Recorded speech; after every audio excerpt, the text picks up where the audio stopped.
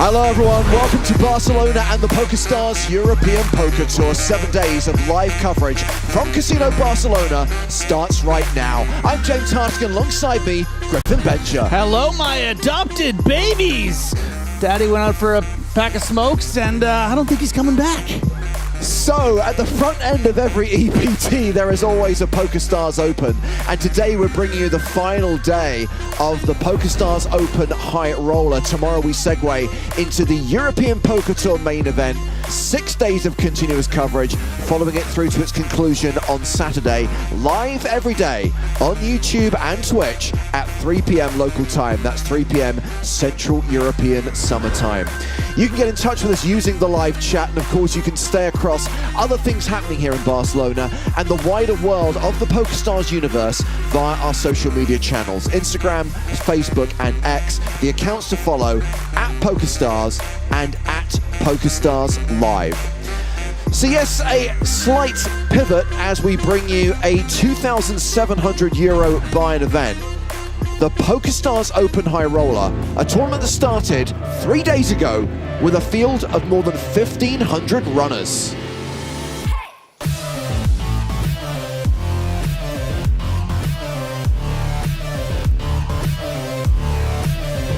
And after 2 long days of play, they're down to the final 2 tables, the final 14, and it is the reigning Barcelona Main Event champion, Thomas Aishen, who bagged the biggest stack. He is chip leader with 7.1 million. Walid Narman, the other big stack with 7 million.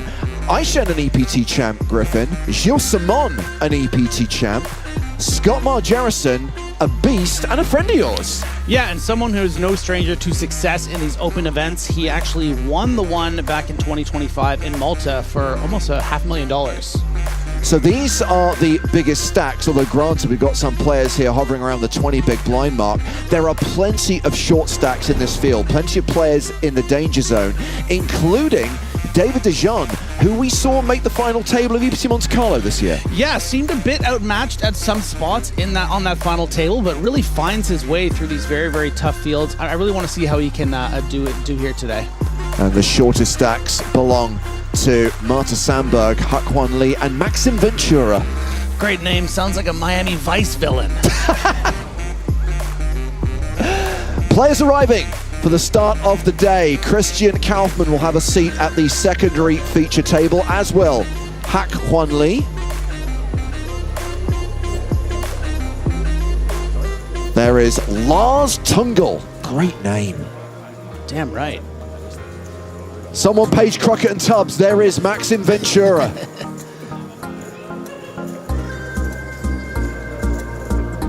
Marta Sandberg chatting to Zdeněk Ziška. Okay, good. Good luck there. Good luck there. And our chip leader, Thomas Aishen. Got one of those rich guy smiles. Incredible success here in Barcelona. Absolutely. Total prize pool in this event of 3.7 million euros, a top prize of nearly 600k. The current payout, 28,920 euros. We are getting to that point in the tournament, Griffin, where the money is significant, the jumps are significant. They're happening with pretty much every elimination, and that is going to handcuff a lot of these shorter stacks. Yeah, but worth noting that chip leader is only with just over 50 big blinds, so there could be a lot of movement if some of these middle stacks can find some doubles. Now, the great news is we are able to bring you cards-up coverage of both tables. So we will be dancing between the two tables of 7, but this is the lineup we have on the main stage. I mean, how do you not shine a spotlight on 2 EPT champions, Scott Margerison, and a recent EPT finalist? Yeah, I would love to see Scott become a thorn in Aichen's side. If he can find a little momentum here, pull away from those shorter stacks, this is going to be a really, really interesting table to watch. And of course, it will be Thomas Aichen who eyes will be on, who's sat next to the, or sat near, I should say, the other big stack at the table. We caught up with Thomas when he arrived at Casino Barcelona today and asked him, is Barcelona now your favorite city in the world? I think I've said before winning EPT that Barcelona was already back then one of my best stop, if not the best one, because at this time of the year, the climate is amazing. We can enjoy the beach, the tapas. The fields are big. It's close by my family home as well, so it's just perfect. I enjoy the place, and obviously, after winning EPT Main, it makes it even more special. And what would it mean to you to win like a second title here at EPT today? I will get used to it. I have to be careful. No, obviously I would love to win another tournament. As I've said before, I won only one tournament in my whole career, which was EPT Main. I've been running pretty bad in tournament winnings. I mean, first place, I mean. So, yeah, I would love adding another one. And do you think you'll jump into the main event tomorrow after the event today? I would definitely jump today, I think, unless it ends like super late. But otherwise, I will maximize my chance to play the first levels of the day one, yeah. Of course, we will see Thomas try to defend his EPT Main Event title over the next few days as we check on the lineup at the secondary feature table. I think it's fair to say, Griffin, most of the shorter stacks are at this table. Yeah, I think a lot of the attention will be pulled here, seeing some all-in situations. As you can see, you know, 4 players under 15 big blinds. We're going to see some all-ins fast and furious. So last night they played to the end of level 29. That means we're starting the action today at the start of a new level, at the start of level 30, 60-minute blind levels. And level 30 is 50k, 125k with a 125k big blind ante. And we are ready to get this action started on the final day of the PokerStars Open High Roller. 14 playing down to a winner. Hand number 1.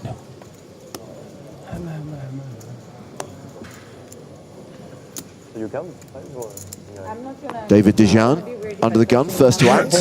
Queen 8 off. Folds. 5 pass. Walid Marwan has fold. Damien Gaia not going to play Queen Jack off. Chip leader Thomas Aichen is going to raise the cutoff with Ace 7 off. A very risky hand to play. A cursed hand, the Spraggy. Yeah, but if you tuned into the coverage, pardon me, when Etienne did win his EPT title, I mean, an incredibly aggressive, fearless player.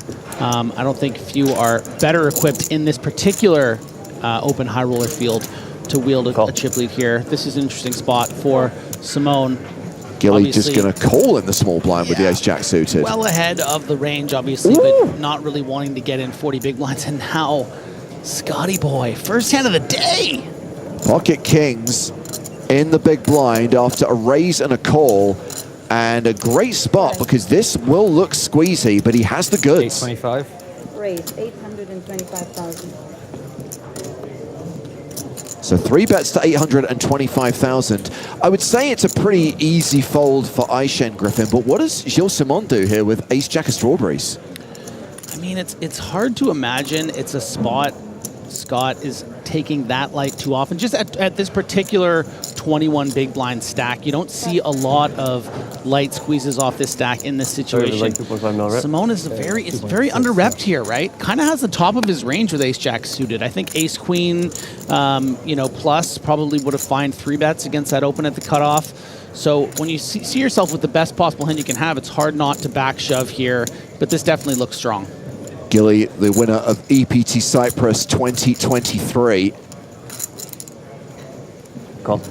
Is gonna call, and we are gonna go to the flop in an unconventional blind v blind battle.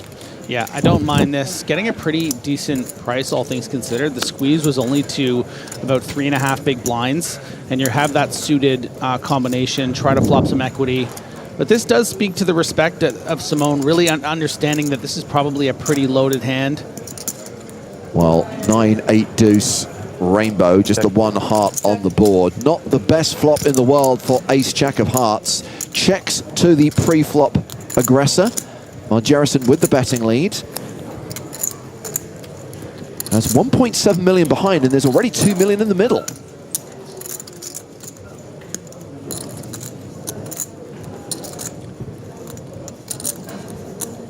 Should expect to see something quite small here from Scott. Bet 450. 450,000. So roughly 25% pop. Not impossible that 450 gets called here. I mean, you know, I have talked about how strong this spot often is, and there's a good chance Simone will just fold. But, you know, the reason why you do call with ace-jack suited here is because sometimes when Scott is bluffing pre, maybe it's something like an ace-6 off, and you're still ahead of a hand like that. Call. So we do see the call, and I know this is seeming crazy. The pot's now ballooned to 3 million. There's only 1.25 million back, but this just goes to show how intelligent Scott is, how he's able to get max value in a spot like this. Well, I was going to highlight Gilly's backdoor potential, straight and flush draws, and here we go. The backdoor straight draw comes in, open-ended now on the turn, 19% equity. Yeah, now is the price too good? He just did a little head tilt like he was about to announce all in.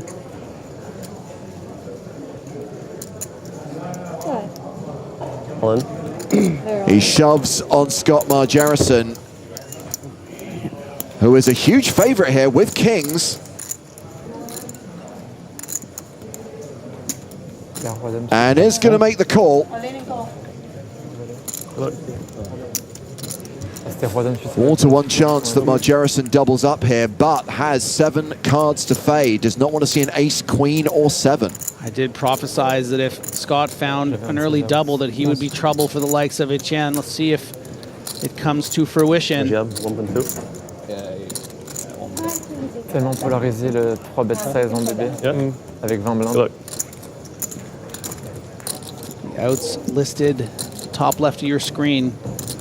This would be a heartbreaking way for Scott to go, extracting max value here. Just has to swerve that 7, queen, or ace on the river. This is the game. Hand number 1 of the day. Is it going to be a double up for Margerison? Yes, it is. Kings hold. 1.25. And he is now going to have 5.4 million. He is now 3rd in chips at this table. Gilly down to 2.3 million, playing fewer than 20 bigs. Man, it's hard to fold Gilly there. I mean, it's one of those situations, you know, if the turn is anything that doesn't increase equity, like a heart or a 10, of course an ace, I don't think we expect him to continue, but at that point the price was too good. But good work from Scott. Well, let's go over to the other table where the other 7 players are in action. And we do have an all-in here from Hak-Wan Lee with aces. And Maxim Ventura is going to call it off with Queen 7 of diamonds. Had most of his stack already committed from the button.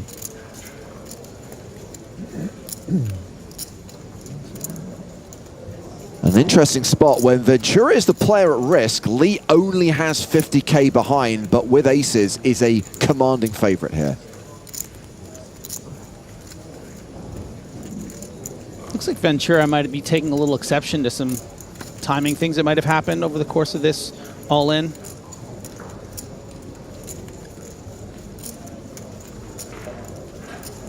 Well, if aces hold here, Ventura will be the first player eliminated today.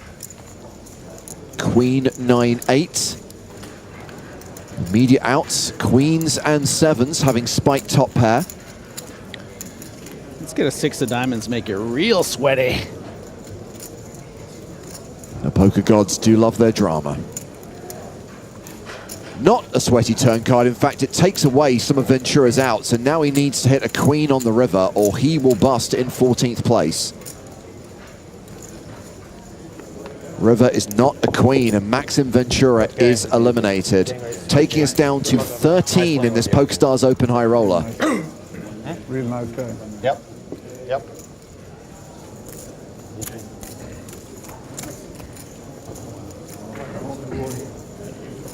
Never easy. So Ventura is going to cash for just shy of 30,000 euros. Back to the main stage, where we are 7-handed, 6-handed at the secondary table. Yeah, I mean, I'm not sure. Like, maybe. I mean, I just run and hope for the best. probably don't find. Probably don't continue to bluff that after that. Yeah, exactly. Yeah. So Action has been folded to Marta Sandberg. One back. Now on Gilly in the cutoff. Queen 10 off.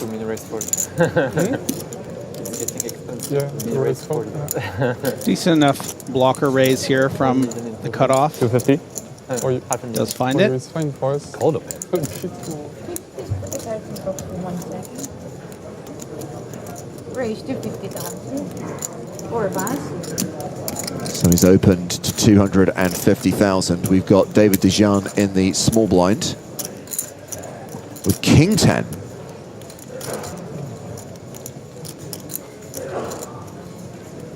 Lets it go. And then Walid Marwan, second in chips, Jack Deuce in the big. He folds as well. So Griffin, this is a high roller of sorts. I know that 2,700 euros isn't a buy-in that you'd normally describe as a high roller, but everything's relative, right? This falls as part of the PokerStars Open, which is often informally referred to as the cheap week at Barcelona, where the main event is a 1650. So understandably, a higher buy-in than that at that particular portion of the festival is going to be classed as a high roller. Yeah, but you can see what the prize pool is and how first place is almost 600,000 euros. I mean, this is going to bring out our best and brightest, as well as some players that, you know, maybe either are taking a shot or moving up the stakes, maybe win a satellite. So it's a nice mix, an eclectic group in this particular event. But we always see the cream, you know, often rise to the top, and that's why we see a couple of EPT winners here. You know, a star like Scott Margerison. So there's some really it plays like a main event. It really does. For sure. And on that subject, for Thomas Eichen to cut through four-figure fields in consecutive years here in Barcelona, that is no small achievement. Not at all. So this looks like it's a blind v blind situation. Walid Marwan in the small, looking at the short stack of Damien Gaia, who has 13 bigs.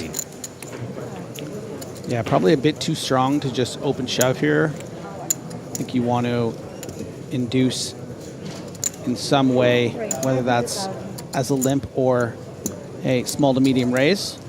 Raise has come in. I like this, although 500 probably a bit larger than I would expect. And Geyer with a hand that we can expect an all-in from probably a little bit spooked by the large size of the raise. Maybe being a little bit concerned about actual fold equity, but you have a pair blind on blind. Maybe you don't have a ton of information about the kind of player that you're up against here. Maybe they're just looking down at 10-4 off and making a massive raise here. So I would expect Geyer to go all in. All in. Player all in. All in and a call, and we are off to the races. It is a flip that Gaia will need to win to survive. Thank you. All in and go. Fair fight. For me. 1.1 back in the day. No, I'm joking. I know. I'm joking. I know he's your friend. I thought you had 6'9". Yes. And of course, 6'9". Oh, whoa.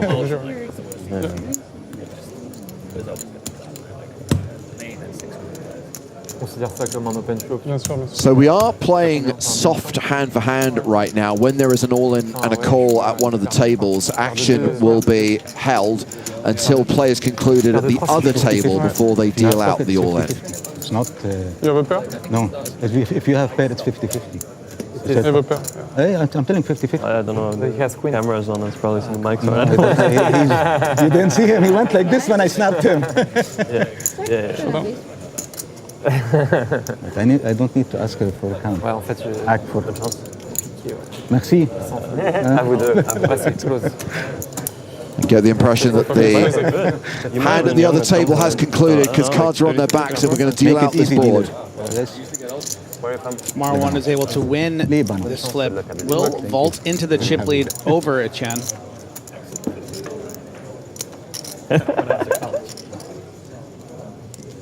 8-7 deuce, Trey's holding. Marwan has aces and queens working for him. There's 2 overs still live. 7.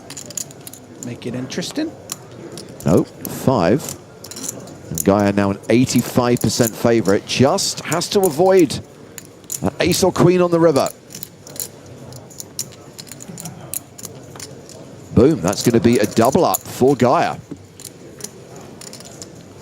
So that sees him now playing around 25 big blinds, and it sees Marwan drop down to 40 bigs, and it sees Scott Marjarison take second place on the leaderboard behind Thomas Eishen.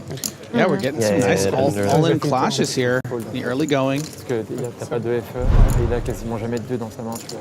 En gros, t'es toujours en flip ou derrière 4-4, 5-5. Yeah, already some dramatic swings in the first few hands of this final day of the PokerStars Open High Roller in Barcelona. Aishen still the big stack. Marta Sandberg still the short stack with just 12 big blinds, but still 50 minutes on this level, 60-minute levels being played in this tournament on its final day. Of course, when we get to a single table, when we get down to 9, we will play a set number of hands per level. Being a 60-minute clock, 24 hands per level will be the number.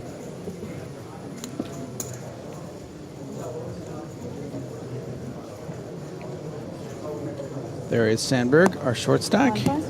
Folds the king 5. 9-8 for Gilly, passes. 10-6 for Scott Marjarison. 4 bucks. David Dejan with pocket 5s. Raises, makes it 250.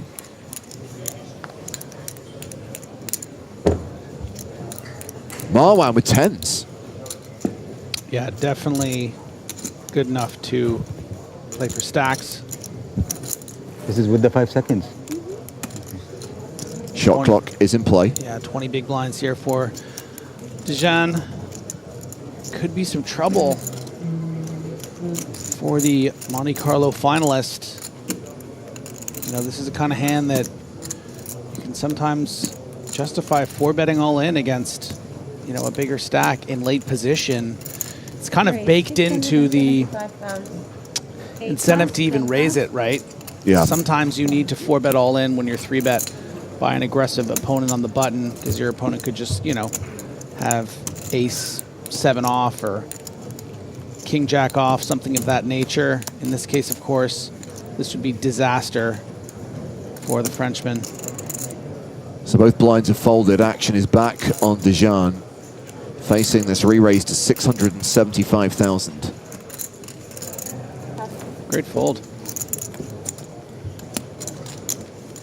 Marwan gets a little bit back and moves ahead of Marjarison on the leaderboard. A little bit better. You're warming up. Yeah. Yeah, I really like that adjustment actually from Dejan to find a fold there, because, you know, like you alluded to, the top of the broadcast, you know, where there's ICM is already kind of in play here. 13 players left. You know, you really don't want to 4-bet light all in and bust like that at this stage.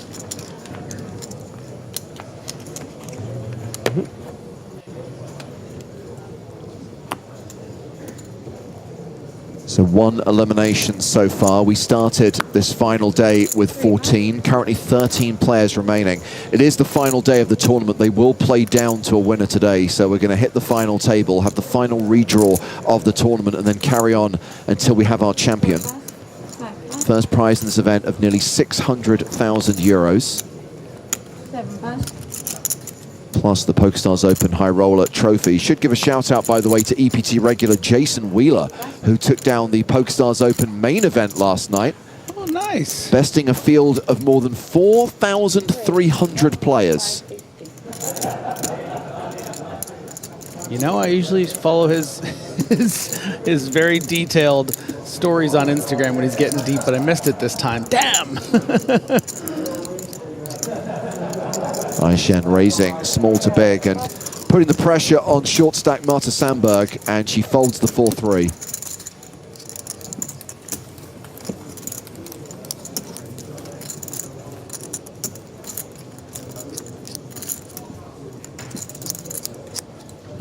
Aishen still hovering around the 50 big blind mark. Marta Sandberg now down to 10 big blinds. So that must have been north of 450, 500 or something, huh? I want to say it's close to 700. Jeez. Have a go, JDPC. I was grinding poker with that guy literally 16, 17 years ago. 731,000 euros. Wow. Alexander, the ultimate grinder, he did it. Alexander Iverson, the runner-up for 457K. The other big tournament that concluded yesterday was the EPT Super High Roller, the 100K. That was run by Tom Fuchs for 1.1 million euros. Very nice. Cool. Well, Jerrison's Under the Gun Open flatted Under the Gun +1 by David Dejean.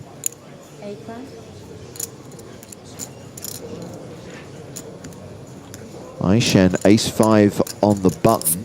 Is he going to do chip leader type things here with a small wheel ace? I mean, he has to at least think about it. Yeah. It's just in his DNA.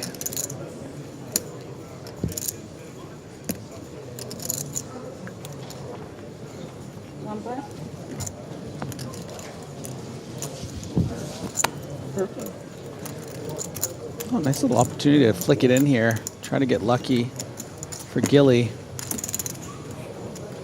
I wonder what kind of respect Jerrison gives to this Under the Gun +1 flat.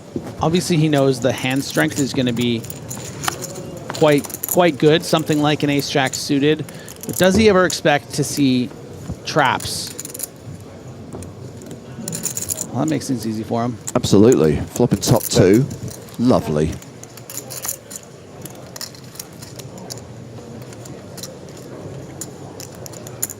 Action check to Jerrison, who was the pre-flop raiser. Not much incentive to bet here when you're dealing with the kind of range Dejean has. 2 of the 10 of clubs in your hand, and you would like to see a turn card, but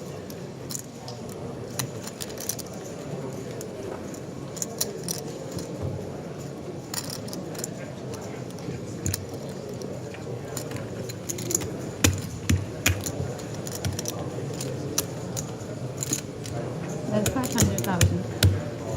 500,000 the bet from Dejean. So now the shot clock is running on Gilly. 30 seconds for each decision. Time bank cards available to the players to extend their thinking time if they need it. Quick decisions from Gilly and from Scott as Dejean wins that pot.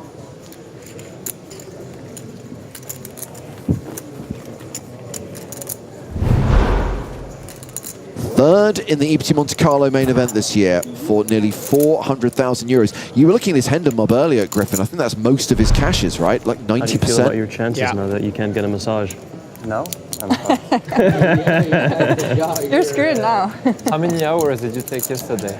I'm ashamed to say. I feel like steak tartare. Steak haché.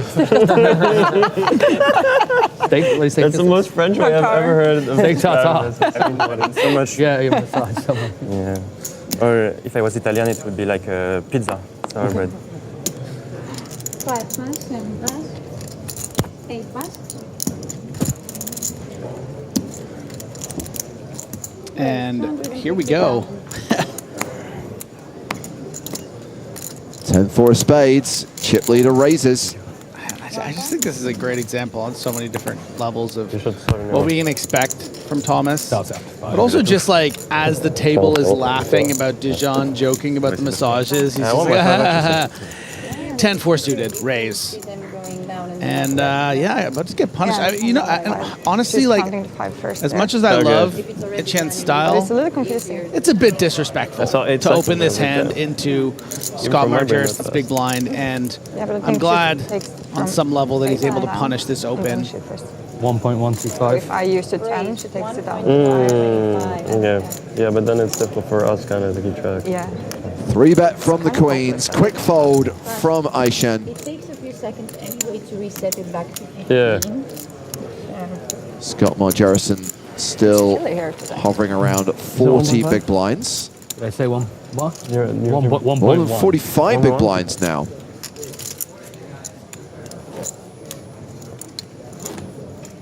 We see plenty of Scott at the online tables. Agro Santos. And he is a live crusher as well. 2 bigs. 7.8 million in online earnings, 4.7 million in live earnings, and did win the PokerStars Open main event in Malta last year. That was worth more than 400 grand. 6 pass.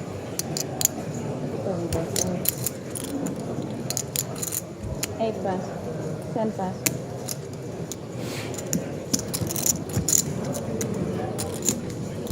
Hello to Fair the Tom watching 1 pass. on Twitch. Surely today is the day I bust out of my tournament slump. 3 pass. There is no guarantee it's today. And don't call me Shirley.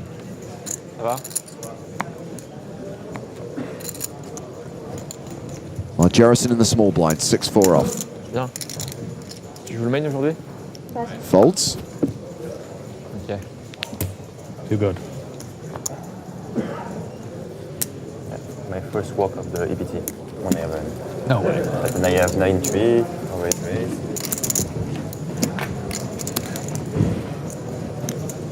Dijon claim that's the first walk he's ever received at an EPT. Might have said this EPT. Okay.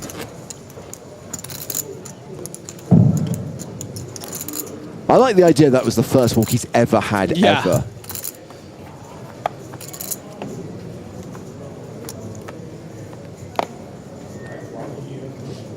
Leaders and players in the main event will have new levels for 100 people and 200. Lines up in the main event. Well, that announcement we heard in the background is relevant to players competing on day 1B of the EPT main event. We start our coverage on day 2, that's tomorrow. Interestingly, the shot clock now comes into play at the start of day 2, so every day we'll be streaming. We'll see a shot clock in play. 3 pass. Aishen raising with the goods this time, pocket 10s, ace-8 suited for Scott Margerison on the button.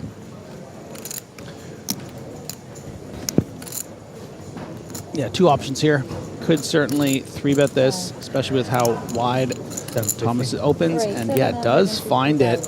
And what's interesting here is that even though Etienne is going to feel like he's, you know, crushing the bluffing range, of course, doesn't really necessarily want to play for 45 big blinds at this stage. So I think it creates a situation where we might just see a call.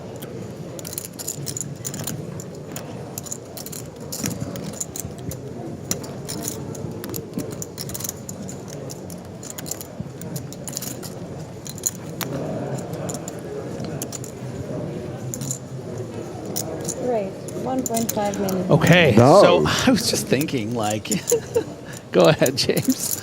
Not a call, Griffin. Yeah, I mean, he's such a sicko that he might just be okay with playing for stacks and try to go for the win in this tournament. If he thinks Scott is capable of 5-betting all in with a hand like what he has, I mean, Scott is capable of it. You know, he has the hand that can really 5-bet all in here against the bluffs. But Scott instead is just going to let it go. He's going to allow himself to be exploited the times that Thomas has something like an ace-5 off or a king-jack. Thomas high-level stuff here. is now back over the 7.4 million mark, so he's playing around 60 bigs.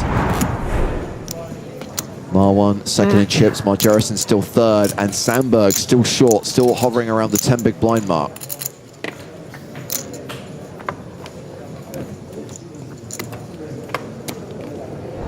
Eslam on YouTube asked what was the buy-in. This is a 2,700 euro buy-in. 1,500 runners, actually 1,551 to be precise, generating a prize pool of 3.7 million euros. First prize of 589k.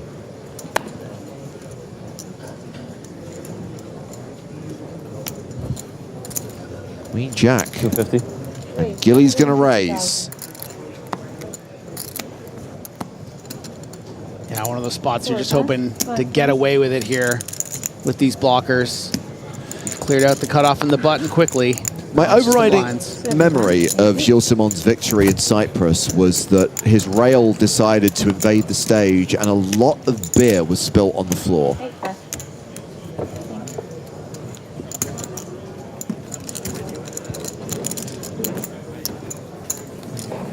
Not quite as much alcohol gets spilt on the main stage at the Irish Open every year, but still, for an EPT, it was a significant amount of beer forming a lake around the feature table. How about crowd jumping? I don't think we've seen crowd jumping on the EPT. That's just for the Irish Open then. Yeah.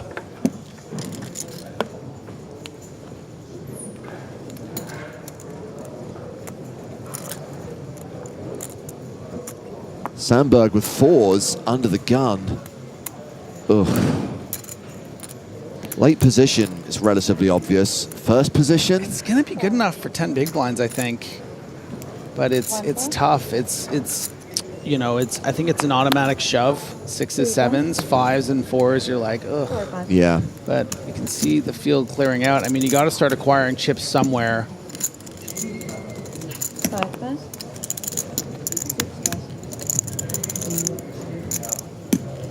If I had to guess without looking at a chart, I think 5s plus are a shove, and then 4s is very close, but probably still a shove, and 3s or 2s are definitely folds. Yeah. 7-handed like this. It's almost like... Again, we have to consider the ICM.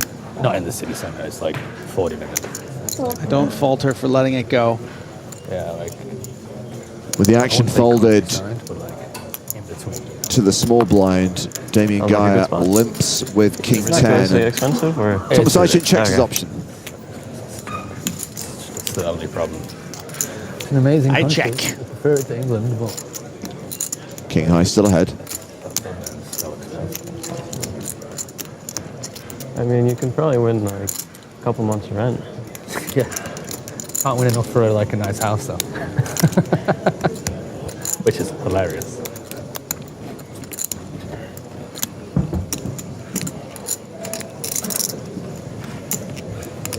That's 125,000. That's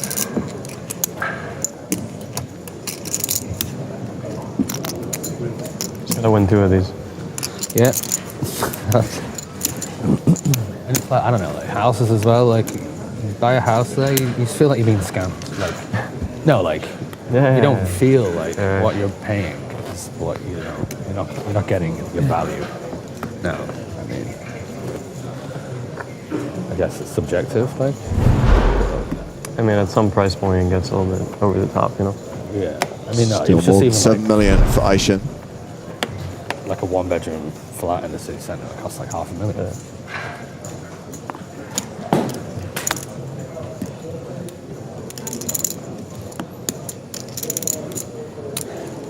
Ace Jack for Gilles Simon. 250,000. Have you ever seen Gilly without a scarf? I feel like he's always got some beautiful... 5 pass. At the poker table, yes. I mean, obviously Yeah. I've seen him around where he basically is wearing different attire, but yes, at the poker table, the scarf, very much part of his fit. Yeah, I meant at the poker table. I guess I should have clarified. I didn't mean like, did you see him at the pool wearing it? Like, in the pool wearing it? I mean, if you're going to make that your thing, you have to do it everywhere. Yeah, it's true. 8 pass.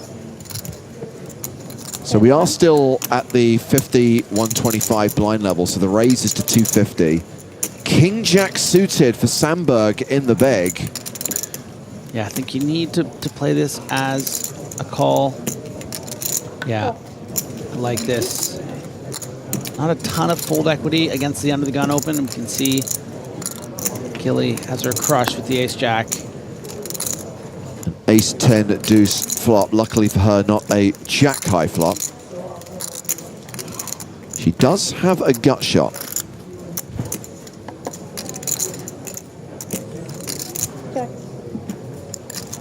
Yeah, and ordinarily drawing to, you know, nut Broadway here, you can call very small c-bets here, like quarter, third pot sometimes. You'd like that 10, of course, to be But 125,000. a heart. But she's definitely running out of room, right? The walls are closing in a bit here. Yeah. So for 125, I don't hate the price. The problem inherent is Simone might just keep betting when he doesn't have it. And you'll have to fold out a hand like King Jack unless you hit that gin card.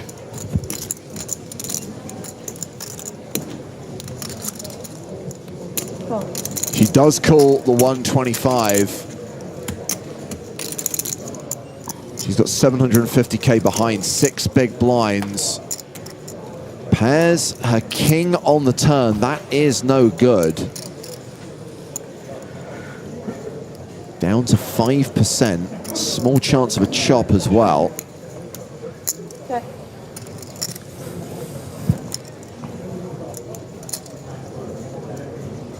Simone might just bet small again here. Try to keep getting value from something like a King Jack, maybe a Queen 10. But running out of runway also here is Simone. One. Yeah. Based off how much is in the pot already, 925. All in to call for Marta Sandberg. Second pair and a straight draw. I think it's really important here when you have 6 big blinds split back not to level yourself into a call. I think, you know, yeah, maybe your opponent could have something like Queen 9 of spades, Jack 9 of spades, but those are very small. Oh, wow, she has called it off. Yeah. Not crazy about this. Probably have jam creep. And the hands will not be revealed and the river card will not be dealt until players concluded at the other table. Soft hand for hand with just 2 tables remaining in this tournament. Le tennisman ou... I understand where Marta is coming from. Okay. Suddenly you have less in pot, you've just improved your hand, you still have a gut shot. But against this particular range, it's not doing great. But you know, your opponent would also have ace 9 in this spot and your queen would be live. This is sort of worst case scenario. She's giving herself a hard time, I think, thinking maybe she should have shoved pre, but I don't think that was where she went wrong. Maybe that turn call, a little ambitious, but I totally see where she's coming from. So those kings, those are outs to win the pot outright. A queen on the river would chop it. So there are actually 6 cards in the deck which would save her from elimination.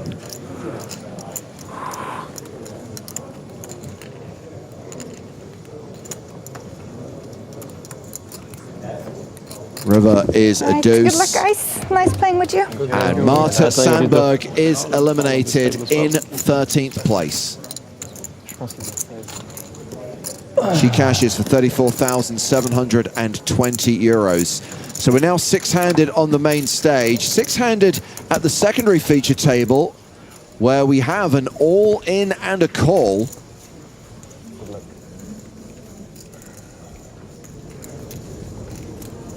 I see the red triangle of death. So it is Hak-Kwon Lee who's at risk here with 8s, racing against the ace-jack of Christian Kaufmann. It's a classic. 10-6-3 on the flop, 8s holding.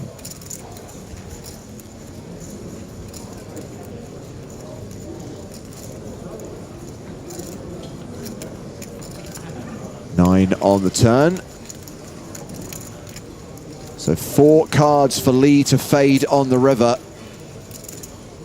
No ace, no jack, and he's good. He survives. Oh, breathe it out, baby. Your journey's not over yet, pal. We need you for one last job.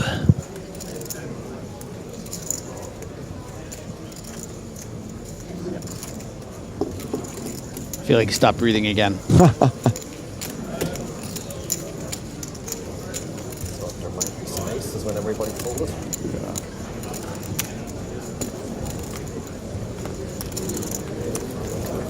Kaufman shaking it off like a bouse.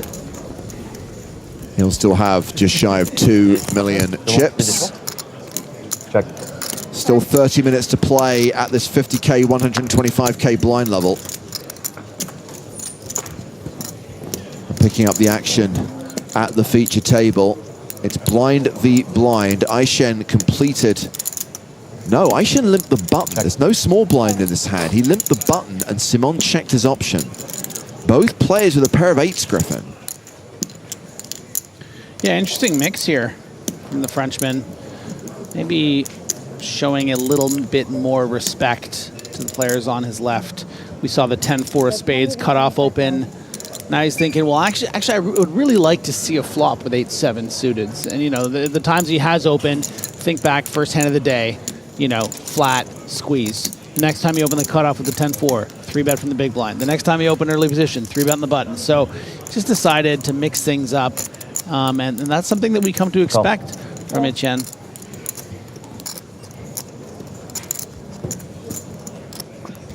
$125,000 apiece.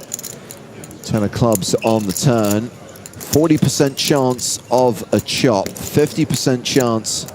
Sorry, say 53% chance of a chop. Not much chance for Gilly to win the pot outright.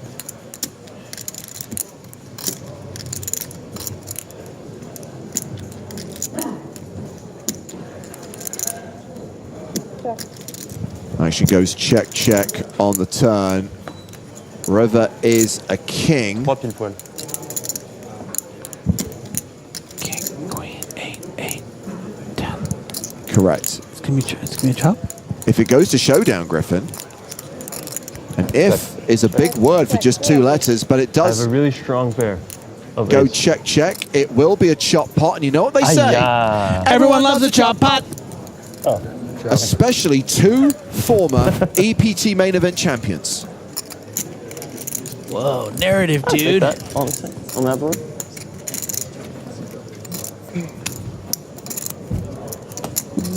You used to play a lot of heads up, I heard. Whispers in the streets. Back then. Back then. Shallow heads up. Sitting goes or like Like the 20 big blinds. 5 BB, short track. You know, oh, okay, like yeah. Wow. when you double up and, you know, you start at 5. Yeah, so you have to eventually you get kind of a little bit deep with Yeah. it. All right, hope I don't get heads up with you. 5 big blinds effective then. It was without ante though. So. Oh, okay, then I got you. Yeah. Such a skill game at that point. Big blind ante does change the dynamic heads up for sure. It's one thing you really got to appreciate about the mind sport that is poker, if you want to call it that. All these different disciplines, formats, games. Yeah, James, a little bit close. Yeah. I studied in high school and I live in Vienna now, so not that I speak much German there. Raise 275,000. Queen 8 of diamonds on the button and Aishen raising. Makes it 275. We're giving him the button again? Margerison, Jack 2 of diamonds in the big. Gives it up. Respect. Yeah. That's a call against a lot of players. So Thomas Aishen started the day as chip leader, is still chip leader with around 7.5 million. And it was roughly 12 months ago that we saw him take down the EPT main event for 1.2 million euros. He is 13th on the French all-time money list, 5.7 million US dollars in live earnings. Certainly proved himself on the European circuit in recent years. Okay, blind guess. Where do you think David Ikatai is on that list? Nowhere, because he's Belgian. Ugh, you passed the test. Good for you. Why am I so awkward? Gilles Simon, queens on the button. It's like, where is Griffin Benjer on the US all-time money list? 250. Great, 250,000. I think I'm around 25 in Canada. Seems low. There's a lot of good players in Canada. And a lot of high roller players in Canada. By the way, I see them everywhere. Was it the Jays game a few weeks ago? I just see all the Greenwoods are there. I just like bumped into Marc-Andre Ladouceur at a festival this last summer. They're just everywhere. There were 2 Greenwoods, but some like family, like you know. No, actually, more Greenwoods. The parents were there, I think. So 4 or 5 Greenwoods. Portuguese, a wife or 2. There are Greenwoods forest everywhere. of Greenwoods. Yes, forest of Greenwoods. Yes. Brazil at some point or something? No, my wife's Brazil. Okay, where do you think David Ikatai is on the Belgian I learned Spanish. list? My Spanish is like 1. Yeah. very, very good. Muy bueno. Muy bueno. And but I didn't use it for like 8 years. But I met her, and mum and dad don't speak English, so like I just taught myself.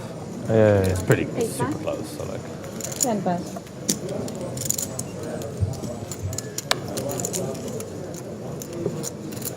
With King Jack in the cutoff. 250. Great, 250,000. Raises to 250. King 7 for Scott. 4 or 5. Folds. David Dejan. Pocket 10s. What does he start the hand with? 20 bigs? Call. Makes the call. Yeah, a great example here, I think, of, you know, Dejan's still showing some of his inexperience. You know, I think we have rightfully complimented his ability to, you know, compete at this high level, but then you see hands like this that sort of show the leaks of inexperience. I mean, this is a very unconventional, very tight, frankly incorrect way to play pocket 10s off just over 20 big blinds at this stage of the tournament. This is an incredible, I mean, somehow it creates this very off-the-wall squeeze from Marwan. Yeah. And I really hope Dejan finds that 4-bet back shove and then looks like a genius and maybe shows us some of the ways, in unconventional ways, in which he picks up chips.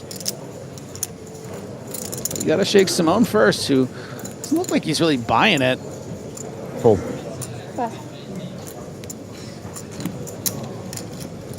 Let's see how Dejan responds now that Gilly's folded.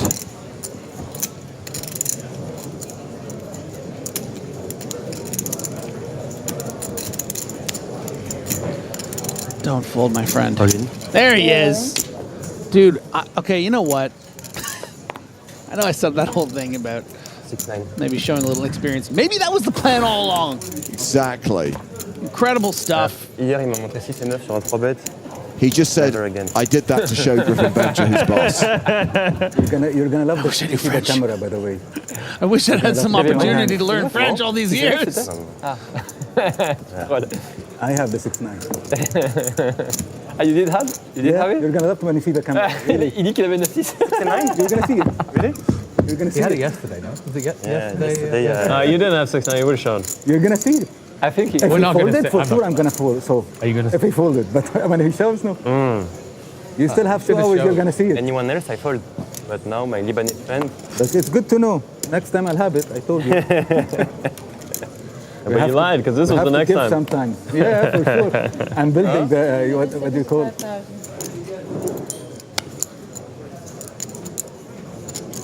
Aishen opens ace-8 at what is now a short-handed table. How much did you sleep last night? Huh? How much did you sleep?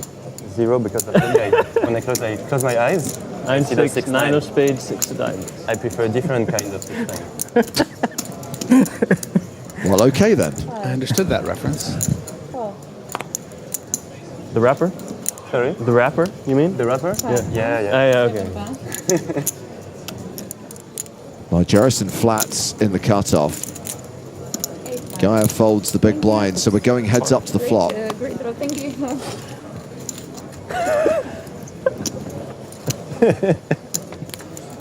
It's good.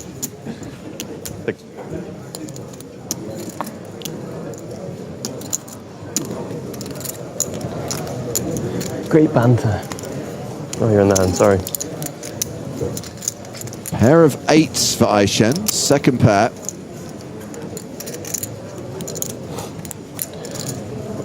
See how Scott responds to this check. I think you can kind of play a mix here, because if you do bet and get check raised, you're in a heap of trouble as to how to continue.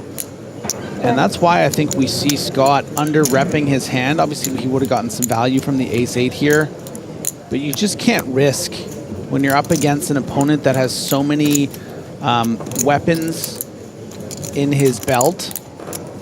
You're going to play a little more cautiously in spots. Maybe you would, you know, try to extract value from a different type of player that might check call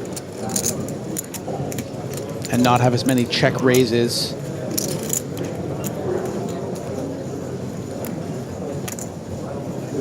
That's 350,000. This bet is a bit surprising to me, especially with the size. There's a decent part of Scott's range where that king might have hit, something like a king-jack suited, king-queen suited. But maybe some of those more often play as bluffs on the flop is what Ed Chen might be thinking. I don't know. But it folds out the best hand as the nines let it go. The delayed c-bet gets the job done. Aishen up to 8 million now, still chip leader with 12 players remaining. Tu peux me faire un check là-bas? Je pense qu'on est trop. On est trop en avance. But over to the other table where Anatoly Korachensky is all in, and I believe there has been a call. Sure enough, Korachensky, the at-risk player here, and dominated by Hak-Won Lee. Ace-Jack versus Ace-Tray. And Korachensky looking to eclipse his best all-time score of 46K, getting close to it. And he's going to need some help here, though. He's going to need a lot of help. Going to need running spades or running threes. Top pair for Lee, just a 4% chance of survival for Korachensky. Could be drawing dead on the turn. And that will do it. Anatoly Korachensky eliminated in 12th place.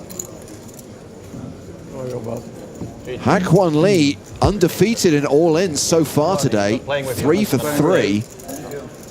Korachensky cashes for 34,720 euros. 11 players remain. 5 at the outer table, 6 on the main stage. As we say farewell to Griffin Benja for the time being, but say hello to Samuel Grafton. Hello, everyone. Yeah, Griffin's just off to grab a cappuccino with Anatoly. They're old friends from the Canadian poker circuit. All right, it's getting to the business end of the tournament. You got to swap Griff out. I'm here now to steer the ship towards the final table. Final table approaching. Do we have Grafton on standby? Yes. Yes. Bubble specialist.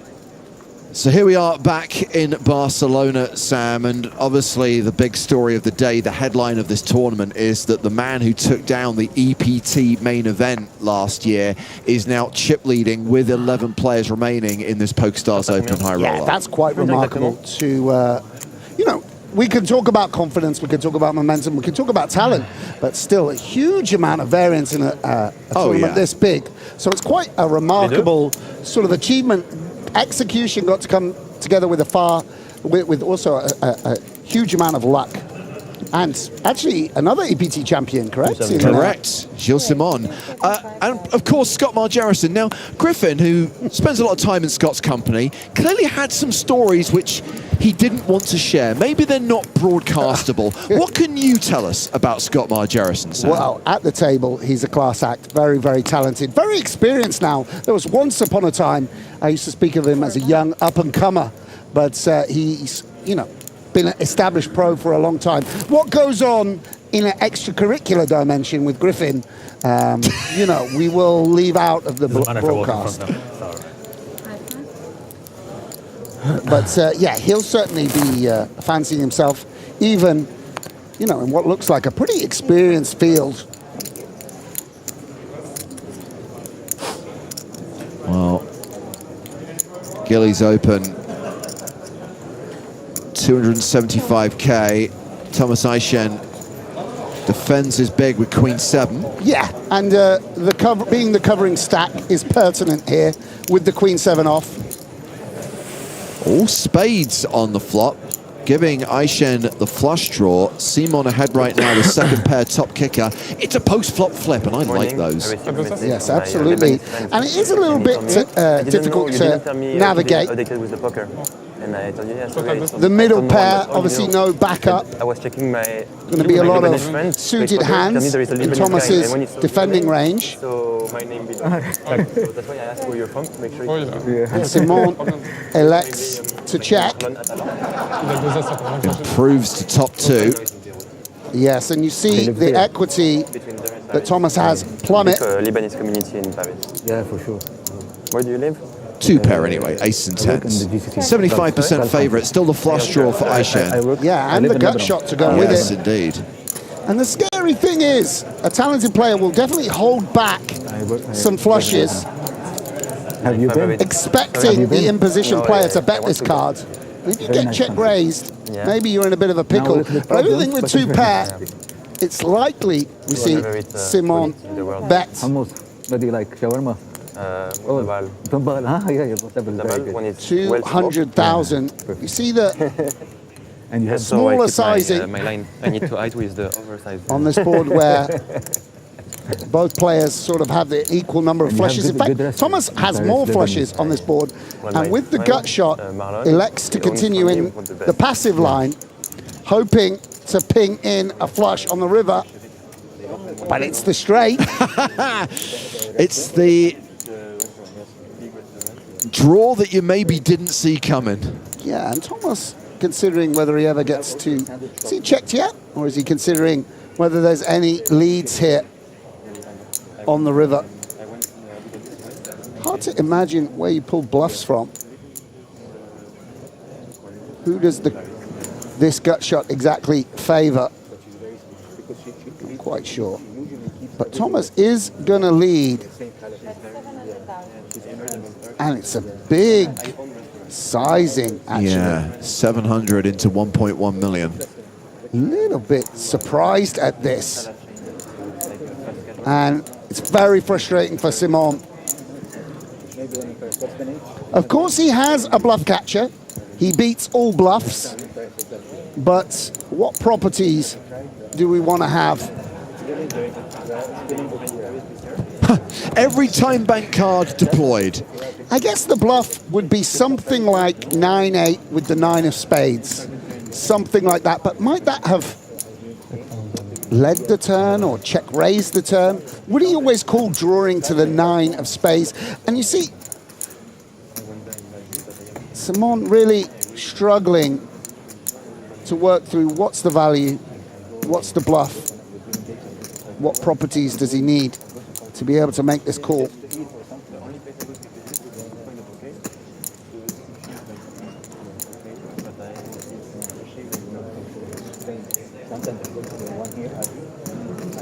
Yeah, it's not much fun. You're feeling so good on the turn. It's hard to sort of emotionally reverse and find the fold with. And he does call. He does make the call. Not a bluff from Aishen. Rivered the straight. Wins another pot and moves above the 9 million mark. Very nice from Aishen. Gilles Simon now the shortest stack at the table with 18 big blinds. Over at the other table, all in and a call. It is Zdeněk Žižka, who's at risk here. He's run 6-5 into Virgil Turchi's aces. Beautiful matchup. Is this a flip? It feels like it should be a flip. What a delightful confrontation. None of this ace-king against queens. This is the real poker. Trying to run down aces with 6-5 of clubs. Beautiful. That's a great start. It's a pretty good start. Immediate outs threes, a club on the turn gives us an extra sweat, an extra outs for Žižka. I wouldn't expect anything less from the PokerStars dealers. It's a club. This is why they're the best in the world, James Hartigan. Look at that. Couldn't have picked a better turn myself. Double gut shot and a flush draw. 13 outs, which could be a case of too many outs. Wow. It's a 3 on the river for the straight, and Žižka doubles up through Turchi. I've got the run. Got the bloody run, haven't I? Wow. Is there, by the way, is there anyone in the world other than English players who refer to a straight as a run? Yes. It's very old school. Backgammon Galaxy, this guy's sponsored by. That's remarkable. But that was, I enjoyed that. I will take more of those kind of confrontations. That was enjoyable. Aces cracked, and Žižka still alive with 30 big blinds. There's still 5 players on the outer table, 6 on the main stage, 11 remaining in the PokerStars Open High Roller, which is playing down to a winner today. Does not stop when we reach the final table. That's when we get the redraw for the final 9, and then we will play 24 hands per level until we have our champion. Here we are with the low-flying drone in the casino room, being remote controlled by someone. It is being remote controlled, but I can assure you it is not a drone. It's fixed to something. It's a safety hazard, unfortunately. You just know if someone flew a drone in a poker room, that's going into someone's head. Yes. It's just guaranteed. Yes, indeed. Kings for Gaia. Yeah, Jack 6, not too exciting a prospect. Obviously, we can see absolutely crushed. Fold. Yeah, with no straight possibilities, we'll just let it go. Gaia adds 300k to his stack. Let's go back to the other table. A reminder, we do have 2 tables in action right now with 11 players remaining. We have had the all-in from Christian Kaufmann. And Lars Tungel, who has the Lashif A6 offsuit, is considering calling. Yeah, and I think you do need to call in this spot. We can see he's in bad shape, but presumably Kaufmann will be shoving less strong holdings than pocket 9s. Would be a remarkable fold. Especially in a blind v blind situation. I think I have you, but... Wow. And don't think so. That's not necessarily a by-the-book fold, but in this instance, an absolutely correct one. We'll see. So Kaufmann's shove gets through. How nice to have both tables, James. You awesome. know? Yeah, really, really good to see the whole field in action. Absolutely. Obviously great when we're at this stage of the tournament, Sam, where we're down to 2 tables, and that will happen again towards the late stages of the EPT main, but every day leading up to that, days 2, 3 and 4, that means we can have 2 feature tables and a wider variety of players and more hands with whole cards to show. Yeah, more action. Absolutely great.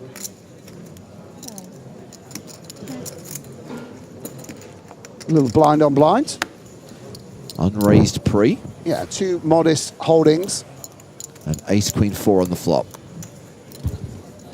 Yeah, and people can go different ways here. Simon, obviously, that's going to have the really strong holdings, the slow plays here. Scott going to raise most ace-X. But with... I think it depends. It's also a board where, you know, a queen doesn't need much protection. You could slow play a little bit. So it doesn't need to start bluffing immediately. Of course, 10 high will be the best hand on occasion as well. Oh, rogue jack there, which gives Margerison. Yes, and Simon's caution on the flop might prove his undoing here because a jack is certainly pretty strong now for Scott. 10 high, do we need to bluff? 250. He does 250. elect to bet now, and it's a sizable bet with that gut shot. Could potentially force a fold from a 4 here. Will a jack relinquish? Certainly king high also wouldn't enjoy a bet of this size. Scott not giving anything away with his timings. And will make the call. And that's bad news for Simon. Certainly he was hoping to pick it up with that bet. See what the river brings. Brings a deuce, which changes nothing. Just want to say a quick hello to Frankie B in NYC, who asks, is this day one of the coverage? It's our first day of streaming, first of 7 days from Barcelona, live every day on Twitch and YouTube at 3 p.m. local. That's 3 p.m. Central European summertime. And what does Simon want to do? 550. And goes for 2/3 pot. I imagine there might be some really big sizings here on occasion. And Scott, you can see, doesn't immediately call. Probably doesn't beat value. And Simon played it quite subtly. You can see how a queen might believably play like this, or an ace-5. Scott's thinking, why wouldn't he just stab at the flop? Why would he let me catch up? Is this a really strong holding that wanted to get action, allow me to make a pair? On the other hand, he's pretty high in his range. It does look like he's considering folding. Does pass the third pair. Bluff gets through. Two top players facing off against each other. And Simon getting the better of the man they call Agro Santos. So it was Cyprus 2023 when we saw Gilles Simon win his EPT title. $1 million was the first place prize money. I love how he was also the winner of PokerStars' first ever Dare to Stream competition, which I believe won him a platinum pass to the PSPC. Gilles, wow. He's quite a charismatic lad. I can see how he would be a hit with viewers of streams. I had lots of ideas. I had a few ideas. Seemed to So how many EPT Barcelonas have you now been at, Sam? I've been at, I think, 12 in a row or 11 in a row. But last year I just played the main. This will be the first time I'm not going to play anything. I'm just here to commentate. Settling into the James Hartigan lifestyle. Less variance. There is a lot less variance, trust me. I was just thinking, have I ever played a poker tournament in Barcelona? I think the answer is no. And this is the 18th time I've been to this event. I mean, it's absolutely great. I'm here purely for work. And last night I ended up in a karaoke bar till nearly 4 a.m. You know, it just, this town is something else. Such a exciting place to spend time. And Scott limping here with the sixes, over limping. Yeah. Ace-9, limping off 11 bigs. Slightly unconventional to my mind. And Ace-King in the big blind. Very unusual situation to be facing an under-the-gun limp. Do we just shove? Do we want to raise and induce? Decides to go all in. Yeah. And Gaia, one would imagine, can have a... This is occasionally a misclick. Maybe he intended to raise. I'm not sure. Super annoying for Scott. Those sixes. He doesn't know, can't be sure, but were, of course, flipping. Would have liked to have got to a flop. So David Dejan now officially second in chips at this table. 35 big blinds. Dejan, who was at the final table of EPT Monte Carlo a few months back. Wow, is it that easy? Everyone, I never made a final. These guys, oh, he was here, yeah, third, fourth, won one. Hang on, didn't you win a super high roller in Barcelona? Second, unfortunately, mate. Okay, that's still a final table and still a big score. It was a decent score, I'm not going to lie. Quit whining. But didn't we see Scott blow up on an EPT Barcelona final table as well? Possibly. I think he was... You know, I shouldn't, because I'm sure Griff stuck the boot in. It's always unfair. Your friends are the ones that you can absolutely roast on the broadcast. Of course. But I think he got Cayenne mockried in a big confrontation, Queens against Kings, a few years ago. 2022, which was one of the best EPT final tables of all time. Yes. There's Kowalski there as well, probably. Yes, absolutely delightful. And heroes everywhere. Bendinelli coming back from one small blind to win the tournament.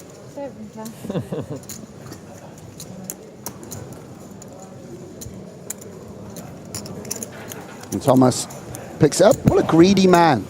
Imagine winning all that money and coming back for more. Can you imagine if there was a barrier to entry, if the tournament, if, like, you know, Toby Stone was there at the cage and was like, you've won too much, you're not allowed to play anymore. Yeah, absolutely. A very strict man, Toby Stone. Very, very firm. We look forward to him supervising the Stone Bubble in the EPT Main Event tomorrow. That's right, world famous bubble coverage on day 2 of the EPT Main, which is what we're streaming tomorrow. He's got a certain Gandalf quality, isn't he? He could just say, "You shall not pass" at the doors to the casino and just turn people back. And he's half the size of Gandalf, which makes it all the more impressive. Would look good with the long white beard, wouldn't he? I wonder if he's ever thought of that. And Scott using the ace to come in for a raise. The Lashif A6 offsuit. And David will flat on the button with pocket twos. A little bit optional, this, in my mind. You could consider folding. Obviously nice to play in position, and believe me, Scott not delighted to get action with the A6 off. We shall see what the flop brings. Ace 8-4 with 2 diamonds. Yes, and that is sweet relief. Of course, we don't have the greatest of kickers, but we do have a diamond, so could be worse. We'll decide whether to check or bet. Doesn't seem like his hand wants to go for 3 streets ever, so checking seems a decent option. And does 2s ever want to bluff and try and fold out hands like 7s and pocket 10s down the streets? We shall see. Definitely, if we're only set mining with the 2s, it isn't going to be a profitable play just to try and spike. And for that reason, he will attack. And I don't blame him for this. Obviously, immediately folding a hand like Queen Jack, you know, if Scott has sort of 2 live overs, I mean, when you got pocket 2s, any fold you get is live outs.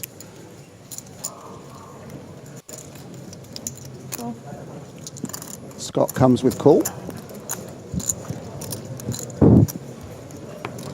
Oh, deuce of spades on the turn. The set for Dejan, and Scott Margerison drawing dead. Yeah, what a brutal turn. And David going to be absolutely delighted. Now we can think about going for the whole stack. Just a case of what sizing. Quite easy, I guess, to sort of go 800K perhaps, 2 million on the river, something like this. Where does Scott find himself? 1 bet was definitely not a problem. 200,000 on the flop was absolutely fine. Now, the second barrel. You know, David is essentially saying he can beat ace-6. I don't think ace-3 or ace-5 play like this too often. And we're kind of stuck as Scott. It's very hard to just fold.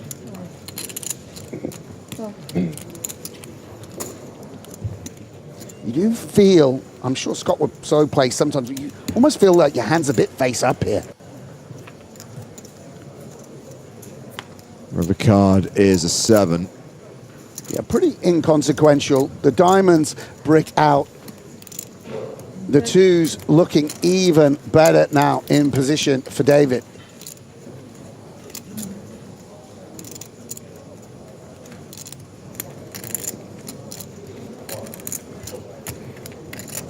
$1.3. Ooh, and he goes for half pot. Thought he would try and go for the whole stack. Very interesting. Yes, and another tough decision for Scott.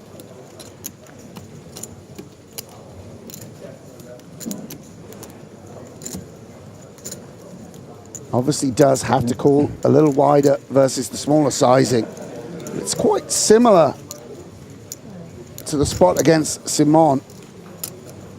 Wouldn't the bluff go bigger? What is the bluff? Is this just Queen 10 of spades gone bet, bet, bet?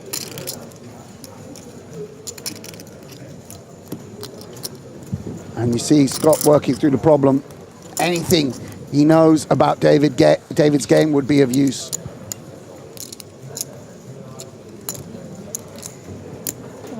Fold. Very nice fold from Scott Margerison. Very, very nice. Well, that is going to see David Dejean chip up to around 45 big blinds. Scott Margerison now the shortest stack at the table with 17 big blinds. And the blinds going up in 4 minutes.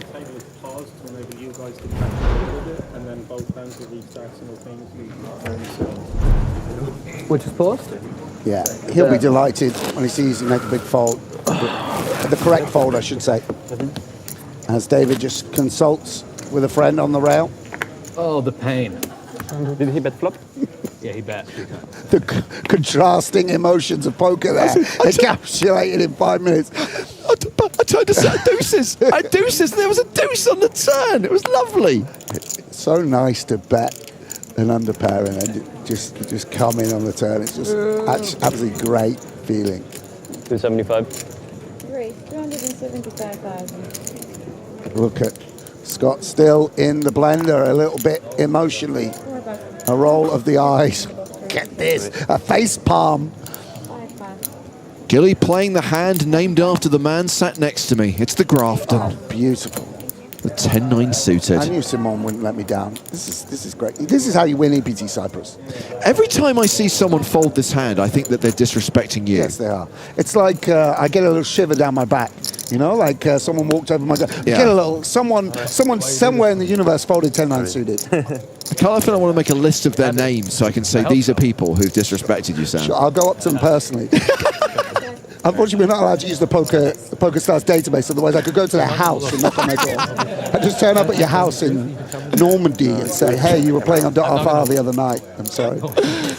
Yeah, and it's a tricky board again because the 6s, the 6x, very much part of Thomas's range, not much part of Simon's range. For that reason, we want to play quite some checks. Ooh. And, there we go. PokerStars dealers giving us action. Top pair versus the flush draw.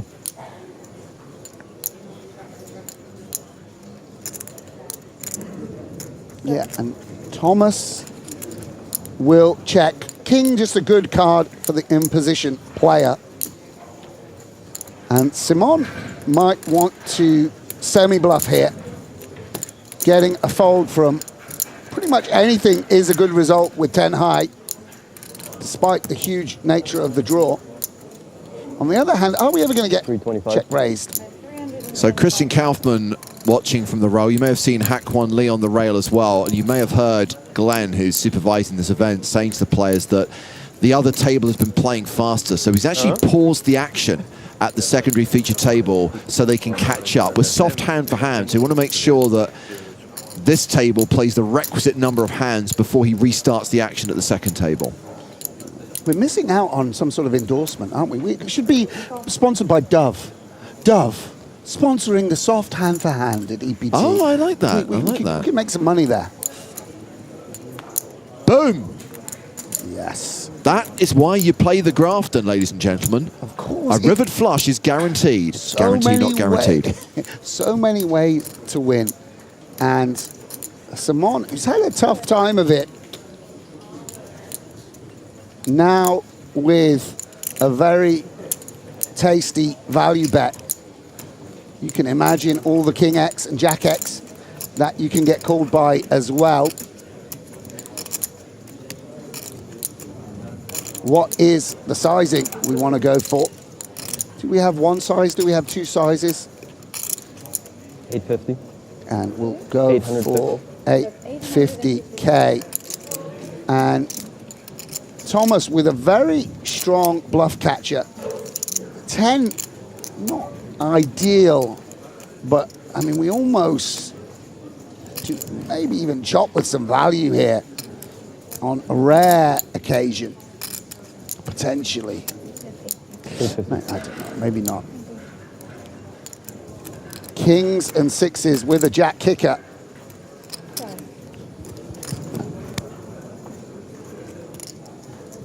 It's a time bank card being played by Aishan. Wow, these guys really have a strong sense of where they're at in hands. You know, credit to Thomas. Doesn't feel he beats much. Would ace high bluff in this line? If not, where are the bluffs exactly coming from?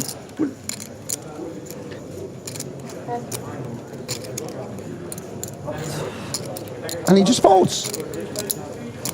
Too cold. Really gets away from it. Very really nice. I think that 10 of spades, the bluff probably is queen 10, the 10-9, knot of hearts. I'll leave it. I've got a jumper. It's fine. And a jack. Good to go, right? Oh, and look at this. Simon thinks he folded a jack, but it's actually a Line really, really good fold. Folded. And we can see how these guys are getting through these huge fields. Yeah. It's not purely luck. As much as, you know, you, me, and others, we might like to curse these guys. How's he always getting there? I mean, showing his stuff. Thomas Eschen. He's still hovering around the 9 million mark, playing around 70 big blinds. Granted, blinds going up now in 3 minutes.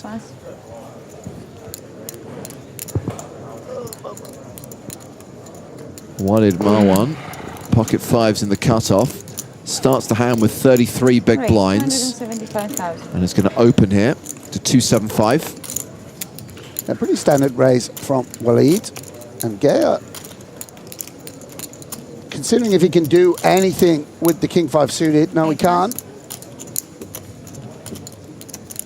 Ace 9 for the chip leader. Yeah, it's definitely a candidate to VPIP. May actually be better to have something lower than the 9, because the cutoff sort of opens 9x. Yeah, and for that reason he will... Raise, 900,000. Oh no, he does come in for a 3-bet, pressurizing his opponent, and ring-a-ding-ding. It's the dream scenario for Simon. Blockers aren't real. Waking up with the bullets, with raise and 3-bet in front of him. And 25 big blinds. 1.525. Raise, 1.525. And fives 7 5. release. And frustration for Thomas.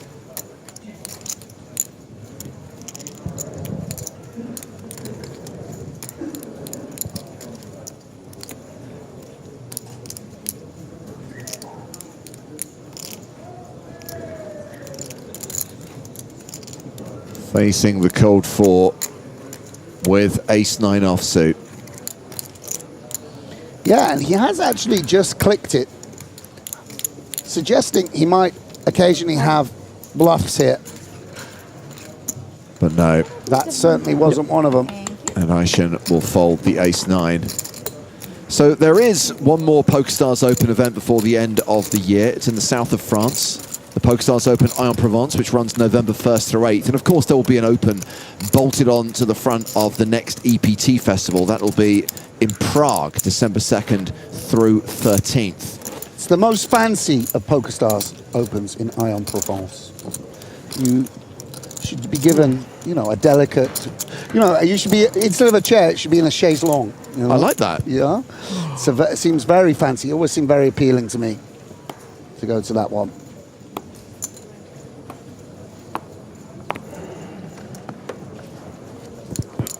And it'll be back to normal chairs in Prague. I say normal chairs, squeaky chairs. Hashtag embrace the squeak.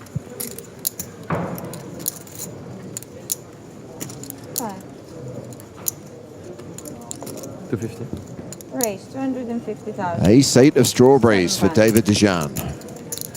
8 pass. Kakakuka says, will you guys be commentating online W-Coop? I will be. W-Coop starts Sunday, September 6th. We're going to be streaming the last 2 days of the main event at the end of September. Lovely. Scott deciding whether he can come in with the suited king off of this stack, or whether he is too dominated and will come in with what we can see is a live suit and live cards. Yes. Three-way action. Let's do this. This will be the last hand of this blind level. Jack 6 deuce on the flop. Yeah, delightful flop for David. Checks to the button. I think we can, on occasion, bet this ace-8. Try and fold out better aces, or, you know, even start to pressurize pairs. Decides to check, and Asham will check back. Scott now with a gut shot, but one would assume it's not quite enough to begin leading. We shall see.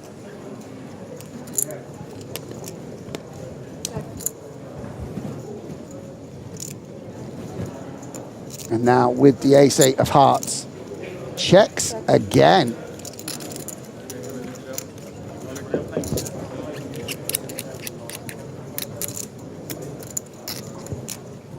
Does ace-queen ever want to stab and protect here? Are we ever getting check raised? Do we want to keep in the queens and ace-x that we dominate? And we'll check back, and it bricks out. Ace-queen is the winner. And the problem with checking the ace-8 twice is you can't really bluff it now. I mean, of course, ace-8 could be the best hand here. Maybe it's too strong. You know, Thomas going to have hands like king-queen and king-10 on the button. Do we want to just try and show it down? Figures and players in the main event, we have a 20-minute spread. After the hand is 20-minute spread. Ace-8 is going to take a stab. This is a delayed c-bet from Dejan of 375,000. Yes, and he's targeting exactly ace-queen, ace-10, hands exactly like Thomas has. And Thomas is a little bit in trouble because very occasionally Scott can have a slow play behind, and he's gonna call, and this is a big problem if you don't even get the hand just a notch above you to fold. Nice pickup from Thomas. Played the hand in a very passive manner and was rewarded nonetheless.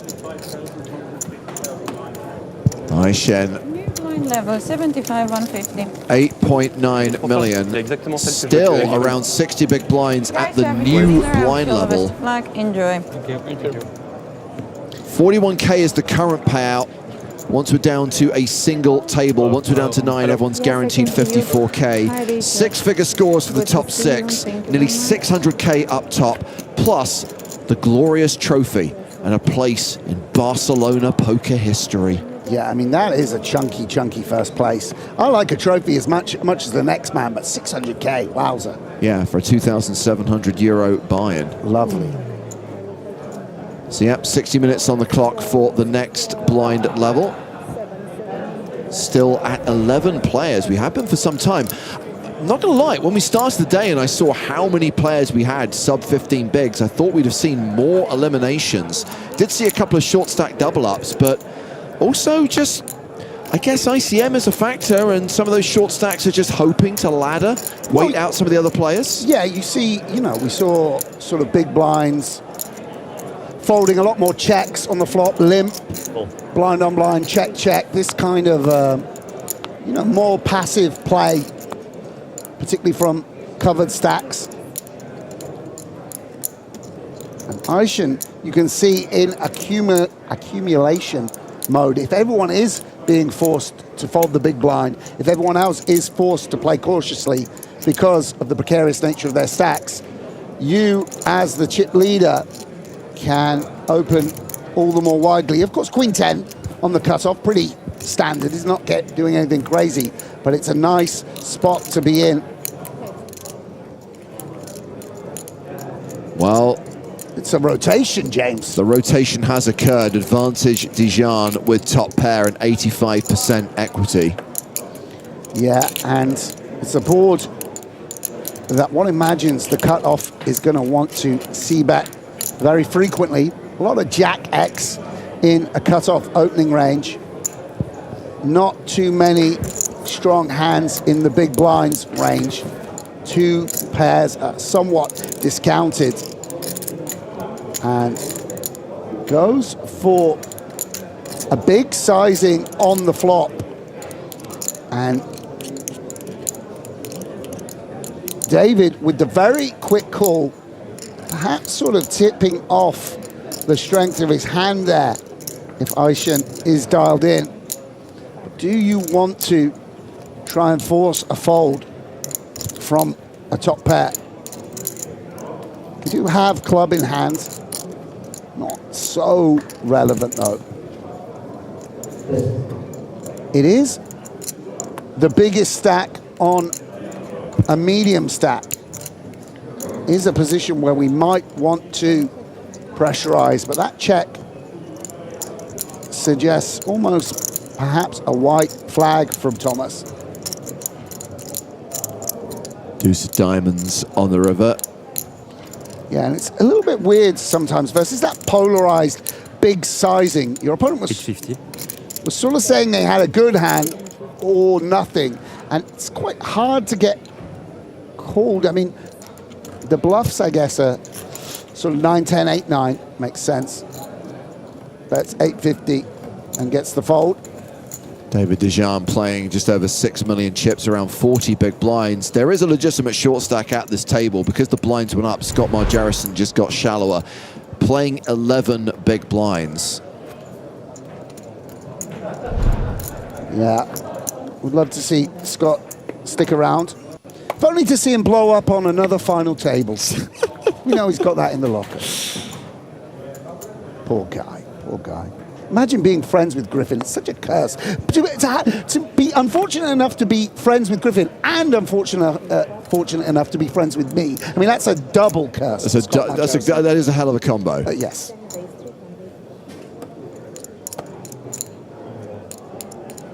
Aishan with ace deuce. Raises. Yeah, this is what I was talking about a little bit more. Ace deuce off, no one else really able to open this wide. And we know twos have been lucky for Dijon so far, and will call. Well, gonna have trouble making a set now, isn't he? And these two face off again.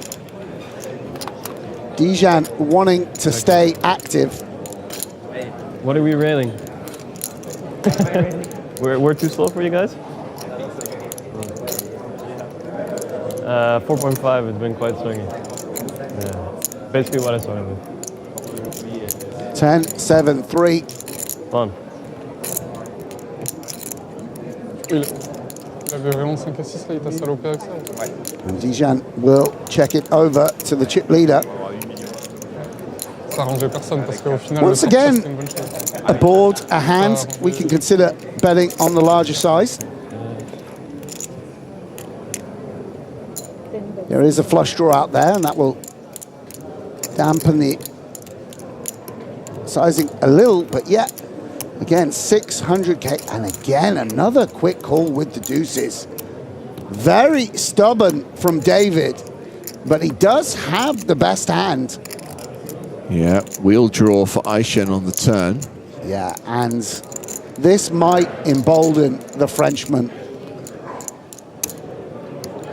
With no heart in hand, no diamond, well, the two of diamond largely irrelevant, I might be tempted to go for it again. See, there's going to be a lot of 10x in the small blinds flatting range. Can't know that his opponent is as weak as deuces.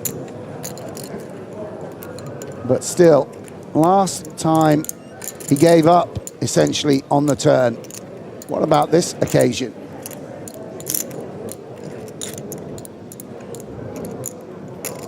Dijon is thinking check, check, check, please. He does get a free card. Yeah, he does check.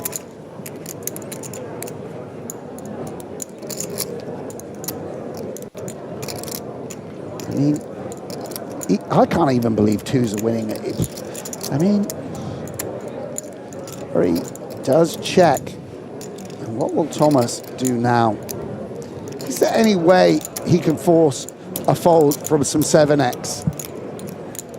Well, again, I think we're in a situation where the pace of play at the other table is quicker. Sure enough, we've got players from the other table watching the action from the rail as their table has been paused right now. And Thomas will seek to sort of, yeah, he will represent the queen. 1.8 into 2.1, this is chunky. Yeah, he's saying I had queen 8, I had queen jack, something of that nature. Seems like the ace queen would have bet so big on the flop. What's he saying he has exactly? Hard to have two pair with his line. It's just a good queen, but what good queens bet the flop? I mean, maybe queen 8 can just go for this size. This would be a remarkable hero called James. I love to see him considering it. And he lets it go. Understandable. Yeah, those 5 over cards look intimidating, don't they? Aishen back up over 9 million, more than 60 bigs. Yeah, nice hand from Thomas Aishen.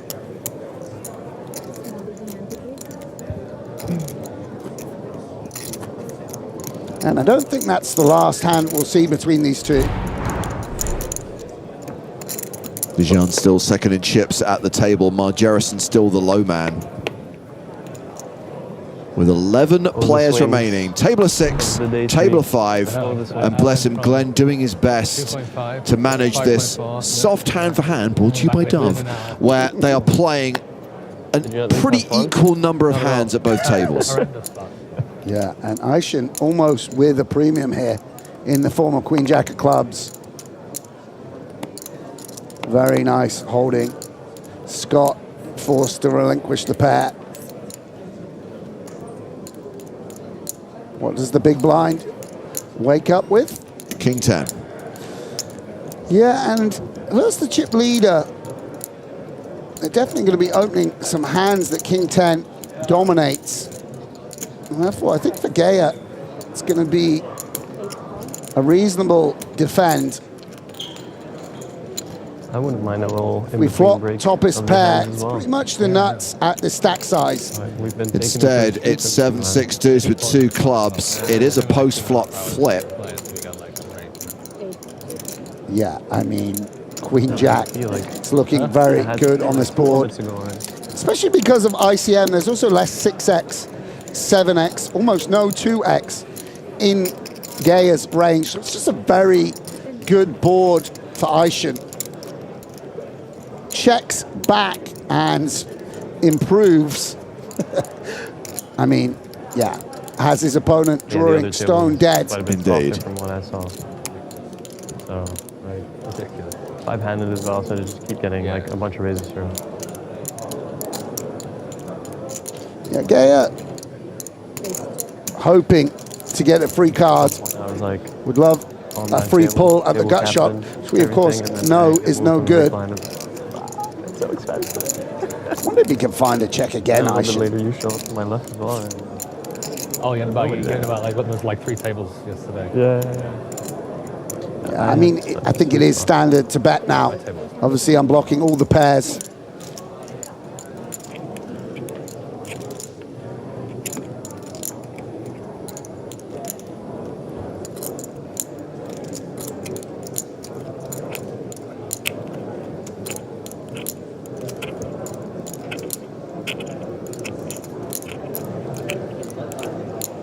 Yeah, and Gaia will release. And the rich get richer. Yeah, consolidating that chip lead. It's very powerful in the hands, as you've pointed out, of the reigning EPT champ. How did the final table go down for him? Last year, was he chip leader a lot, or? Do you know what? It's a very interesting question that you phrased to me, because I did not do the final table last year. I don't know if you remember, Sam, but we actually had simultaneous streams of EPT Barcelona and the Spin and Go Championship Live. And I was on stage doing my game show host act for the Spin and Go Championship. So I actually missed the last 2 days of EPT Barcelona Main Event, which was galling, but... And I missed you in a bow tie, so everyone's a loser. Okay, that does make sense. And Simon will come in for a raise, picking his spots carefully, but he does have 30 big blinds. Seems like most of the hands he's played have actually been on Aishan's big blind. Yeah. And Marwan with King Queen We went to an hour. on the button. His levels go to an hour. Yeah. The sort of most natural flatting hands End up getting first break, like. for a lot of players. Oh, he does go for 3-bet actually. Ooh, using. I'll just lose soon. How about that? That's what I'll do. I actually don't mind this, you know. I think this is quite nice. Looking. I was just observing. And Simon does have a hand which, against certain opponents, you can consider putting in. What does he think of Marwan, though? It doesn't seem to me that he's been too out of line, but will Simon just go for it? It's the fact that you unblock hands exactly like King Queen off and King Jack off. Yeah, go on. Wow. What Stick it in his play. eye. Remarkable. Very, very nice shove from Simon. This King Queen reduced to dust in the face of the all-in. So quick and confident. And look at that. Waleed despondent. Yeah. Tried, failed. Still has 2.6 million. Just shy of 20 bigs. Gaia playing 13 bigs. Scott Margerison, 11 bigs. They are the 3 shortest stacks right now. Yeah, I mean, from what I You know... are a big blind stop? At least for me, I don't know. Yeah, it was good timing. I've not played so many hands with Gilles, but we I did cross felt I had paths to do it, a bit yeah. online. He's a very, very talented player. And If not, I should stop playing. taking every spot there. No. Sometimes on a live table, you can sort of freeze up a bit with these kind of holdings. You know, it's a very online-y play. Yeah. Of course, we know to shove the suited wheel draws, but sometimes live, I sort of sense, oh, is this guy going to have enough bluffs, blah, blah, blah. But moved it in there with absolutely no hesitation. Setting down a marker. Marwan with ace-king. Yeah, this is a bit more like it. Raises to 350,000.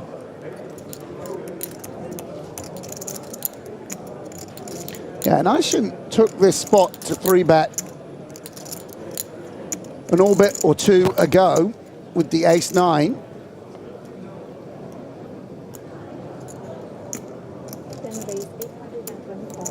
And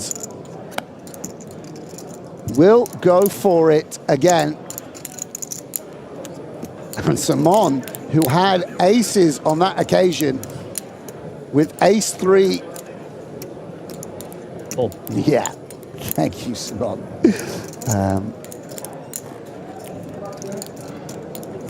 My babies.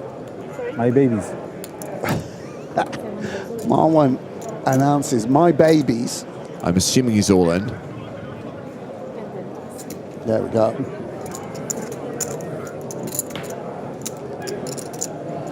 Yeah, and a nice pickup. This is the luxury of having 8.6 million. You can put out that 825. Yes. Doesn't really change your position, your equity in the tournament, but you commit your opponent to a decision. Aished still on top, and Margerison still in the danger zone with around 10 big blinds. Blinds currently 75,000, 150,000 with a 150k big blind ante. Still 45 minutes on the clock at this blind level. The clock frequently being paused to allow this table to catch up.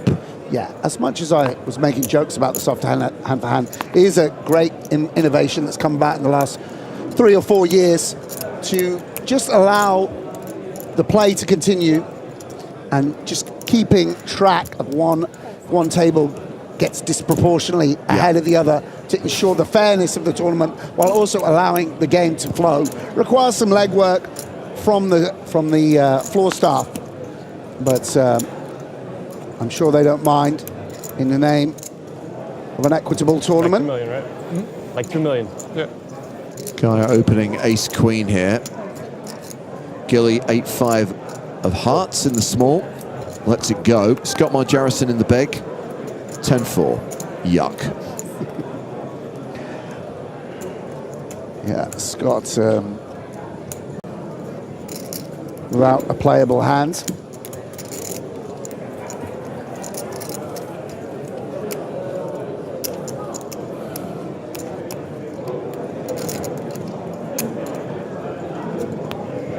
You can hear the noise of the main event behind them in the background. A full house out there. Let's look at the numbers, shall we? Because I think yesterday, which was the day 1A, had about 600 entries. Day 1B, 900 and climbing, because of course late registration stays open until the start of day 2. So that number is just going to keep going up throughout the day.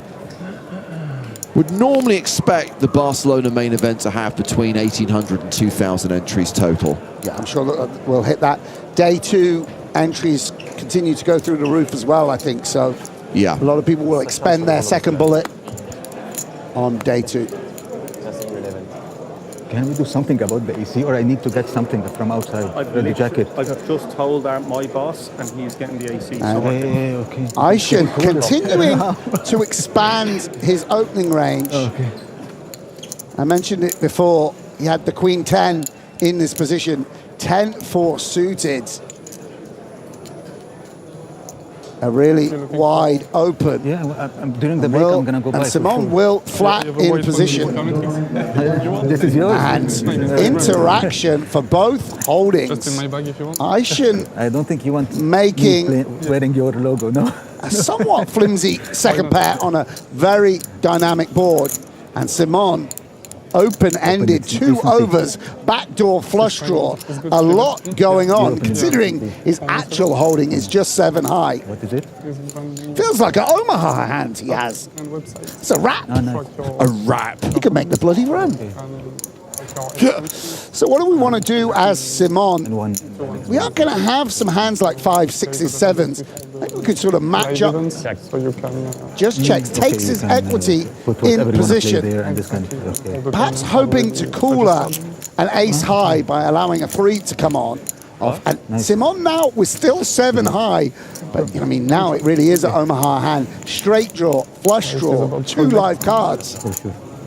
I think as Thomas, we don't necessarily have a hand strong enough to bet. The equity of it will diminish a lot if we bet and get called. For that reason, he'll just check it over to Simon. Do we want to be more polar than this and check and take out equity with the 7-6? Or do we want to bet now, try and force out some live cards?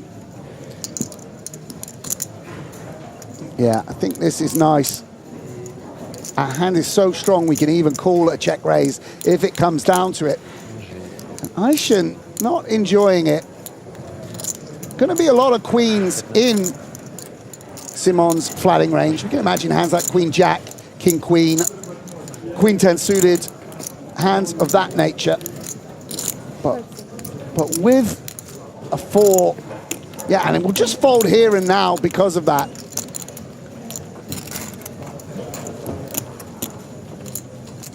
Nice pickup from Gilles Simon, the EPT Cyprus winner.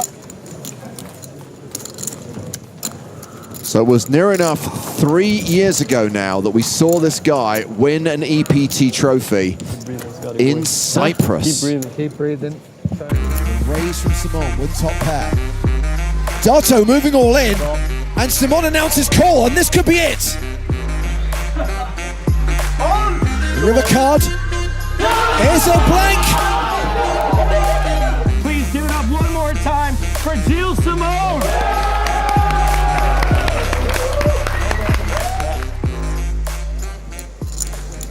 Gilles, one of 2 EPT main event champions at this table, the other being Thomas Aishan, the reigning Barcelona main event winner. He was saying earlier on that he will either reg today if this final table concludes, or he's eliminated at a reasonable time of day. Otherwise, he will late reg at the start of day 2. One person who I know is through to day 2 of the EPT main event is Maria Konnikova. Congratulations on bagging yesterday. Thank you so much. It is always so wonderful to do that on day 1, and something that I accomplish basically never. So this is good. How many chips did you finish with? 109,000 chips. Ah, delightful. Double your money. Absolutely, absolutely. So yes, I am in the perfect spot, just a little above average, but not one of the top stacks because there's so much pressure that comes when you bag. You don't want the limelight. You just fly beneath the radar. Exactly. Yeah, yeah. No need to get to the chip lead till day 4 or 5. Exactly. That's my plan. That's my strategy. Advanced.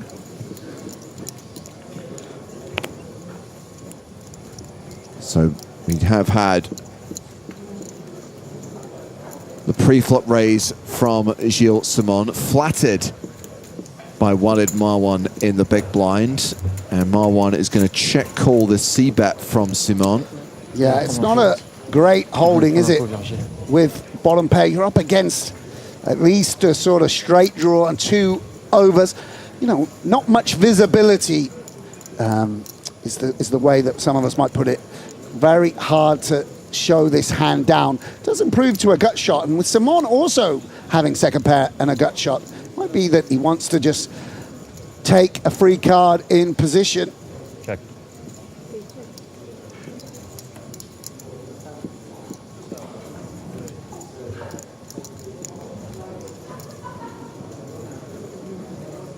Eight, 6 off, definitely one of the looser defense.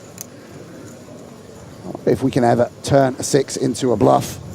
Don't think it's Marwan's style, especially with no club. I think this is perhaps understandable. And Simon probably sensing that he has the best hand, but probably too thin to go for value. Check, check. Don't want to value cut yourself against a hand like King 10.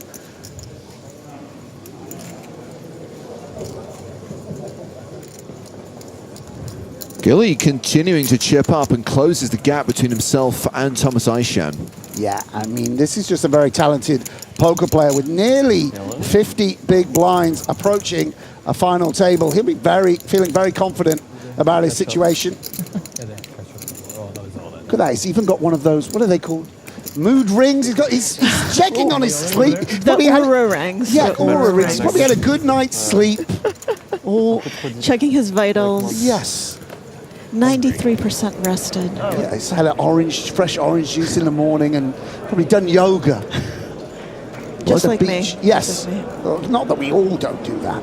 Well, over to the other table where the action is 5-handed. Yeah, we've rather forgotten about these guys, haven't we? Well, the secondary. Let's see a couple of hands then, just to placate you. Yeah, I want to know about Turchi. Shark. Cool hoodie. Cool. One of the cultural advantages of being a poker player is you can you can spend unlimited money on hoodies. And you know? no one will say anything. Yeah, exactly. When I just buy a 12th hoodie, I think, no, that's fine. It's workwear. Absolutely, absolutely. You can write it off as a business expense. Exactly. If you're working at a garage and a car mechanic buys another spanner, no one says anything. It's the same for us. Absolutely. Same with James Hartigan and Rolexes. Yes, it's the same thing, basically. Hoodie, Rolex, just flip a coin, whichever one fits If any thieves are listening, he doesn't wear them to work. They're at home. They're in a lockbox. Please, not at home. This may shock you, but no, the Rolex and the Vacheron are 100% not being worn in Barcelona. Sure. Yes, I have left my watch at home as well. As much as we love Barcelona, none of us are wearing any jewelry. Anyway, here we go. A little matchup as we get toppest of pairs with pretty strong kicker versus the big blind and an inviting flush draw for Kaufman. Yeah, Kaufman more than 40% equity here with spades. Yeah, and there's no need to slow play as Turchi. You want to just go for value on a board that's so good for the pre-flop raiser.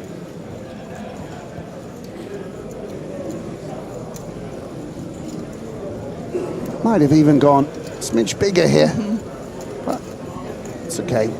Guess we're betting range. And Kaufman going to be delighted to come along for that price.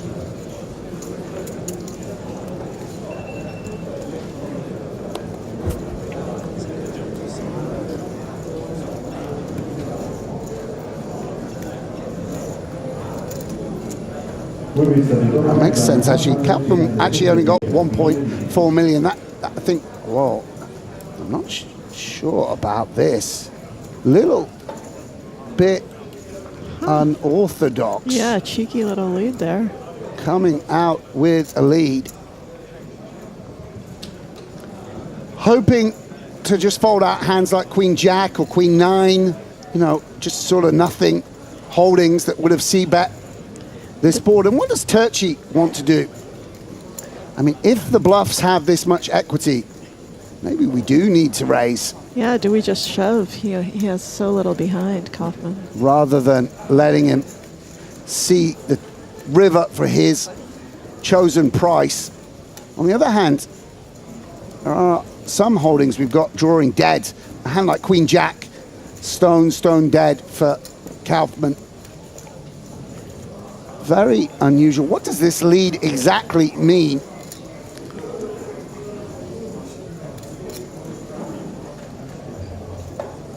I'm not sure if Kaufman knows. I think he just I think he just didn't want to face a large bet. And Turchi will just call.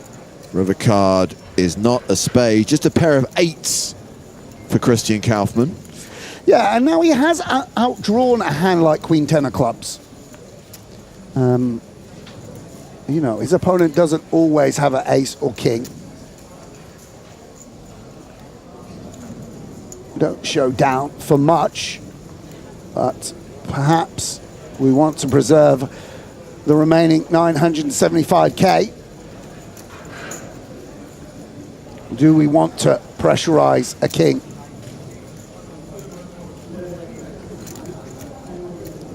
Would love to see Kaufman give up with this exact holding. Maybe if we have somehow 3-4 of spades, we might want to just put it in. But with 10-8 of spades, I think perhaps waving the white flag is in order. We shall see. Kaufman does check. And that was the look of a man saying, please check back. Let's just see let's just put our cards on their back. See what we've got. Let's just show it down. No need to do anything correct. 2 million in there. Please let me realise my marginal showdown value. Please don't bet. Yeah. I don't want to make a decision here. Please don't bet 975,000. Make me vomit in my mouth. James, do you listen to my internal monologue? Because I think you've got it word for word in spots like this. There we go. Unlucky Kaufman. Yeah, 650, trying to lure his opponent in. You can stay alive in the tour. You're going to have two bigs. Just pay this off. We're both still in the tournament. Don't encourage him to lose 650k. What's wrong with you sicko? Yeah. And so what do we think as Kaufman? Now having the 10 of spades really is a bad card. We really want our opponent to have 10-9 of spades, queen 10 of spades, etc., etc. Again, having somehow like 8-5 of spades would be much better than this. Interfering with less straight draws, less flush draws. I mean, we are getting a nice price. Bit lost in the maelstrom here. No! Wow. Encouraged by Sam Grafton, who is 100% to blame here. Yes. Kaufman calls it off and leaves himself with just 325k. Wow, I'm shocked, honestly, to see that. Yeah, I mean, yeah, that's unfortunate for Kaufman. We're going to stick with the action at this secondary table. I'm going to step out for a while and leave David K. Lappin in control. And here's a hashtag fun fact. I recently learned that the K stands for Knickerbocker. Two big blinds remaining for Christian. It is all your fault. He could just sense the vibes. He could sense the vibes across time and space. Yes, my puppetry control of these people. It's next level. It's next level, Sam. Yes. If only I'd employed my evil powers when I was actually playing against these guys rather than commentating on them. It doesn't work that way. It doesn't work that way, I'm sorry to say. That would be unfair. Yes. What a hand to have arrived for, my goodness me. I was hanging in the rafters there, expecting to be here like 6 or 7 minutes ago, but of course had to just sit and watch that one play out, my goodness. Yeah, very unusual hand. And it's, I do feel for these guys though. When you, let's call it a misstep. You know, when you make a misstep with 11 left or 10 left in a tournament, it can really, it's really painful for the next couple of days. Absolutely. And I do wonder if being on stream, screwed with Kaufman's head a little bit, because I think people do make hero calls a little bit more often when they're, at a feature table. I think also when people improve on the river, they really find it hard to fold. But here we go. He can spin up. He kept back his 2 big blinds. Yeah, he's got it good. Here. He's in great shape. Well, we'll root for Kaufman here. He deserves the double up. He gave us a bit of action and exciting hands. Oh, he's getting up. Look at this. He's taking. I thought he was going to take off the mic. That would be next level get up equity. Tungle obviously priced in here in the big blind. Just what, 2 bigs? Tungle Man, they call him. That's his online nick. Oh, I like that. Tungle Man. Plays mix. Oh dear. Ooh. And it's a big outdraw. Kaufman going to need some help now. Tungle into the lead here. A pair of 9s, just a queen right now. There is a hint of backdoor. Okay. All right, a little more. A shot would be fair.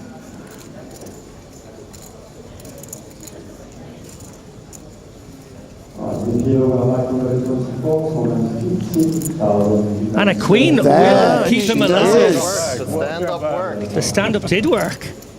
Massive chip. And that's nice. But it is so easy to get a spin going. You're like left with 2 bigs. Possibly that played into the reason for not an all-in and a 600k bet there. Sure. The big blind ante as well really helps. It's a great turn. Very good. We're going to scoot over and take a look at our outer table now. There's something going down. Yep.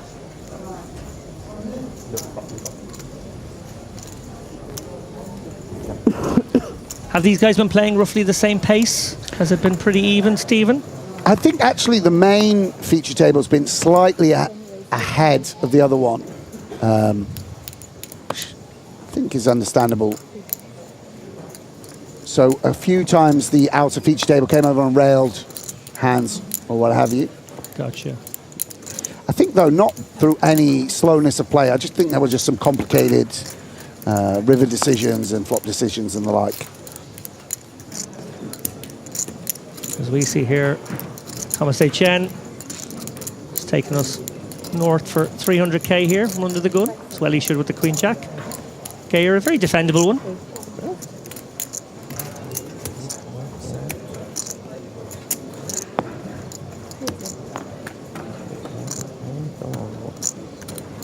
And with the betting lead, you would favour HN to figure out a path to victory here, even though he is in bad shape.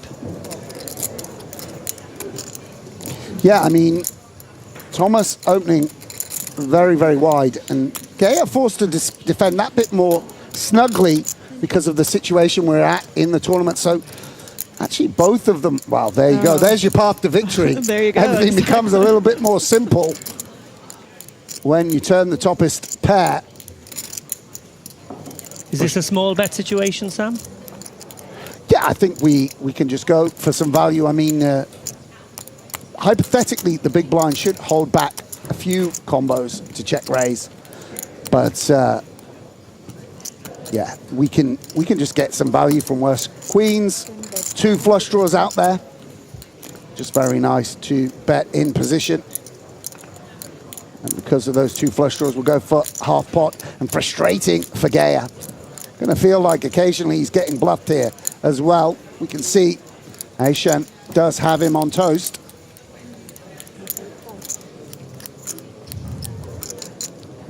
And another nice pot for Thomas HN, who I see is in the ascendancy here, 8.8 million. Is that the chip lead? I think that's the chip lead right now. I believe so. Maria, so lovely to be here beside you. Absolutely. Absolutely. And so lovely to also be beside the dashing Nick Walsh. Nick, beautiful shirt today, by the way. I know it's a visual medium, obviously, for people. You know, they're going to imagine it now. We all match beautifully for people, you know, who are watching us so intently. That's right. That's right. Hello, everybody. Great. It's a great pleasure to be here. Very excited to see what they got in store for us today. We've seen some great hoodies. Oh, yeah? Yeah, absolutely. I love a good hoodie. Margerson showing discipline there. 9 bigs, looking for a spot. It must be said Queen 8 suited. So must be a pretty. little bit of a tempter, yeah. It was a correct fold, but I can definitely see myself just going, screw it, let's do this. Right, one seat better, 1 pip better, maybe we were in there. Yeah, King 8 suited. Queen 9. That's definitely a combination. I just watch my hands King acting 8, out of turn. I can't help myself. King 8, I'm with you. I'm all in, no I'm matter. with you. You know, there's a raise, there's a 3-bet, and I'm like, well, what can I do? I have King 8, I'm all in. I looked at a Queen 9 suited. Anything could happen. I no longer have control. Well, as played here, Dijan obviously opened things up with the 9-7 suited. Nice pretty one. Achan defending 9-6. Both players with backdoors here, but Dijan with the betting lead, you got to figure going to take this one down. Achan, not enough really to continue. Quick fold.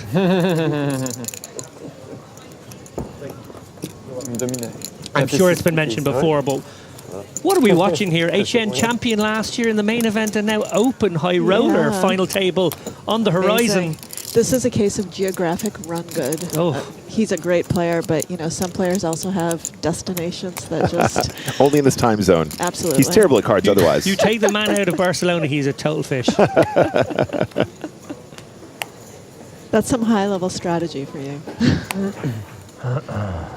Something about the barometric pressure really works for him here. Absolutely, the humidity. The you know, humidity levels. it's the perfect combination. Well, speaking of perfect Now combinations, this is- Margerson yes. and 2 9s, much nicer.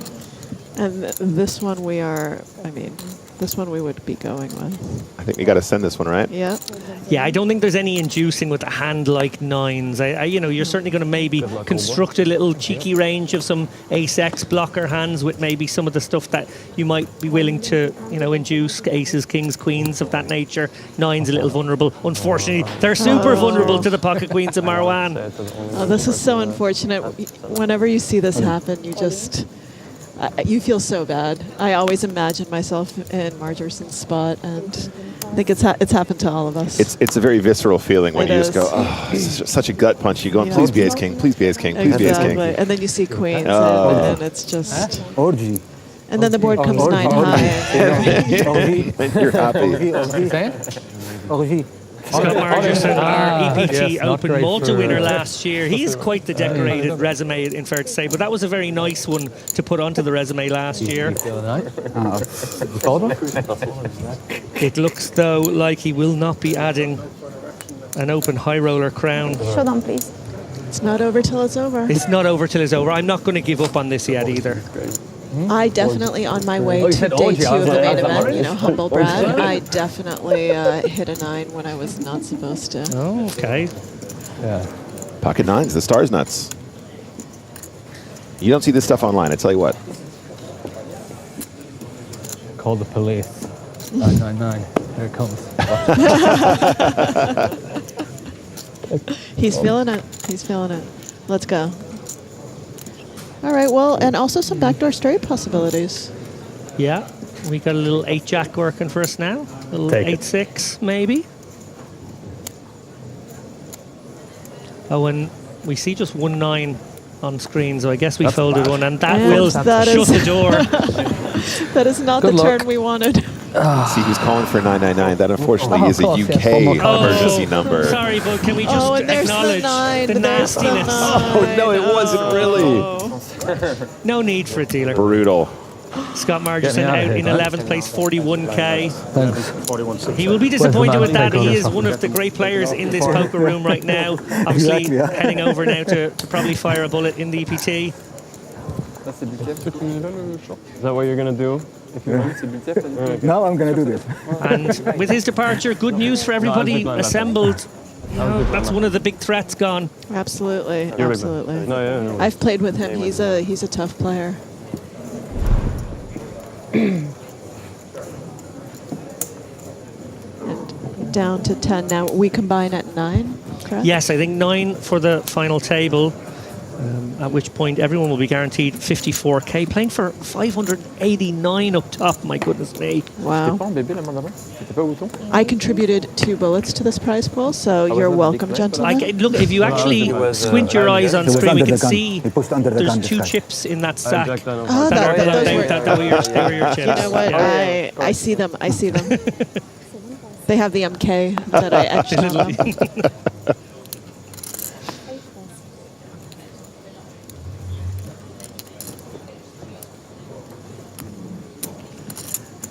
Oh, what a life. HN just gets to open up liberally here, finds an ace on the button again, just gets to apply all this pressure on all these guys. ICM pretty much peaking right now, remember, 10 players left. You don't really get higher than that in terms of general pressure on the rest of the field. If you're the chip leader, it's a lovely place to be. Yeah.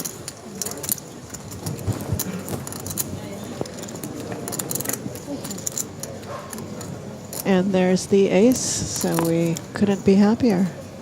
Yeah, HN's world right now. We even have the ace of spades for backdoor spades. You know, it's a good.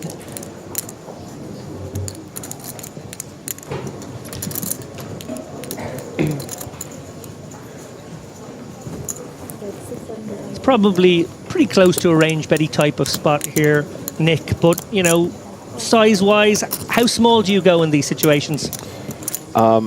Extremely small, I would say. But yeah, just one small bet gets it done on this occasion. Yeah. And over we go now to our other table. I love the fact that we're able to switch back and forth, keep the action. And my God, we've got action. Kaufman all in here with the ace deuce of hearts. He's behind yet again. Can he pull off the second double? Do you feel like you're behind in these situations? I sometimes don't really feel like I'm behind with the ace deuce ace 4 setup. It's true, it's true. And you have the flush draw going for you. You are suited. True. I feel like I'm flipping. I try to summon an inner flip in these spots, even though technically I'm behind. Well, and you can see the equities are so incredibly close. So technically, you're almost correct. Thank you. Oh, and look at that flop. Speaking of which. The hearts are definitely working for him. I think that would be on my epitaph, almost correct. That's perfect.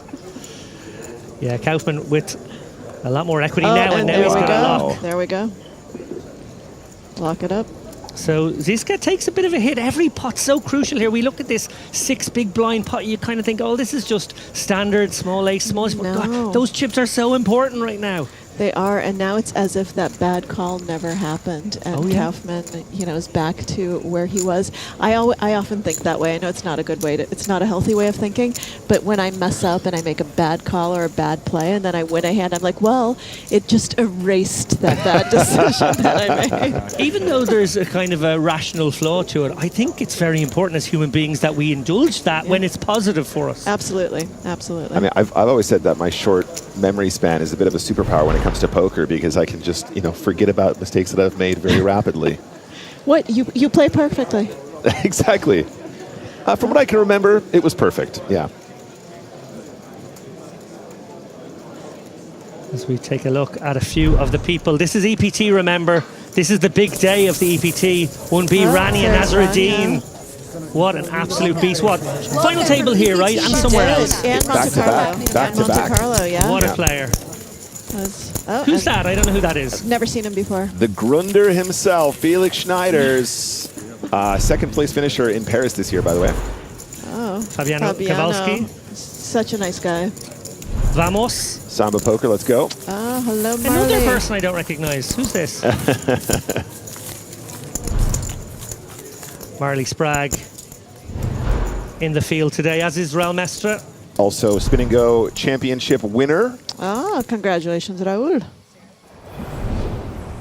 As we take a look at the chip counts on our open high roller, Thomas H.N., as he is becoming the star of the show here, 59 big blinds, almost 9 million chips. Gilles Simon, though, remember, another very, very dangerous player, an EPT champion in Cyprus, as I recall, Correct. in 2023.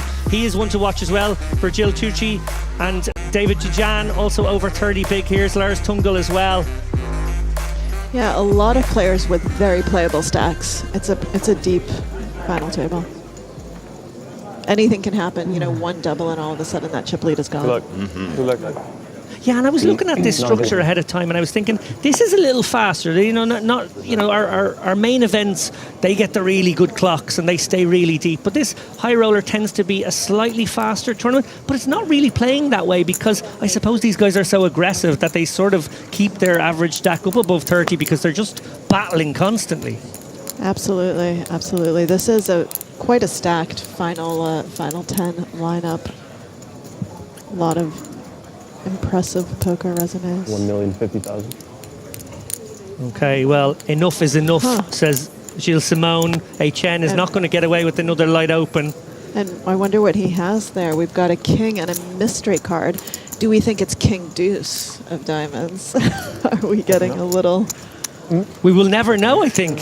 No, there we go. Ace King. Ace King, yeah. Very legit. It was either King Deuce or Ace King. It's one or the other. One or the other.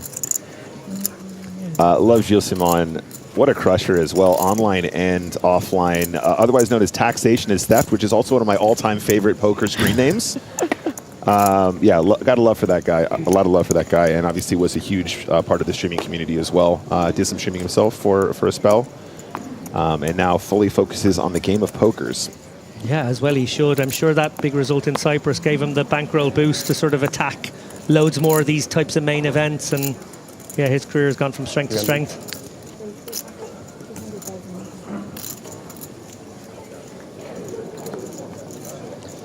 And straight back onto the horse he goes here, King Jack. Tijan, interesting one, yes, and I understand it. I do understand it. You know, there's a kind of a natural 3-bet there, which I guess leverages Simone for his stack. Maybe that's the normal procedure, but I guess ICM, they're all feeling it right now. Do you think it's something also to do with the fact you don't have as much visibility on the other table as well, right? Yeah. Like you can kind of peer over, but you're not getting all, like how many shorties are over there, how exactly how it is there? Absolutely. I think if we were down to one table, your decision would be so much simpler. Yeah, right. And it's like this idea as well, like, you know, people thinking of ICM as something that is static, but of course it's constantly like changing. And if one table is playing faster or slower, that has an impact on how quickly other people are potentially busting and or just burning chips. And sometimes those middle stacks, you know, you have very high ICM pressure because the short stack, you don't care, right? You just get it in. You're the shorty. No ICM pressure there. But the middle stacks, you really don't want to become one of the short stacks. Yeah, absolutely. Simone's starting to feel himself here. Under the gun is, of course, hijack. Let's not get carried away. But nice for him to be able to open up his game now. Almost like he's had that initial battle with HN now, and HN's going to have to maybe tread a little bit more carefully. Obviously, they could have a sort of ICM suicide spot, so they don't want to do that. Look at how close they are in chips. Yeah. I mean, and look at that flop. We've got top pair and the nut flush draw. Yeah, certainly potential for this one to run amok. Will Simone check it back here with ace-high, some showdown, and obviously the nut draw, or does he go for a small c-bet? Generally on these monotone boards, we see checks and we see small, yeah. Yep. I'd bet small. I think, yeah, usually if we're bluffing, we just bet small every time, right? And then when we have the ace of clubs, king of clubs spots, we're going to have some small bets too, right? Well, HN going nowhere here with top pair. Obviously has a little smidgen of backdoor stuff going on as well. Could come into play on later streets. You'd imagine check raising this is a bit too strong, right? You know, it's just, especially with that ICM pressure on, just playing this as a call, I think makes a lot of sense. There's a lot of... Oh, and there it is. There it is, indeed. There's a lot of what you call like downward drift in spots like this, where in high ICM environments, hands that might be check raises in chip EV situations definitely just end up in the call category. Right. Even some bets turn into checks. These guys don't really want to trade blows here unless it becomes an ego contest, which I don't think it will with these two. I think they're cute enough. No. And we're about to see a new chip leader at the end of this hand. Oh, yeah. The chip lead is going to be reversed. Good point. And I feel like once we arrive here, probably checking a lot for deception feels kind of natural. I'm betting the nuts is never going to be a mistake, of course, but... Let's see how he goes. I think we probably want to get value from worse clubs because Ishan there will have some of those in his check calling range from big blind. And these guys having played a little bit with each other, obviously being pretty aggressive poker players, you do need to get sticky here with some of the weaker clubs, otherwise you will get bullied. So we're talking about two levels, right?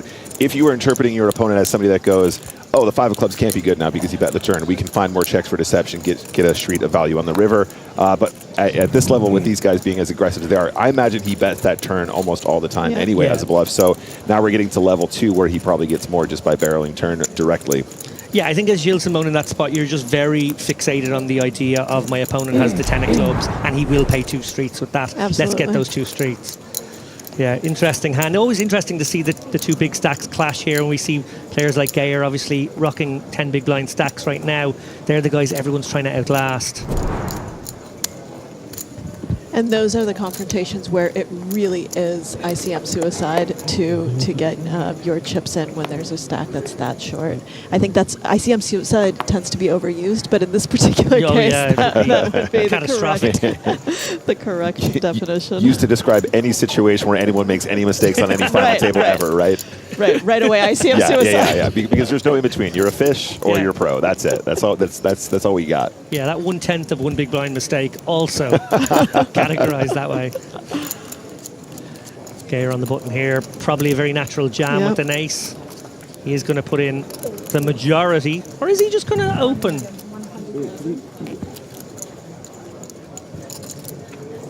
Yeah, it looks like an effective jam. Yeah. Maybe just to buy himself those 20 seconds in case there's some chaos over on the other table. I mean, on the flip side, how good does it feel just to be a short stack? Like, hey, easy game. I know what I'm supposed to do now. It's I'm playing for chips, basically. Let's go. Absolutely. ICM is so tough, and one of the bright spots, because, I always like to think on the bright side when I'm the short stack, is at least I know how to play this. Yeah, this is... that's me all over. I play spin and goes. It's just chips. I'm not going to make ICM mistakes. You're reminding me of a Barney Boatman tweet from a lot of years ago where he just went, can we just leave our shoving charts out on the table and just go out and have a smoke and let them do the work for us? Yeah, I know this one. Perfect.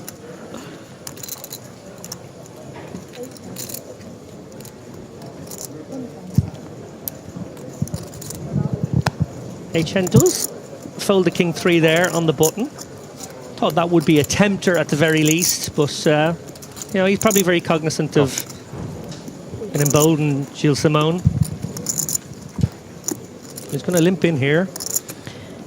Yeah, Nishan has the worst position here now with Simon on his direct left. And Dijon, who has not been afraid of getting involved.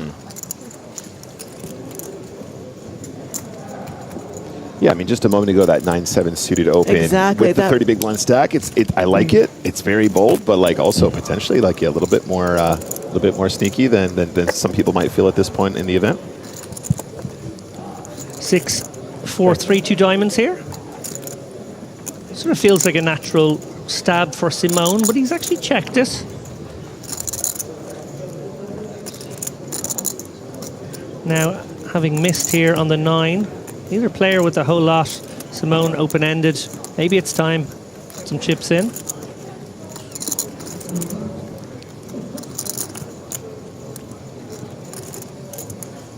$300. Yeah, delay stab coming in. And probably end of hand, I think. Yeah. Good or a little tricky.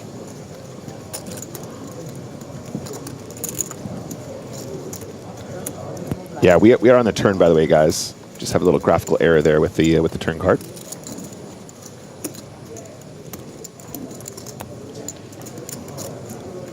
I mean, if I'm Dijon, I'm just letting it go. Yeah, you like- really don't have much going on. I don't think we can proceed with call here, so I think it's going to be raise or get out of the way. He does call those. This is kind of like a float.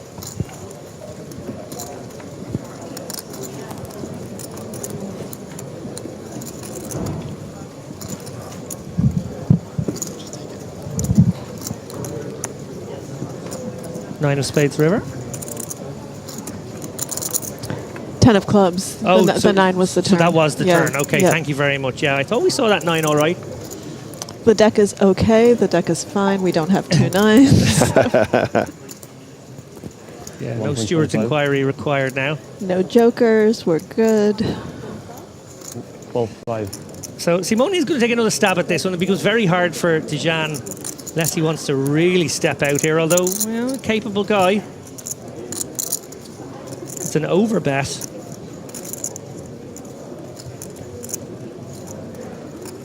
So I guess Simone's sort of repping almost like the 7-8 with this line. Maybe that he sort of flopped it. You know, he has the 5, so he does. He could just have the he 7-5 just got all along. 7-5, 5 deuce. Honestly, I mean- small blind. I guess blockers are real. Yeah. Except when I have them, somehow they don't block the hand I thought I was blocking. You know, I have the ace and they have aces, and I think, wait, but I have the blocker. He just said, I have almost a straight. Let's just keep blasting. That's fine. You know, in your head, almost a straight is a very powerful thing. That is true. That is true. The power of the almost straight. It would have been a tough call with the Jack High 7 kicker. Can you imagine if you call Jack High and your kicker doesn't play? If the Jack 8 bluffed you? I feel like I find myself in that situation more often than I should. I go, I hero call. No, He's bluffing with the best hand. Okay, Yeah. nice. Yep. Exactly. I knew he didn't have a pair.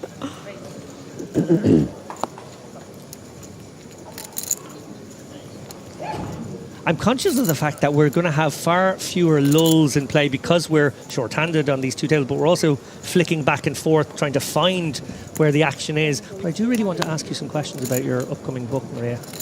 Yeah, absolutely. But we have pocket 3s here. Will they David. give us a chance? Will we even have that opportunity? I'm going to still try. Maybe another day. Maybe another day. We'll try. We'll try.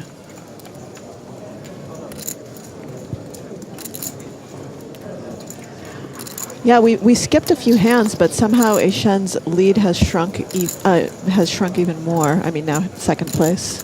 And Simone is now almost 1 million ahead of him in chips. Yeah, they That's right. kind of flip-flop spots, Yeah. didn't they?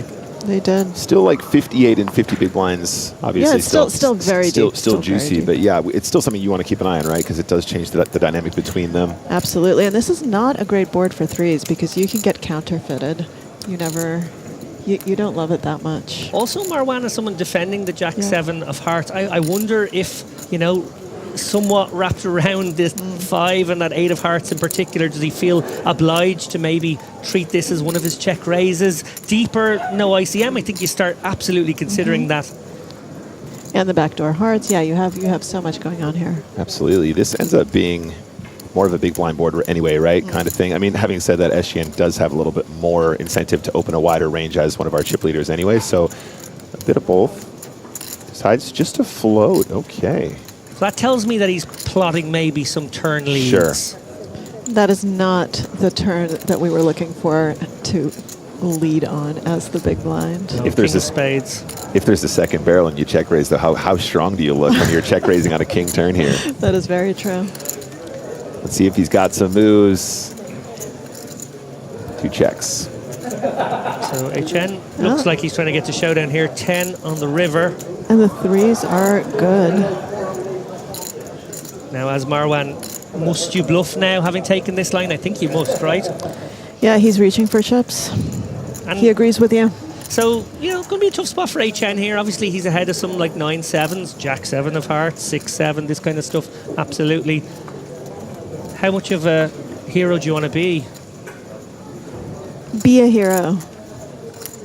Put on the cape. It's a tough spot. It is. It is. Because it's a value milky sizing too. He's gone for maybe a size that's even like blocking a 5 potentially. If you want to be like a real nerd, there's also a conversation about And like. calls. Oh, never mind. That is a nice call. Very good. Thomas HN just not giving up here. Well done. And he's the chip leader once more. This is another spot as well, guys. Like if you're looking at the computer, it probably almost always check raises the 8s always, which then allows us to check raise the backdoor straight draw, flush draw combos too. But if suddenly your opponents do have flats with the 8s a little bit more than they should, then suddenly these calls become a very different proposition to what the output might be. Well, there's a new sheriff in town, and he's the old sheriff. Thomas HN back to 9 million. Rich getting richer here. Yeah, and it's just so close. I bet we're going to see it flip-flop multiple times. Okay, so Maria, obviously your career in psychology, you're a best-selling author, you're a podcaster. But your books are sort of about like decisions we make, but also like how we fool ourselves. And you alluded to it a few moments ago. There was one situation where we enjoyed how we fooled ourselves because it made us feel better. What's another example at the poker table of when we knowingly will fool ourselves? What trap do we fall into? There are so many, because I love setting them for myself, because it's actually, it can be good to think positively. It can also be horrible, right? You need to do this in moderation. But I think that we often will misrepresent in our heads, you know, what we look like to other people, and what you know, how personally they're taking everything, and we just build these narratives that just do not exist anywhere, and that's kind of the line of thinking that is not very healthy, where all of a sudden we start thinking magical thinking types of things. As we see Tungle take down the pot there, obviously open-ended. It must have been a tempter, but like he did have a lot of it there, Tungle with top pair and the flush draw. And the flush draw, yeah, that was a great. No, I love that insight, Maria, because I actually wrote an article which hasn't come out yet. It'll be out in a few days' time, which is all about that sort of problem of building narratives around a game where, in essence, you could almost like zoom in on every decision, let alone every hand. Okay, each hand is its own little story. You got to follow what's happened over across the streets, but it really doesn't behoove us to think of our tournaments as a storied thing. But we do all do it, or at least, you know, weak-minded people like me do. I mean, I think it's natural. It's such a natural human tendency. And within a hand, it's actually, so this is, you know, the flip side. Within a hand, you do want to look for those stories, because you want to make sure that you're telling stories that make sense. Right. So that your bluffs make sense. And you want to make sure that you can sniff out inconsistencies in other people's stories. But then when you start building the meta-narratives of what's happening at the table, that's, I think, where you have to start. Completely agree. I mean, so many people come to me and they say, like, oh, I'm really concerned. I'm giving off a lot of tells. I'm like, if you could even just have a glimpse into what these other people are thinking about while we're in a hand of poker with you, you would be horrified, right? Like, you really think that, like, this is the main event. Everyone's looking at you. They forgot what they had 10 minutes ago. They're trying to remember what their cards were from the first glance. And I think that's a great example of, like, you know, the stories that we tell ourselves that actually do not help us in a hand of poker. No, because we think that everyone is paying as much attention to us as we are, and that is just simply not true. Yeah, in all walks of life as well, not just at the poker table. I'm sure it happens all the time, everywhere. Ooh, we've got pocket fours raising as not the chip leader. I don't know. What do we think about that? I think we might want to fold the fours. I think so too, but John obviously has opened a little bit wider than what we were expecting since we've been observing, right? And it does seem that he's willing to get involved. Having Etienne as the big blind, though, doesn't seem like the softest spot, right? Exactly, exactly. We are opening into the chip leader's big blind, and we see a flop here of 9-7-3 rainbow. King 6 hasn't really connected. That may ultimately be good news for Dejan here, but I agree with you guys. There's something really interesting going on about him. 9-7 suited, pocket 4s. They're hands that tend to fall away from an opening range. You tend to prioritize those high card blocker kind of things. Even if the range size is the same size, the shape is different. And he is sort of opening hands that are like 50 big blind hands in this sort of 30 big blind situation. Exactly. It seems like he probably... I hate to say this about one of the players, but he probably hasn't studied kind of this particular ICM situation in the sense that his ranges really do look like a slightly different scenario. Or he knows that everyone else has, and so he's doing reverse psychology. Or these two just have beef. They're both French nationals, and they're trying to prove who is the best. That is scenario number 3. Well, speaking of beef here, HN just going to use the fact that he's got that very crucial 6 blocker here and just like stab at this 5 of spades. So we're now looking 9-7-3, 5 of spades, just putting him in the blender. And we have to fold the 4s. This is why we don't like opening 4s. It was the overbet lead as well. It was the overbet lead. It was so savage, and just the 4s even have the gut shot. Did you see his face, by the way? You could see it on his face. It was just this look of disgust behind those glasses. That's right. And by the way, not everyone finds that overbet lead, which really does put so much of your opponent's range in the blender. Just ends the hand right there. Such a nice bet there from HN to find. Great play. We know he's a great player, and Barcelona gives him extra superpowers. So that's it. Yeah, wind at your back. So there you go. But yeah, those small pocket pairs are so rough to play when you're in this kind of situation. Yeah. It's even 5s sometimes you just want to fold, and it hurts. Maybe 6s. Maybe 6s. Yeah. When you try and explain it to people as well, you go like, think of all of your favorite moments where you flopped a set. Did you have 10 big blinds behind, or did you have 100 big blinds behind? And they're like, well, now you say that. And in a setup like this, you just start to really the number of joyous moments are somewhat limited suddenly, and the amount that we win when we get there is just so diminished. Now here's a hand that I do like. Queen Jack suited, taking it upstairs here. Marwan using those blockers. He's got some playability with the suited connector as well. It's a really nice open, even off that very kind of fragile 25 big blind stack, but you want to stay active with those Broadway blockers. I think they're just so crucial at this moment. Absolutely. Queen Jack suited, one of the best reshove hands. Love it. Yeah. Just pile it in. Yeah. You really feel like even when you get caught, you still don't feel bad about it. No, You're like, it's absolutely. Queen Jack suited. You're like, it's so pretty. Just deal with we it. got it. just look him straight in the eyes and say, unlucky, mate. And that's it. Because it's over. Ace King ain't never winning that encounter. No, absolutely not.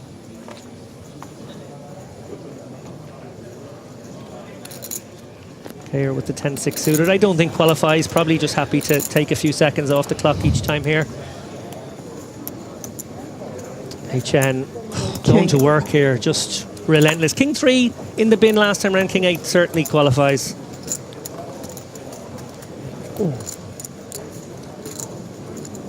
And dare I say make a prediction here, but like 10-handed high ICM, like of course it could go bang bang, we could lose a couple of short stacks, but this is the cagey period. We could be in for quite a long period of like 2 tables, going back and forth between these guys as they all sort of jostle for rank before we hit the final table. Absolutely. Yesterday, while I was playing the main event, the PokerStars Open main event was going on, and they were down to the final table, and they did not lose a single player for hours, 2 to 3 hours, and then it went fast, right? And after that first person busted, then it went.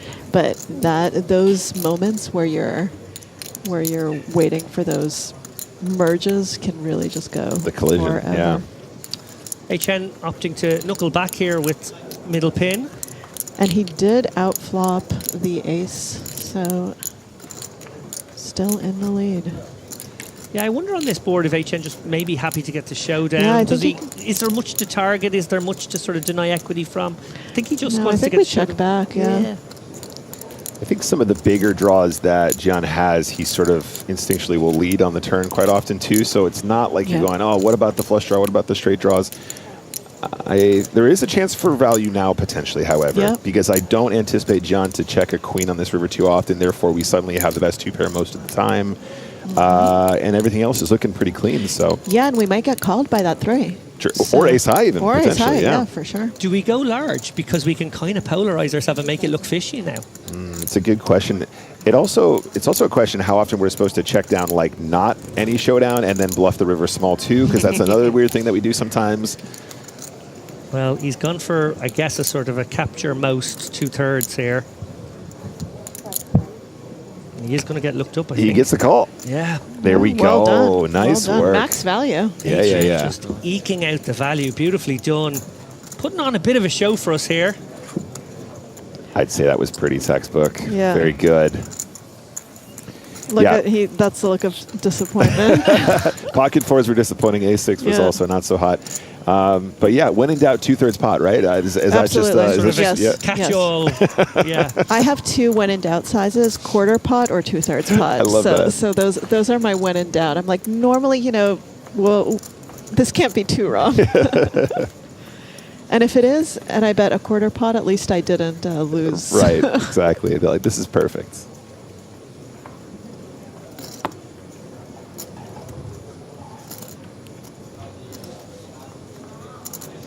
Yeah, I think that's the new meta. It used to be half pot when in doubt. Now it has. Or if you have the bet buttons online, 65.5% or Yes. something like I that. have 66. Yeah. I have Okay, 66. 66 is a good one. And Dejan there with the king 3 just giving a walk. So he's obviously... I think he's deflated a little bit Yeah. from the last few hands. 2 in a row. Those were big pots for him. Those. Our power mod Tom is suggesting 69%. I applaud this size. New bet buttons when I get home, Tom. Can you remind me, please? Thank you.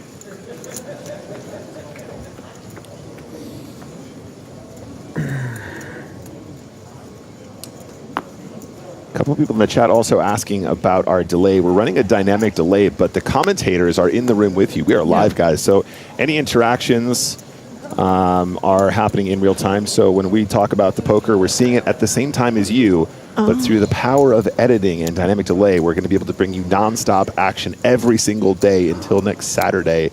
Of course, we're covering the high roller today, but then we're straight on to the main event tomorrow. It's going to be fun. I hope you guys will join us. 3 p.m. CEST, I believe. Oh, and we've got just the shove with the pocket sevens. I think he is done with the post flop. With post flop play. Yeah, we're over it. We're over it. Yeah, I think King Queen sort of shrivels up a little bit in this situation. I think we have here. to fold. 19 bigs, probably just not enough kit here. You're looking for maybe an ace queen, an ace jack. Ace 10's probably pretty cuspy. At some level, it does feel like he's avoided a showdown to Jan by just jamming in these 7s for 19. Feel like the King Queen would have come back at him, and then maybe we just have to, take our flip here and now, whereas we get to battle on with a few more chips in our stack. Gayer, as we see now, actually getting very, very short here. Of course, these blinds and antes racing around his, let's call it M for old time's sake, is about 2.5 right now. He's going to have to Don't invoke the M's. Don't do that. Don't do that. Paul McGreal, right? Yeah, absolutely. We've moved past the M's now. We have, but that's a blast from the past. It is. Was from me learning how to play poker. I remember somebody explaining that to me once, and I went, "This is the future." I really felt like I was like, okay, now we're seeing behind the curtain here in the poker theory. Yeah, I had a chance to meet him before he died, and oh wow, it was legendary, honestly. X22. Yeah, I'm sure I saw that. I had a chart back at some point that was in M's. Harrington definitely popularized. Harrington definitely had notions charts there. in M's. Yeah. Yeah, I think the first place I heard about it was Harrington on Hold'em, which was the first book on poker I ever read. I think I've still got that on my shelf somewhere. Absolutely, I do. Oh, we've got Ace Queen. Our journeys may have begun in the same place, Maria. On M Street. Ace Queen. Yes.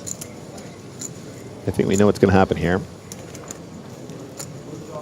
Why, yes, it was a raise. And I think Gayer is going to shove. Yeah, with pocket fives, small blind. I think you just got to do it now. It's not nice. Wow, okay. He just folds. I personally would have shoved there. I honestly, I would probably have cried live on the feature table, and then probably folded as well, just because it feels so sad. But there we are. It's a good fold, good fold. Because in poker, we're supposed to be results oriented. That's right? correct. Yeah. Chen has a little something here wrapped around that 9. He's got a heart in hand. I wonder if he sticks around. No.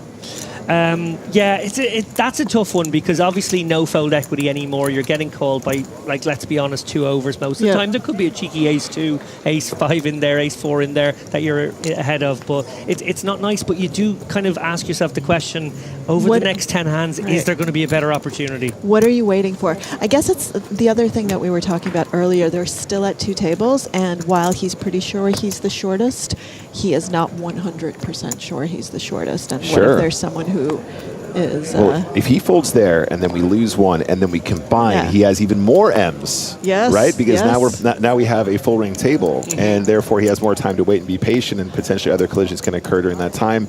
Poker is so hard. It is. You're going to make me take out my Harrington on a hold'em. Or is the get in it first, Jack 9 suited on the button, a better spot? This is close. This is very close for 6. I mean, I've already busted as Gayer because I already shoved the 5, so I'm already out of here. No, surely we got to send this one. Though. I mean, do we have full equity is the question. I think we do. We do. I think we do. I think we do. And I think we won't for very much longer. Is it right? Yeah, we have what, 6 big blinds ish. I think it's 6. Yeah, it's exactly 6. You can see Gayer just eyeballing the other table. He's absolutely fixated on the idea of, like, I guess I edge past this one if someone else gets all in. I go with it if they don't. He's burning time banks here. He has put the chips in. I like it. It's a close one for HN in the small. In the big, this is easy. In the big, it's a close. snap call. Yeah. But yeah. Oh, he's gonna do it. Right, so he's getting called. We may get this one checked down somehow. There are boards where these 2 players, obviously not even with a very good high card. Gayer maybe will be given a reprieve in some situations. He does not want...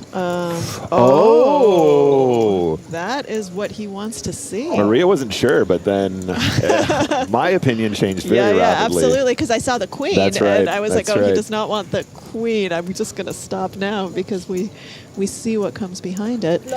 Royal. Okay, so just for anyone who's unfamiliar with our rules here, floors being called, there is going to be an interpretation made here that Gayer has enough of his stack in already that he doesn't get to stall the full 30 seconds each decision. He's got 1 big blind back.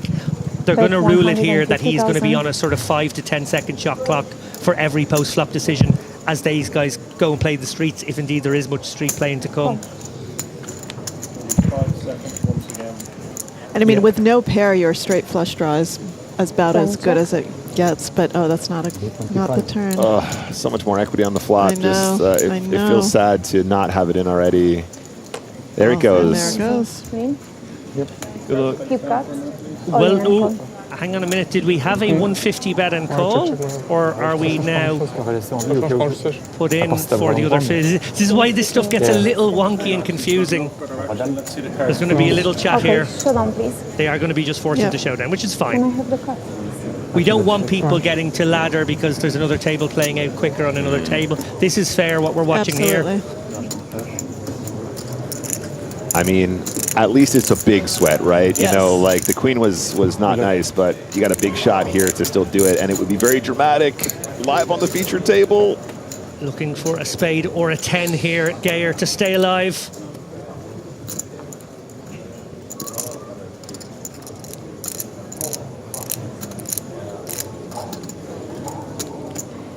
Did he stand up? I can't tell. He's still sitting. Stand up equity. Stand up equity. No! Oh. And with that, we say goodbye to Gayer. See, this is why you stand up. Stood up too late. That was a rookie mistake. Rookie mistake. Stand up equity is real. 10th place for the guts of 42k there, Damien Gayer. He played a great game. He passed on that 5 spot. We all agree it was a very close one a moment ago. He took the first in spot with Jack 9 suited. We like that decision. HN actually had a pretty close one and decided to be the sheriff right there. Absolutely. I guess when you're feeling yourself like he is right now, why not? Why not, indeed. 74 big blinds, my goodness, 11.2 million. And we're combining tables now, right? As our final 9 players. Final 9. Yes, and by the magic of dynamic delay, it will appear as if nothing really happens. We're just suddenly there will be a reconfiguration. I'm interested to know how this happens. This is new for me too. As we take a look at the leaderboard there, let's look at the bottom end of the leaderboard. These are the guys who are going to be really under the cosh from an ICM perspective. Zetka Zizka, Christian Kaufmann, David Jan and Hakun Lee, all sitting around the 20 and sub-20 mark. They're going to look to outlast each other at the other end of the table. Gilles Simon, well, he's shown himself fearless against Thomas A. Chen, but Thomas A. Chen doesn't care if you're afraid of him or not. He's just going to keep accumulating chips.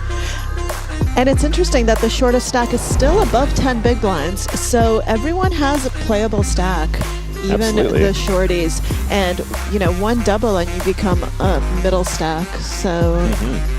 Absolutely, and while these guys take their seats in record time, it's an unbelievable sprint to get your seats at the final table.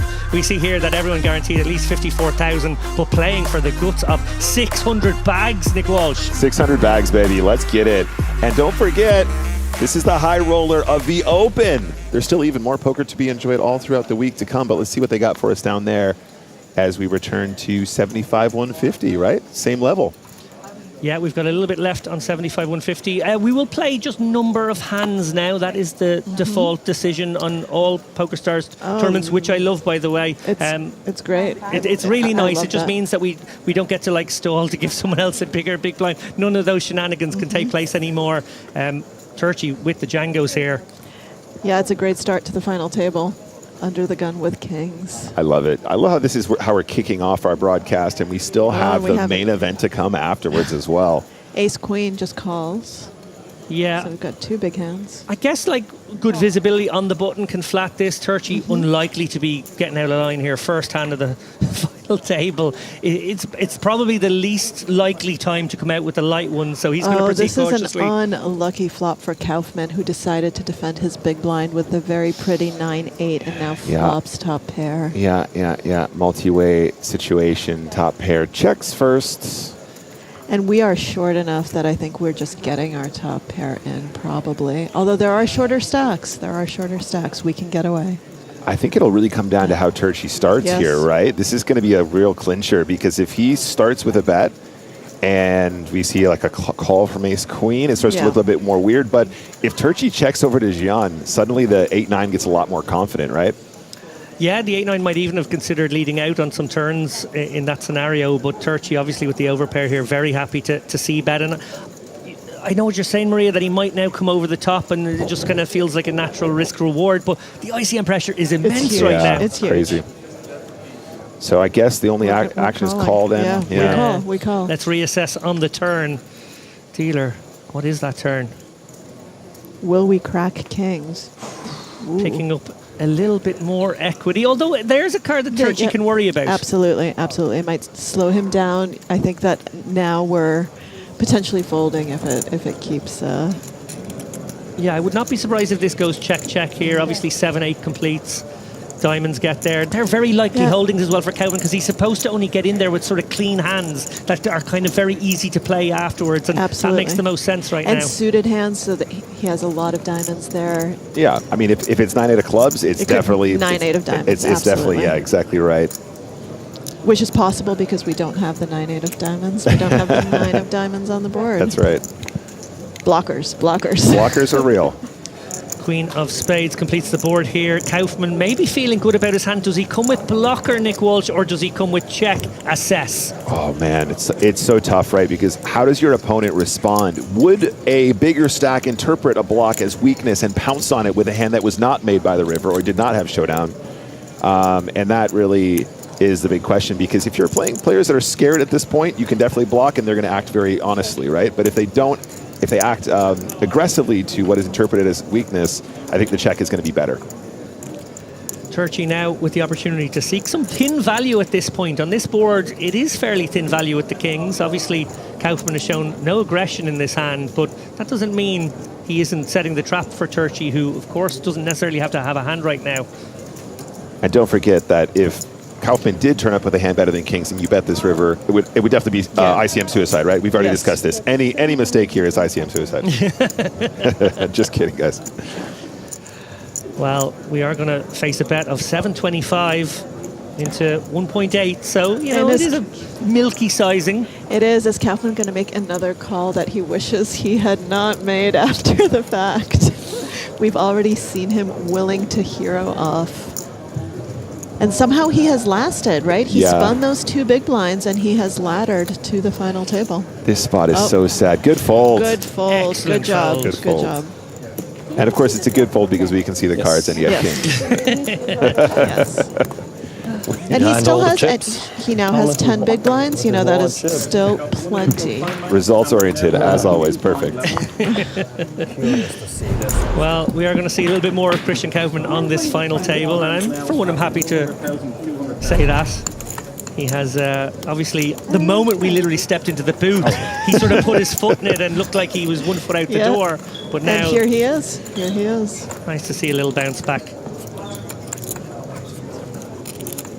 So as I mentioned there, we very quickly went into the number of hands per level thing. We actually were so close to the end of that level, we decided it was going to be 1 and 1 only. 100k, 200k, 200k big blind ante going forward now.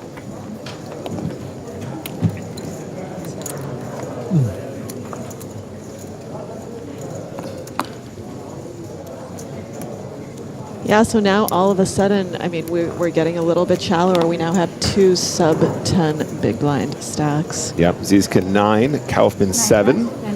And we were talking about ICM pressure earlier. Imagine having a 27 big blind stack right now. That's Tungle.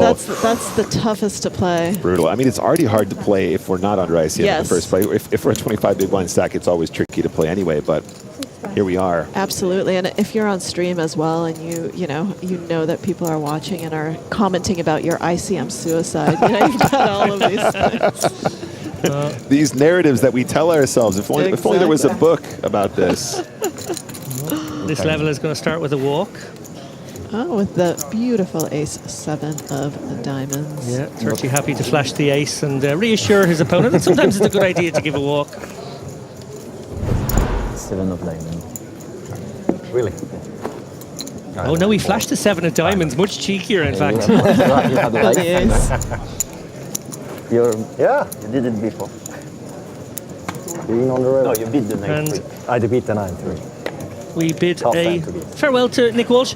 Only for a little while. We're going to be in and out of the commentary booth. But we do get to welcome into the hot seat Griffin Benger. Hello, Griffin. David. How we doing? Maria? Doing well, doing well.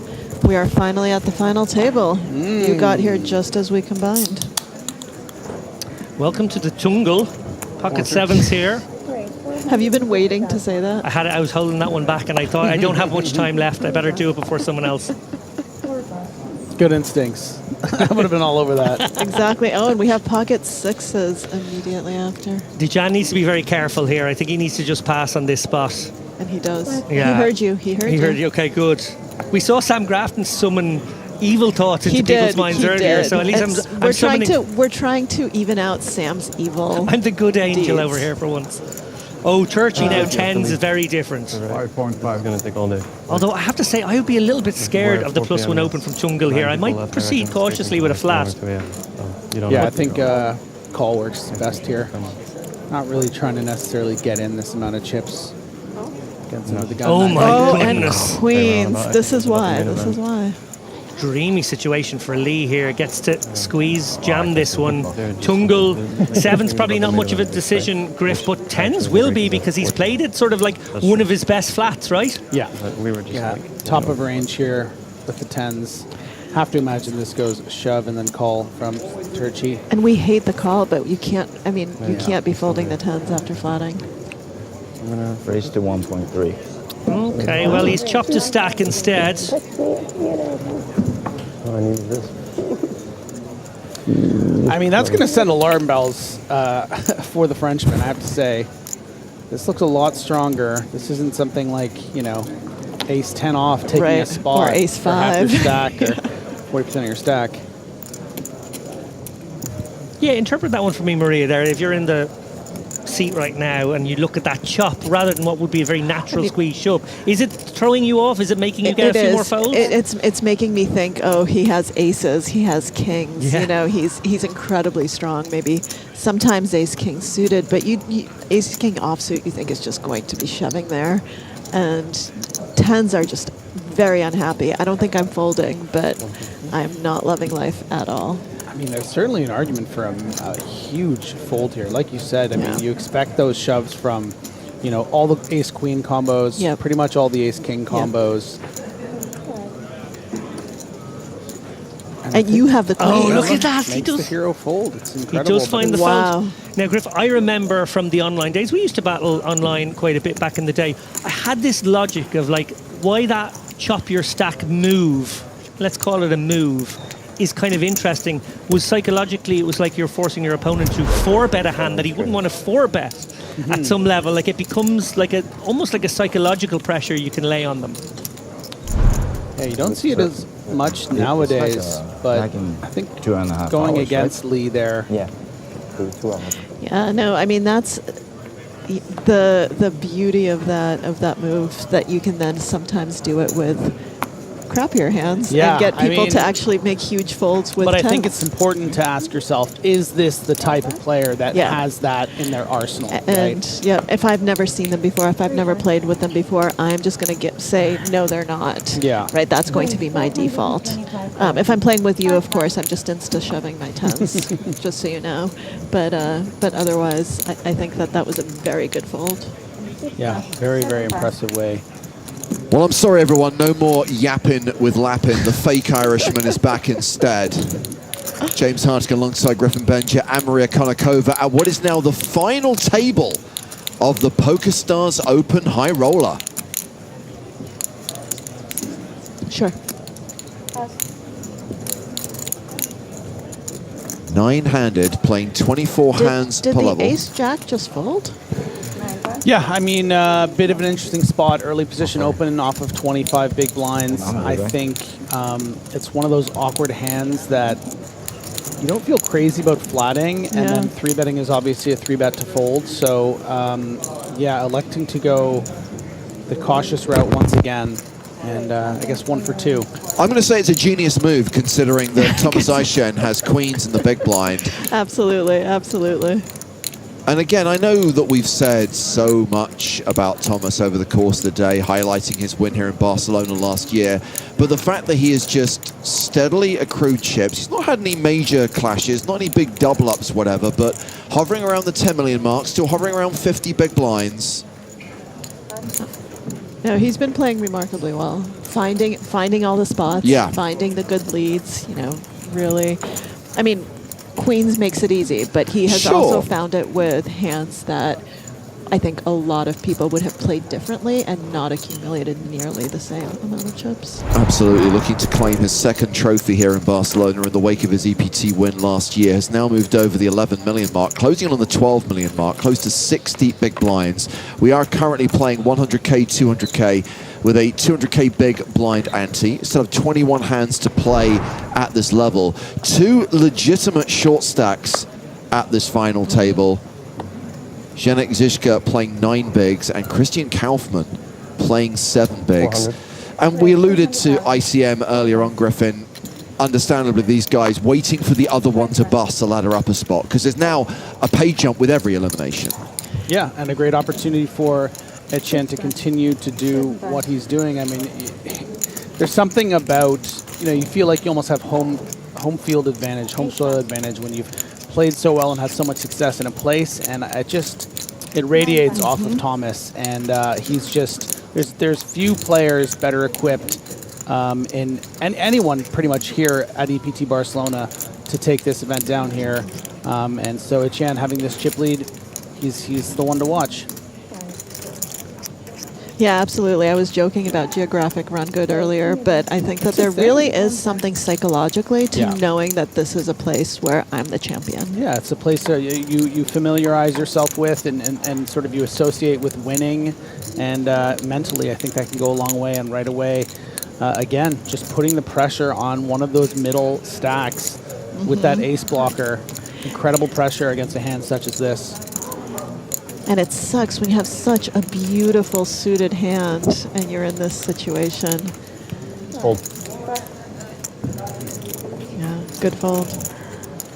Okay, now 12.5 million for Aishen. 62 big blinds. Gilles Simon still second in chips, much tied with Virgil Turchi. Both players hovering around the 35 big blind mark. And we were saying earlier how the short stacks have less ICM pressure, but in this particular case, that's not true because there's two of them and they're basically equally short, so they're both trying to outlast each other. So ICM pressure all around. Good job, guys.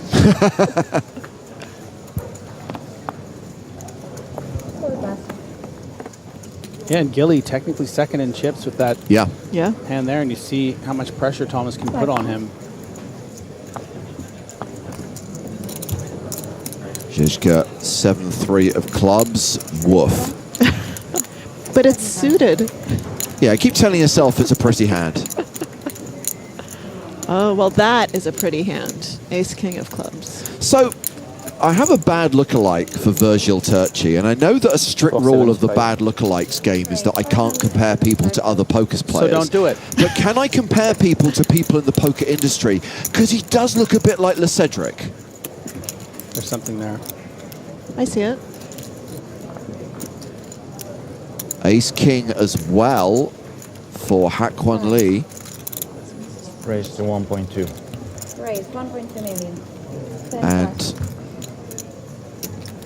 let's see whether all the chips end up in the middle and whether they end up chopping this pot. I actually saw Le Cedric take a beautiful dive in the pool yesterday, and now I'm worried that it was just Turchi. Intrin asking on Twitch, who is Le Cedric? That is Cedric Below, who is the Associate Director of Live Events for PokerStars. You know Cedric, he's always on stage to do his little speech and present the trophy every time someone wins a tournament. We'll see him tonight, of course, because he will present the trophy to the winner of this high roller.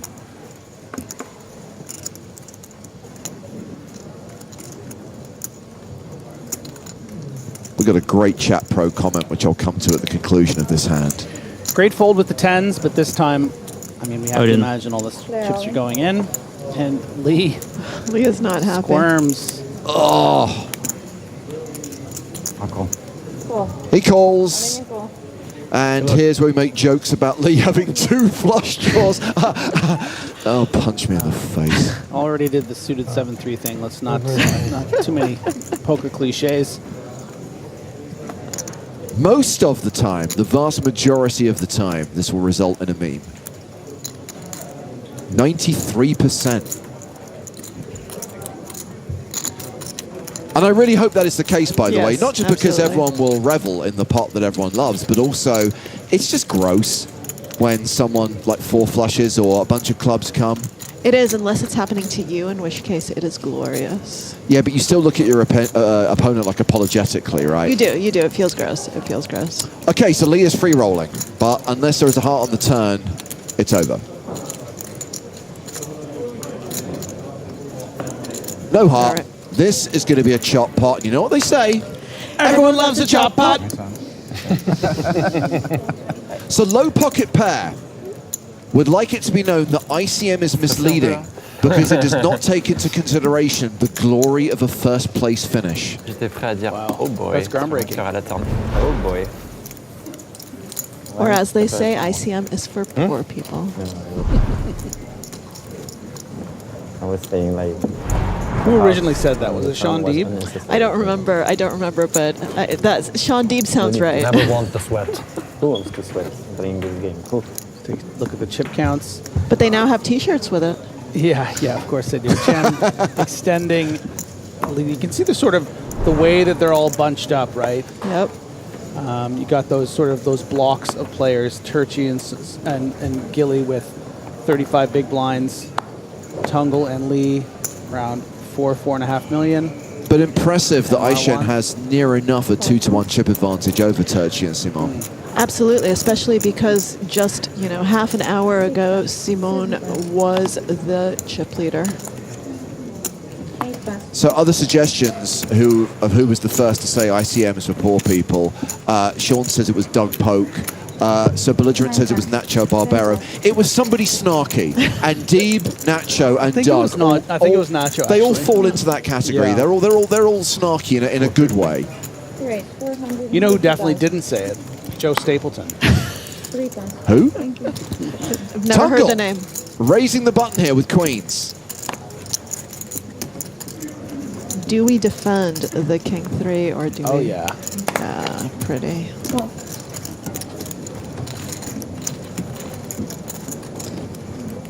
So we go to the flop. That flop is 9-8-5 with only 1 diamond. Tungle near enough a 9-1 favorite here. I like his name. I like his glasses. I like his demeanor. I like his shirt. I like Tungle for this hand as well. Did Marwan just lead? Yeah, this is a weird lead. Well, it's certainly unconventional for the particular hand Marwan has, but as far as, board texture, of course, it is going to favor the big blind. But if you're leading with this hand, then you're probably leading a bit too many. Yeah. Definitely want to work in some sort of 6x, 7x leads. So Tungle's raised there, wins him the pot, now has around 30 big blinds. 386K in live earnings, so could eclipse that with a second or better finish. In other words, the prize for second and first is more than he already has in live earnings. That's a good feeling. A very good feeling. So still at the 100K, 200K blind level. 6 plus. 7 plus. Still 9-handed at this final table. Pretty, pretty. Turchi opening Queen 10. Starts the hand with around 35 big blinds. 9 plus. 10 plus. 1 plus. And this is going to be folded around to Gilly on the button. The 3 plus.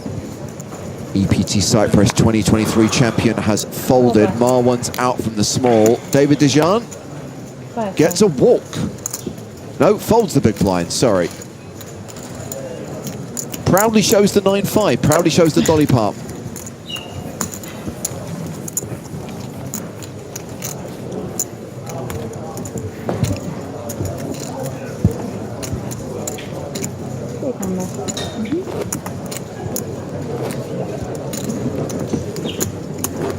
So we highlighted earlier on, Maria, that you played day 1A of the EPT main. Today is day 1B, and I noticed that the official EPT welcome drinks have been scheduled to start when 1B goes on dinner break. So even if you're playing today, you still get to enjoy a little bit of PokerStars hospitality. More excitingly, those welcome drinks are 1 floor up from our broadcast bunker. Ooh. So maybe they'll come down. But basically, when I next have a break, Yes. I will partake. Absolutely. Absolutely. That sounds like an excellent idea. And I saw Griffin's eyes light up. He's like realizing I'm out of here in 45 minutes. So yes, please. 1 plus.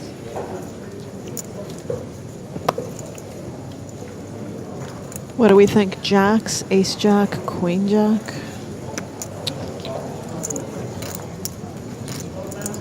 I'm going to say Queen of Diamonds. Yeah, I don't think he's going to be raising the offsuits right now in this situation, 9-handed. So likely any and all the ace-jack combos, king-jack, queen-jack suited, maybe jack-10 suited. Okay. Well, it's raise and take it. We're never going to see the other card, so I'm going to say with 100% certainty that I was right and that it was Queen Jack of Diamonds. I am a genius. You are. Thank you. You are. We could have told you that before. I appreciate it. Oh, he makes us. Don't worry. Griffin knows what side his bread is buttered. By the way, Zishka's dropped down to 6 big blinds. Kaufman down to 5 big blinds. We're talking hyper danger zone now. Yes, absolutely. That was worthy of a squeak.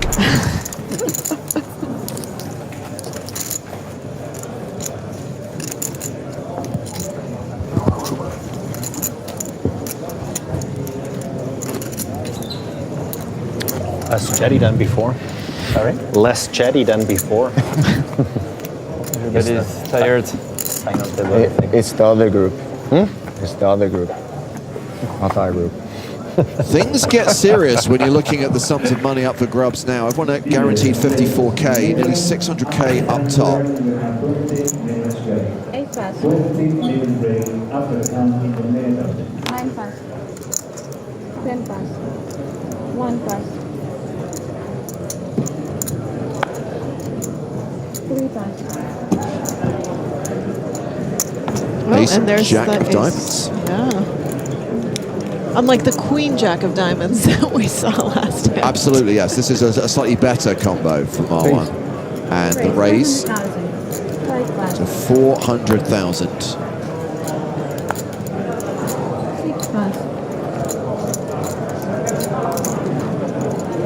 Folded to Kaufman, who's super short in the big with Queen 5 of clubs.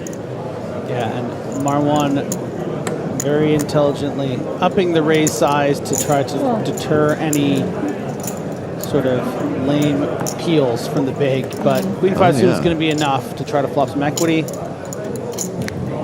Arguably not enough though, just the one club. Kaufman checks, Marwan continues, and Kaufman folds. So the aforementioned EPT main event will be on the menu for tomorrow and for the rest of the week. We're streaming day 2 all the way through to the final table on Saturday, live every day at 3 p.m. at Central European Summer Time.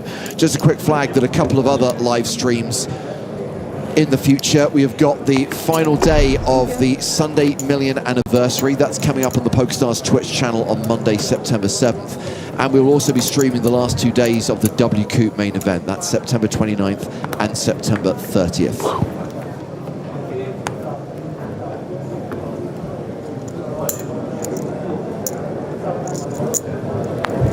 I know you've got some travels coming up, Maria, because weirdly I now have an insight into your travel schedule, but you won't be at Maryland live, right? You're not going to the Maryland State Poker Championship? No, unfortunately, but you will be. I will indeed. That will be quite a fun stop. I will be with you in spirit, James. Thank you. No live stream from that one. I get to play some poker. When is that? That's immediately after Barcelona. In fact, there's a bit of overlap. I only get to go for the last few days. 4 pass. 5 pass. Momo, t'arrives à pique, frérot. Lots of queens at this final table. We have seen specifically the ladies love it.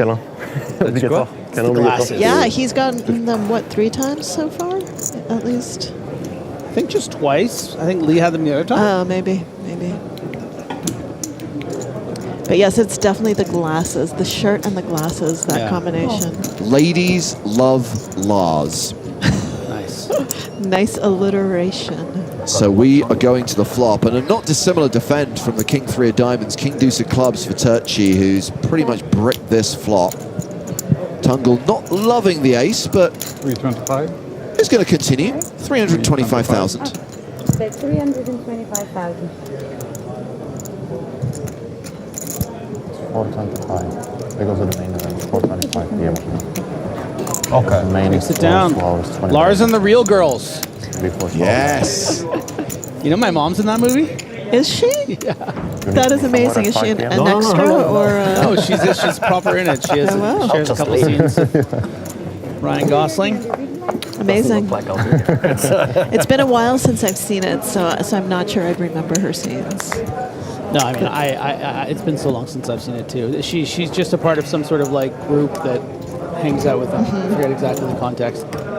I will tell you a cute insider story she told me though that he was with Rachel McAdams at the time, and he wanted to knit her something for like her birthday or so they helped her teach him how to knit, and he knit her like a sweater. Oh, that's so sweet. That's so sweet. 1 pass. I forgot they How were are they doing? After the notebook, right? yeah. Didn't work out, but that's life and love. But then sounds like a good boyfriend. Ava Mendez during the filming of Place Beyond the Pines, and they're still together, right? Yeah, they have kids.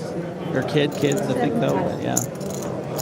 He said he fake played a family with her and never wanted to stop. Aww. That makes me happy. So we saw sevens fold. to the open, and now we've got King Queen in the big blind.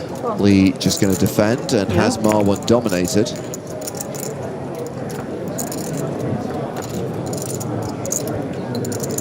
And it is a jack high flop, the rotation in Marwan's favor.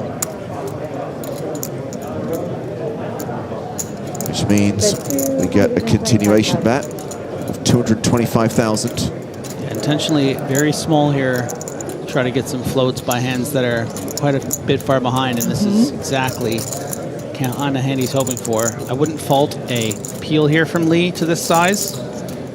You know, a hand like pocket eights is going to make the same kind of bet, and you have so much equity against a hand like that.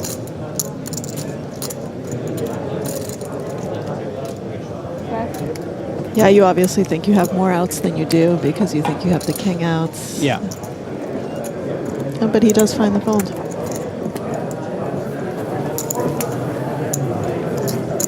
Yeah, good result there, but probably should consider a call there. What was that, 200 and something into 1.1? Yeah, I think I would have called. Yeah. So we have Marwan playing around 25 bigs, and then we've got Lee on 17 big blinds, Dijon 11, Zizka 6, Kaufman 3. Big blinds. But Kaufman has come back from 2 big blinds before, and he is still here. So. And look how much he's done with it. Hey, he laddered. He laddered.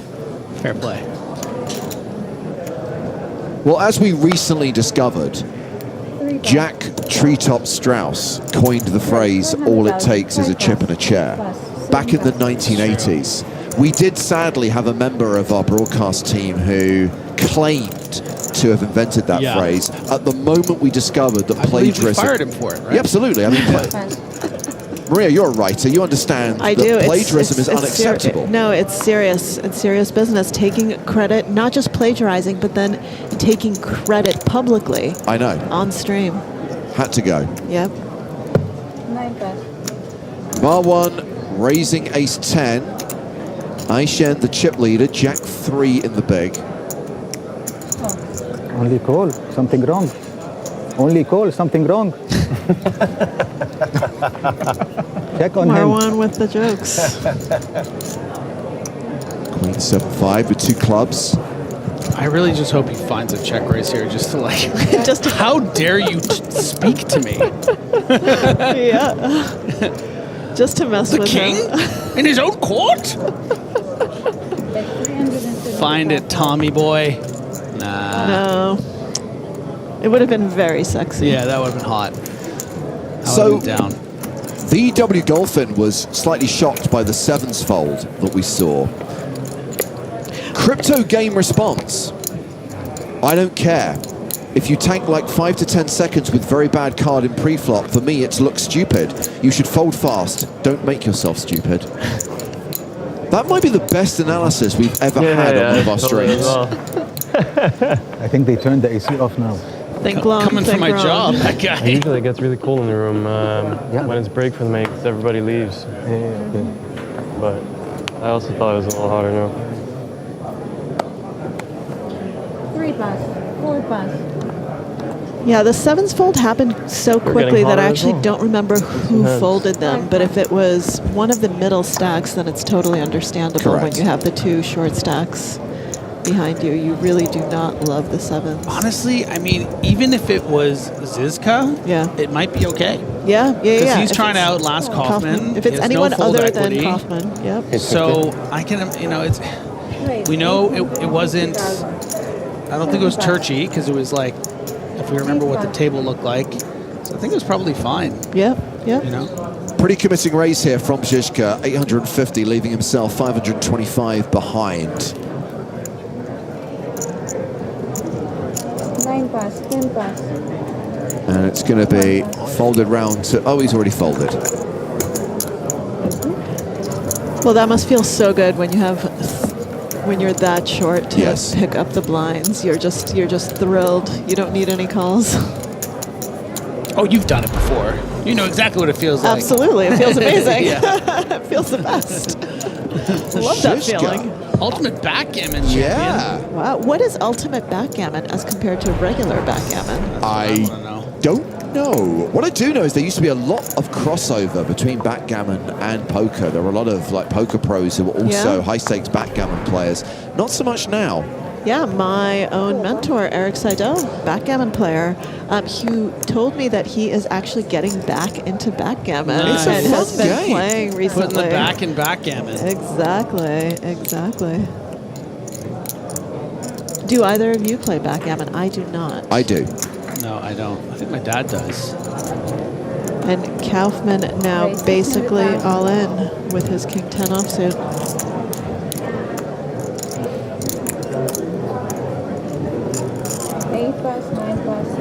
I think it's just a brand, the Ultimate Backgammon Championship, which takes place in Monte Carlo. Oh, okay. So he's a grandmaster and coach, also wrote a backgammon strategy book, and he won that championship in July of this year. He's also a World Series of Poker bracelet winner. That was last year, 2025. He defeated Sean Deeb heads up. Nice. Call. Oh, wow. So 600, right? just calling, just in case he gets the ace, king, queen, black. Could find a fold for the additional one big blind. I mean, every blind counts. Absolutely. Ace, king, six, Ace, black. it's What's the great play I am right now? Pretty good. You called it. You called it. Check. Do you need me to call you a genius as well, or do we reserve that for Jane? Just quietly. whisper, Okay, I'll say it quietly. So just you're a genius. I was worried you were going to turn off the mic to say it. Pretty much the worst thing that I can have here. I mean, Gilly's getting an amazing price, but no. We fold. We save that extra blind. Every blind counts. This is why we just called pre. 175. We fold. Nah. Nah. Correct. Nah. Do you have a pair? Yeah? Below the 6? See, that's what when he's asking that question, he was asking, did he have like fives or something? Yeah. And he was still less than live, a blind. right?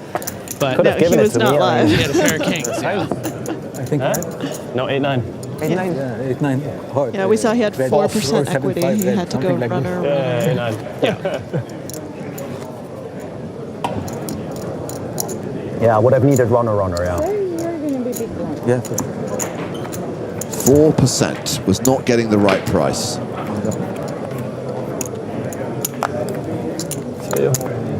And 69. Giggity. 5 pass, 6 pass, 7 pass, 8 pass, 9 pass, 10 pass, 1 pass. So round to Gilly in the small blind. Respect your neighbor. Call. Call. Respectfully. Respect check. A respectful call, a respectful check. Let's have a flop.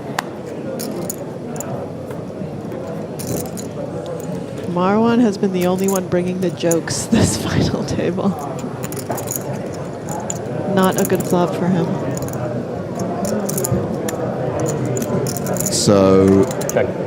top pair for Gilly, who checks to Marwan, who checks it back. We get a deuce on the turn, so bottom pair for Marwan, but he is pretty much a 9-1 dog.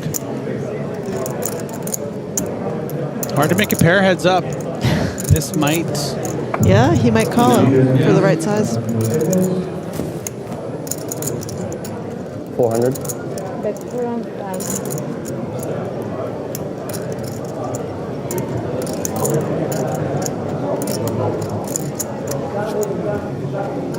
Pass. Oh, he folds. Good fold. Good fold. Maria, sadly, your time with us is over. But I will miss you. I will miss you both. hopefully we'll see you at tonight's welcome drinks, and more importantly, we will see you in action tomorrow on day 2 of the EPT main event. Possibly a feature table, possibly a second feature table appearance. I'll put in a good word for you. Thank you so much. Do I have an in? Do I have an in with with the commentary team? Considering that we're several hours behind real-time action and have no say over feature table selection, Absolutely. no. But I will. I know some people. Don't worry. Oh, we know people who know people. okay, All right. It's been a pleasure, gentlemen. always. Our thanks to Maria Konnikova, who, yes, is going to be bringing a decent stack into day 2 of the main event, which we will be streaming tomorrow from 3 p.m. local time. You can follow every day of the European Poker Tour here on the PokerStars Twitch and YouTube channels. 3 p.m. broadcast every day, right through until next Saturday. It's really counterintuitive of me to say that, Griffin, because normally EPTs finish on a Sunday, but this year Barcelona finishes on a Saturday. It's true.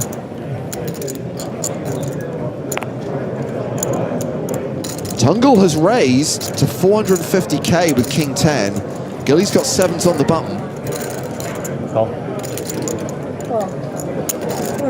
Yeah, pretty nice little spot to play as a pure call. Too strong to fold, certainly. No real reason to 3-bet, so not a lot of post-flop spots with these kind of middling hands you're going to see on a 9-handed final table, but because they're late position, very standard open, very standard call, and we get a very favorable board for Tungle, who I would imagine is going to continue with a bet. And Simone will tuck tail and run. You're gonna see, Andrew. I really had 9-6. Not joking. Did you see it? You're gonna see it. I really had 9-6 off. I had 10. I cannot not do it. Really? Yeah. Yeah, you're gonna see it. And it's funny because I made a joke. Yeah, like I cannot not do it now. You're gonna see the hand. It's 9-6 off. Please do it again now. Yes. At that moment. No, I think one time. One time is enough. One time. I had it. Yeah. No, for sure you had it, but I wonder what. I was hoping you get crazy. I did. Yeah. I don't need a lot. If you've been with us on the broadcast since the beginning of our coverage, they're of course referencing one of the early hands from the start of the day, where Dijon made a very sort of unconventional flat call from the small blind off 20 big blinds with pocket 10s, and it induced a 3-bet squeeze from 6-9 off from Marwan, and they're joking about how Marwan felt like he had to do it, the meme of a hand. And it's funny when you see these things sort of develop. They're playing for hundreds and hundreds of thousands of euros, and sometimes, you know, the bit is too strong.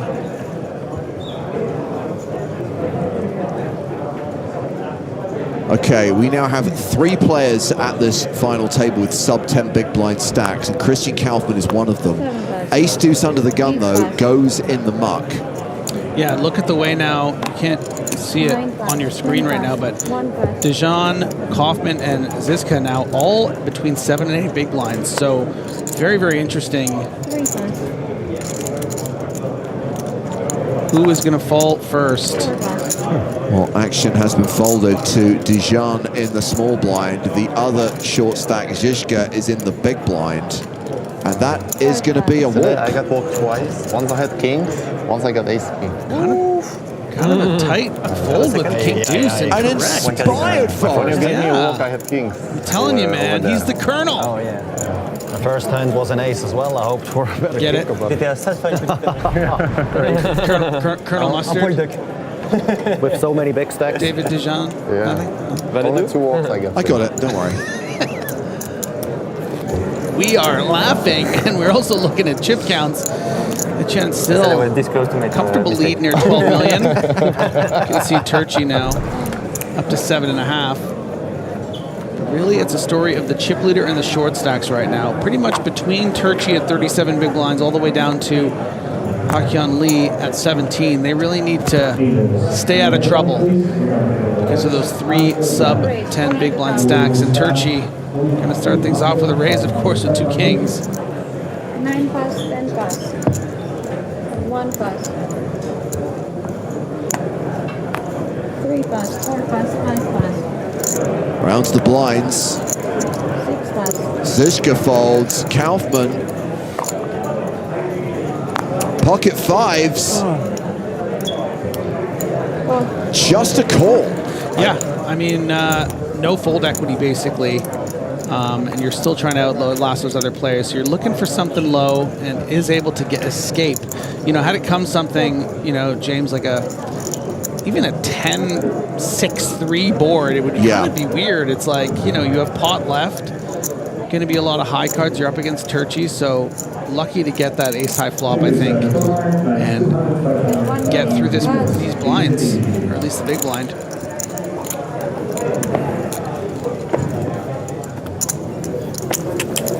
Good for you didn't hit kings. Okay. Kaufman is the shortest of the shorties with just 5 big blinds. Almost ripped. Pre-flop? Keeps you alive once again. Seed and a chip, seed and a chip.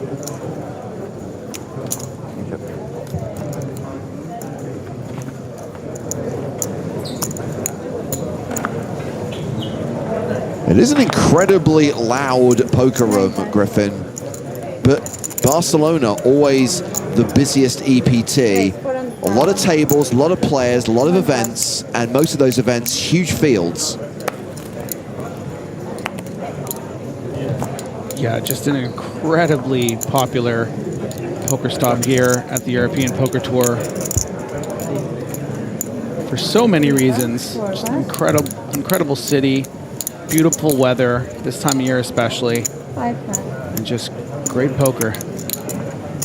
Were you telling me that...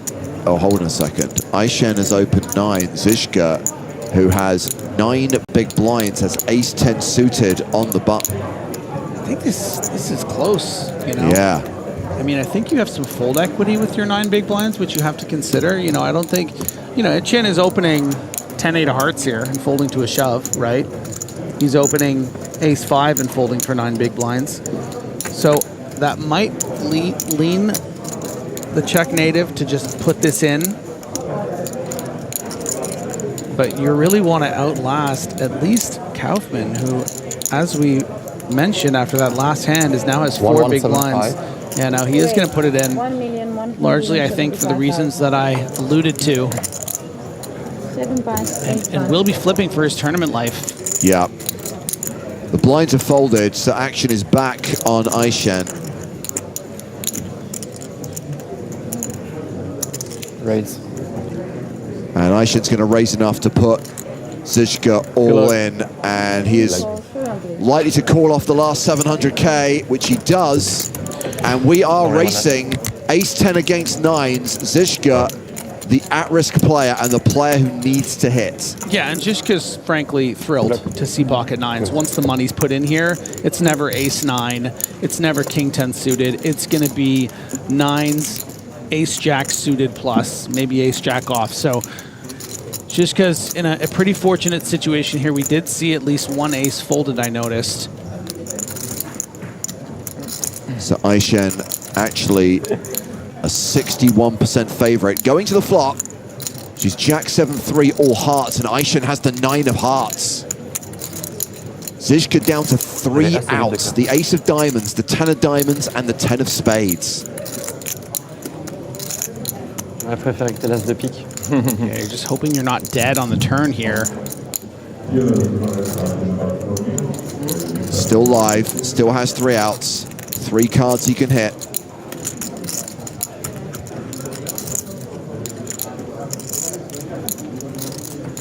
River is the jack of diamonds, and Zizka is KO'd. First player eliminated from this final table. Cashes the PokerStars Open High Roller for 54,160 euros. We're down to 8 players, and Thomas Aishen extends his chip lead, now has that 2-to-1 advantage, Griffin, over the player who's second on the leaderboard. Yeah, it just feels destined. You know, we don't like to maybe use those kind of terminologies with 8 people left, but we've just seen him do it before in this very building. He's struggling in Barcelona anyhow, right? So 14.2 million, more than 70 big blinds for Thomas. No, I was surprised when you were telling me earlier, Griffin, that yesterday was the first time you've ever made it up to the roof, up to the swimming pool. I think of the number of times you've been to Barcelona, the number of times you've stayed at this hotel, and you've never experienced that before. Well, you know what I realized today when I went, there's two pools. And I have been to the other pool, that's why I just didn't recognize the roof pool. So I had been to the lower one for sure. 3 bucks. Tell you who is thrilled right now is Christian Kaufmann. Kaufmann, who gets a real nice pay jump with just 4 big blinds. Absolutely. What was that, like an extra 16 grand? 4 bucks, 5 bucks, 7 bucks. Yeah, and if he wasn't turning up the heat before, Tomas is definitely gonna be raising with impunity now. Lee, nice little opportunity to flick in 200K, try to get lucky. Thank you. Sorry. So Erico asking on YouTube about familiar faces. I mean, we've got the reigning EPT Barcelona champion, Thomas Eichen. We've got another EPT champion in Gilles Simon. We've got David Dejean, who made the FT of EPT Monte Carlo this year. So there are players at this final table who we've seen many times on the tour.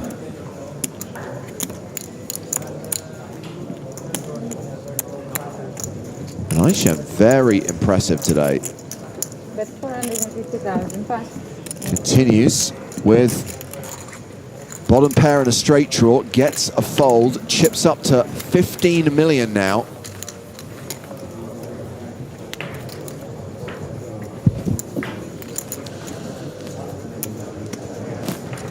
One lead down to 14 big blinds. But remember, you've got David Dejean playing 8 and Christian Kaufmann playing 4 bigs. Yeah, I mean, it's Dejean's job now, particularly, to really try to outlast. I mean, he's going to get hit in the big blind before Kaufmann is. Yeah. Something really important to note, but you know, there's something about the way Dejean plays. I mean, he seems to bob and weave quite well, avoid confrontation. You know, there was a hand earlier in the day where I think he had an opportunity to potentially 4-bet all in with a pair of 5s in late position. Didn't do that. We saw, you know, folding blind on blind a king deuce even with 8 big blinds, blind on blind. Like that's you know, a shove many days of the week, but dodged the ace king. Showing some interest here, but nah, just some posturing. No problem. Maybe nailing the dealer with the card happens. 7 bucks. They're used to it. It happens sometimes. Occasionally the dealers get the players with the all-in triangle, and that can cause some damage. Yeah, that's how they get you back. I've literally seen a player's fingers bleed at the table because that all-in triangle came in a bit too hot. Really? Yeah. I will not name and shame the dealer responsible.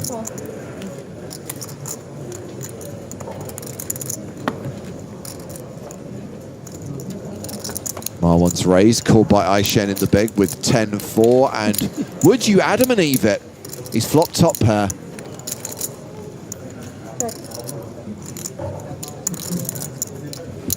Thomas with the Roger that. 10-4. And his pair of 10 still good on the turn.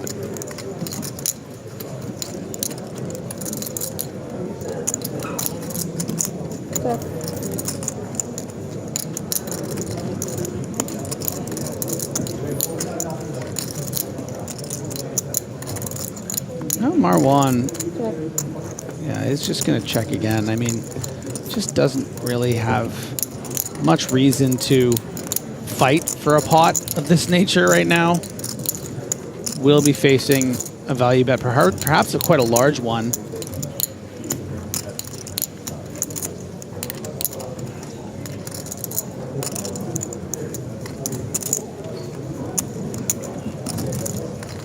Chen's got to know here that he is just a massively ahead with this 10 based on the action to the river. Maybe hoping to catch Marwan with something like an ace-9.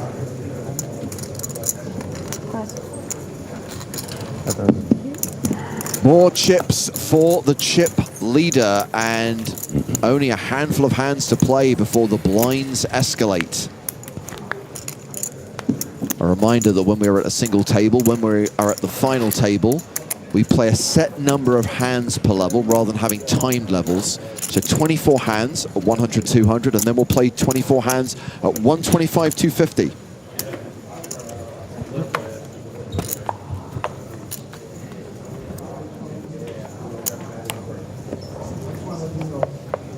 "24 hands, 7 days of coverage, 24/7 here at PokerStars." Don't make it any Almost easier worked, for us. Griffin. That almost worked. Right? I can give you 4 3 bucks, 4 bucks, 5 bucks, 7 bucks.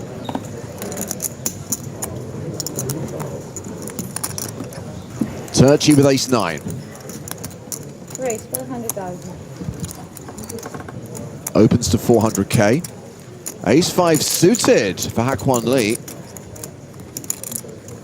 Come on, let's get funky, buddy. We just can't do it with those short stacks.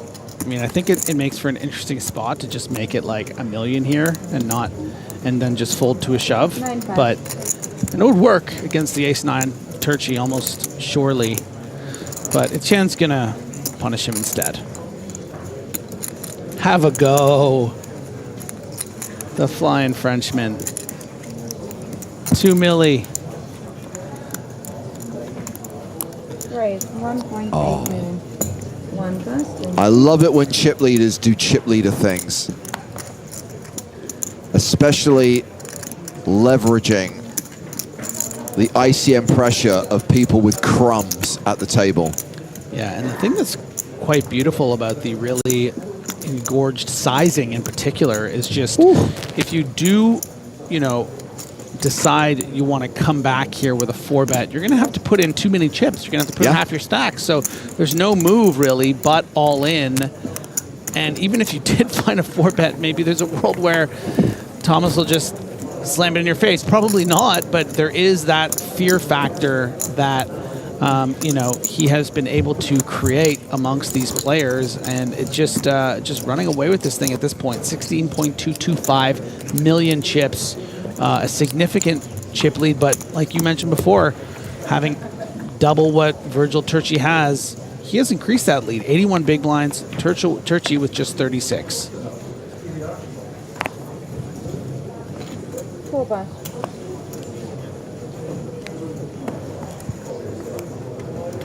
Well, Kaufman's already laddered one spot, hoping to ladder another.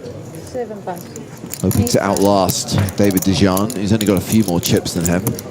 9 bucks. Yeah, I mean, once Dijon and Kaufman fold, it's just like everybody just needs to respect what's going on with. Thank you. He might even just wonder what the effective stack is here. 32 big blinds. Right, 400,000. He is considering his options regarding just open shoving, but deciding it's not really worth that, and wins another one. Playing the last hand now of this current level 1 and 200k. Last hand. So this will be the last hand of the blind level, as Glenn just announced at the table. Not a good thing Aisha for not us. worried about the blinds going up. 16.7 million chips. It's alright. I feel well this one. It's my end. Feel it? Superstitious. Action starts with David Dijon, who has 8 bigs.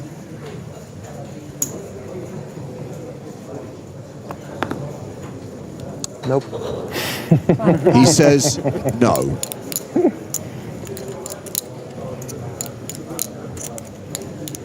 Kaufman. Right, 650. I mean, any raise he makes is pretty committing. 650k, leaving himself 325 behind. We've only caught one of his cards, the Jack of Spades. Pocket threes for Gilles Simon in the small blind. 325. Actually a bit weird from the small blind, because you have to worry about Marwan behind with 20 bigs. Yeah. Cool. but because the raise is to just over 3 big blinds, it's not like Marwan's always going to overcall or do anything funky, but he might just shove here and take down Gilly's money. The risk, of course, is if Simone is trapping, but isn't in this case. And I would expect we're going to be racing between Kaufman and Marwan, and Je dirais pas non. Simone gets away as cheap as possible. So Marwan shoves at the snowman's. Kaufman calls it off. Dead money contributed by Gilles Simon. Maybe. Come on. Is it a race? Are we flipping? Come on means race to me. Mets-moi le petit. He's got that king jack. Sorry, I'm rooting against you. King of diamonds. Queen jack. So close. Fully understand for 22K. Triple up with king ice. All the poker players are hypocrites. They say good luck. Yeah, that's actually the call from Simone is huge for Kaufman here. Absolutely. He's going to vault well past David Dijon, sitting with 8 big blinds. It's going to be hard to come back from this. 8 on the flop, a set for Marwan. Yeah, 9 or 10. Otherwise, 16 outs to hope. You can say goodbye to Christian Kaufman. Oh, we get ourselves a sweat. Always a sweat. Kaufman picks up 4 turns, 4 outs on the turn. She can. If you want to. The river card. It's a 10! What the hell?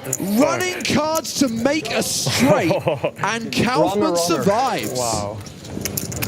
This is gonna That be is a new not an insignificant queen check again. amount of chips. 8-7-4. Hey, go for it. Go for it. Brings Kaufman to 2.8 million and leaves our boy Marwan with just 3.2. I mean, that's a huge swing at this final table for someone that started the hand with 4 big blinds. So Kaufman, Lee, and Marwan all have pretty much the same stack. David Dijon, 1.2 million, 5 big blinds is very much the player everyone is looking at now to say, you're going broke next, pal. FT doesn't feel like a flip. Colonel's in trouble. Doesn't feel like a flip anymore. Yeah. Thank you so much, especially for the last hand. I mean, what was he, 96% on the flop when he hit the set of 8s? God, it's got to be even more than that, it feels like, no? It's a pretty gross way for Marwan to lose that race. Can die, won't die. Can believe. Mar won, more like Mar lost. And a reminder that with 8 players remaining, everyone is guaranteed 70,400 euros. 1 ladder, that's an additional 22K, and then it's 6 figures and up. 120K for 6th. Jumps with every elimination, more than $250,000 for 3rd, 371K for the runner-up, near enough 600,000 euros for the champion of this PokerStars Open High Roller here in Barcelona. Pleased to say we have a side order of squid being served up. Sam Grafton rejoins the action. Hey everyone, hey Griff. I just turned up to see how Scott Majerison's doing. Is he chip leader? Is he in the middle of the pack? Where is he? Where's our boy? Nah. If you don't see him on screen, if you don't see his name, he ain't in. He is moaning to someone right now. Oh, yeah. He has got someone in a corner by the bar. He's telling him, you Big wouldn't, boy too. You're not you going wouldn't anywhere. believe this hand. Why do I run so bad? Why is everyone so bad? It's like he's really good at poker. He plays all the time and he never wins. Sort of the opposite of you, Griff. You're more the occasional punter. You always win. Yeah. It's just, I don't know. Scott Margerison, 11th place finisher in this tournament. Well, that's where my mum would be. Well, that's great. Yeah. 11th out of 50. How many? Well, that's bloody brilliant. That is. Yeah.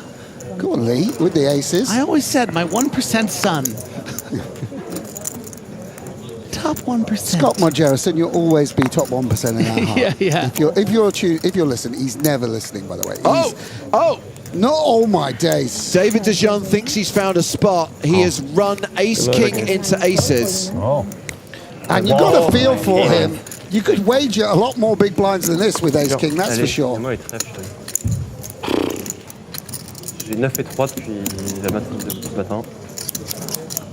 David Dejan is going to need to get lucky to survive here. Wowza.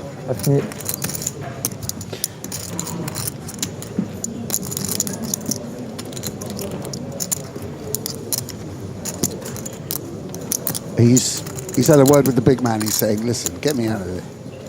Get me out of it here. No, don't be too despondent yet. It's not over. That's it.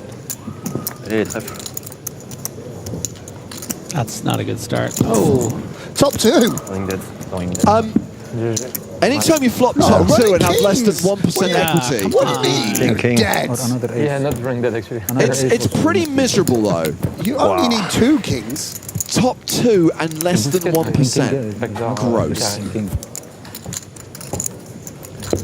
Dead on the turn, and David Dejan is the 8th place finisher in this high roller, cashing for 70,400 euros. Yeah, GG to him. That's a bust out no one can avoid. Ace King against aces, nothing you could do. Battled hard when I was watching him earlier. Be disappointed, but as we were saying, an amazing run to make it to a final table of a tournament of this magnitude. Of course. Off the back of his final table appearance in Monte Carlo in the EPT Main Event. Meanwhile, Hack 1 lead chips up to 4.7 million, just shy of 20 big blinds. We are now at the 125, 250 blind level. Marwan has 12 bigs, Kaufman 9 bigs, so we still have a couple of short stacks at this FT. Yeah, it's a pretty normal distribution. Very significant spot pot for Hack 1.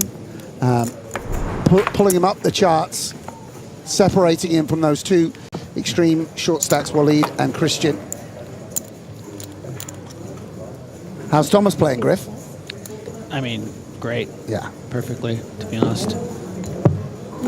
And what an amazing turn of events for Christian Kaufman. You know, all in with the Queen Jack on the 8-7-4 pre-flop against pocket eights, running 9-10. One hand later, and he's just made an additional 22,000 euro. And in contention with these 9 big blinds. 7-4 of clubs in a dream. Yeah, why not? Let's see 3. Has made the call. See if he flops any equity. Just the 1 club. And Aishen, huge favorite here with second pair. Yeah, not the board you were looking for with 7-4, unfortunately.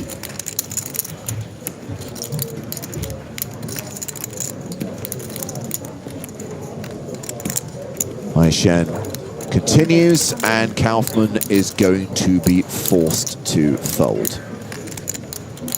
Yeah, just nothing you could do here, unfortunately. There we go, into the muck.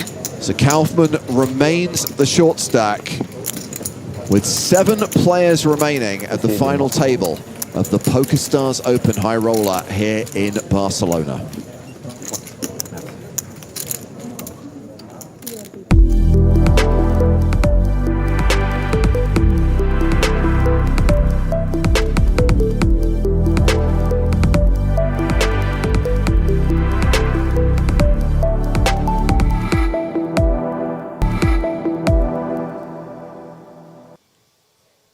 Don't forget, we still have 6 days of live coverage to come from EPT Barcelona. And then, once WCOOP starts, we have the live stream of the final day of the Sunday Million 20th anniversary. This tournament is already underway. It's a phase event. It will conclude over the first weekend of WCOOP, and that last day, Monday, September 7th, you can watch Cards Up coverage on the PokerStars Twitch channel. Griffin, you get to go to the player drinks, you lucky boy. Wow, he'll be mobbed by fans from around the world at last. Their chance to shake hands with WSOP 8th place finisher. Well, what a treat for some unlucky qualifier. At least they get hoodie and merch. The thing is, I know however horrible I am to Griffin, you'll always be worse. He deserves it. He's a very lucky man in general. Yeah. It'll be easier for everybody, especially for the dealer. Does Thomas play online? Do we know much about him from that perspective? Is he based in France and playing under Harvard? I don't know where he's actually based, to be honest. I mean, I've seen him over the last few years, occasionally making deep runs in live events, and obviously we saw him win the Barcelona main event last year. Yeah, this is quite remarkable back-to-back. Thank you. Quick colour up. A little bit of business to make stacks a bit more legible. Oh, that's it, sorry. How much do you have now? A lot. Wait, I just play my hand and I tell you wait. No, first you tell me. It's about 18 million. Near enough a 3-to-1 chip advantage on Virgil Turchi, who's second in chips. Yeah, that's a very nice position to find yourself in.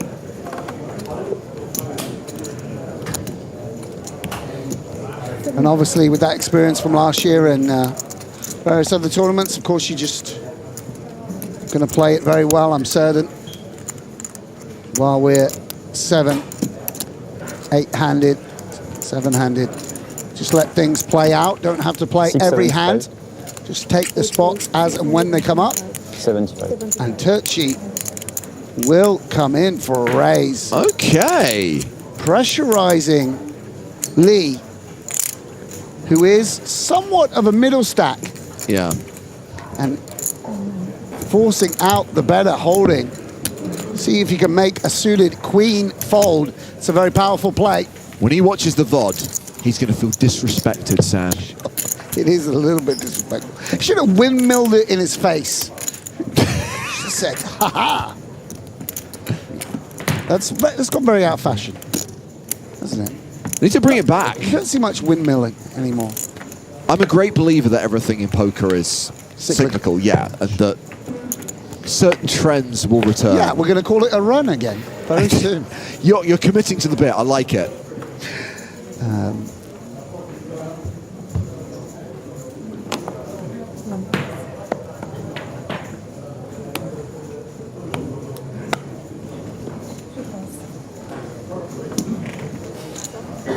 Thank you.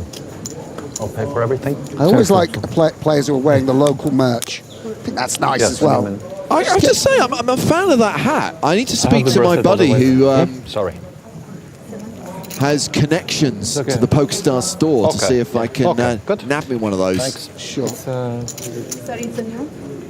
Also, security is very low. Maybe he's shoplifting. You could shoplift. Sure, no one's going to stop James Hartigan. If you just walk in there, you're the face of a global company. Just take it off the rack. Dare security to stop you. I mean, why don't I risk my entire career to steal a baseball cap, Sam? That's really solid advice. No, if you're going to risk your whole career, do it palming £50 at the local casino. That's how I would go down in a blaze of glory. Don't know which player you're talking about. Yes, exactly. That was a random, mystical, non-real example that just popped into my head. Griffin would have appreciated that one. If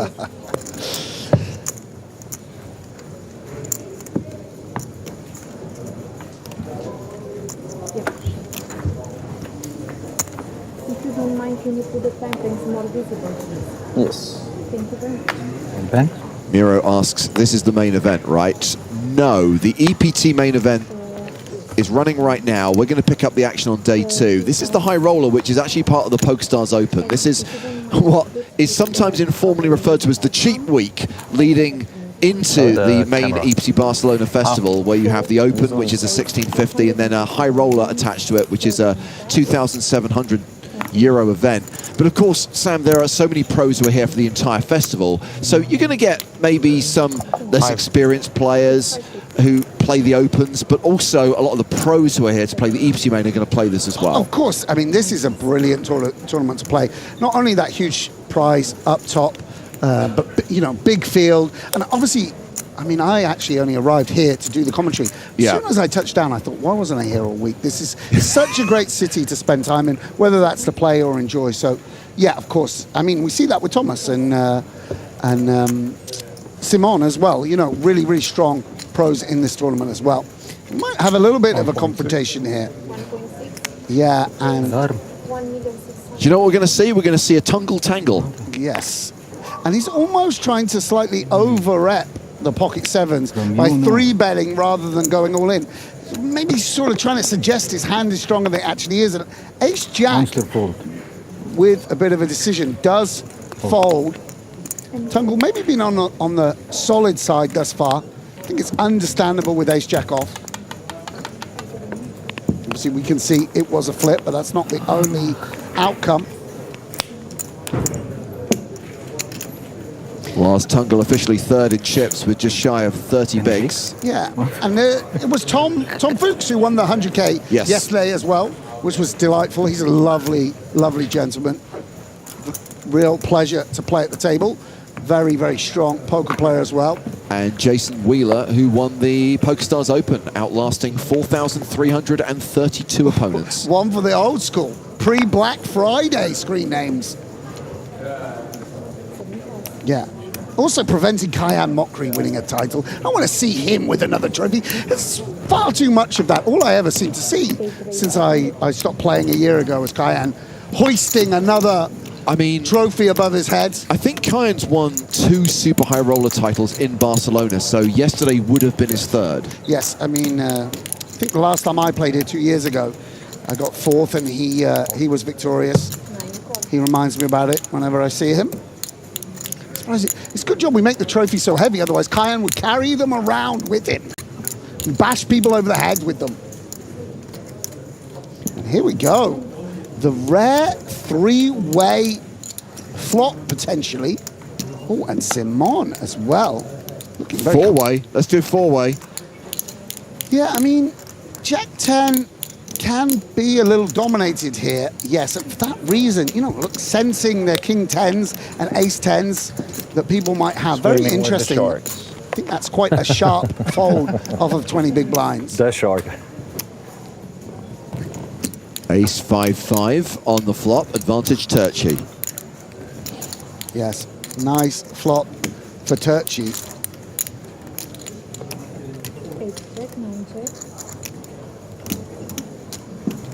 Fives quite discounted from people's ranges.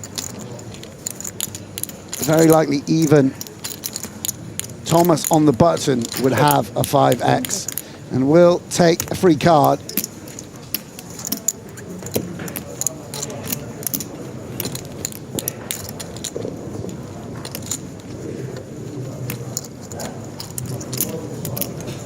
What does Turchi want to do with the ace 10? Very occasionally, Aishen can have a worse ace x. Do you want to just clean up equity, get a little bit of value on occasion? Again, there's not so many flush draws in people's ranges, but why not charge them on the occasions they do have one?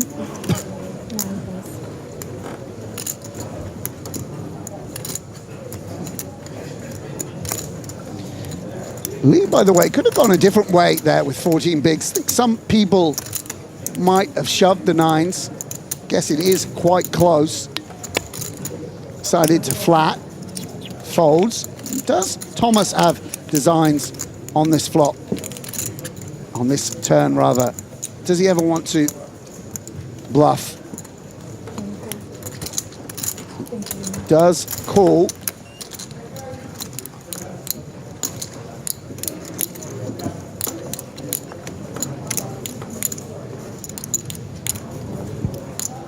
Turchi with aces and 5s with a 10.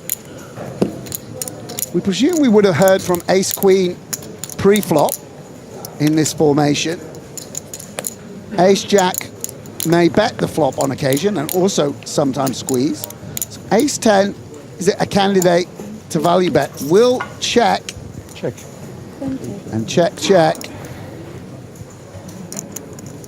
Showdown and win.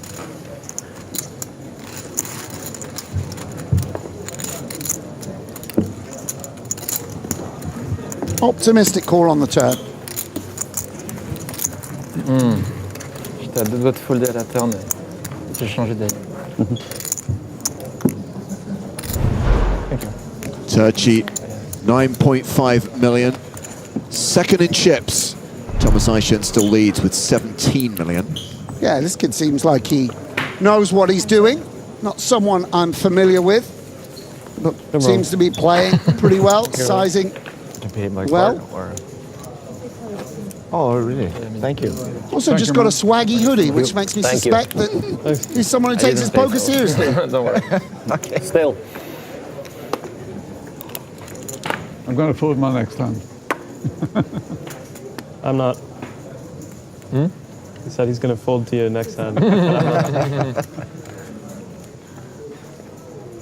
Feel a bit of camaraderie breaking out at the table.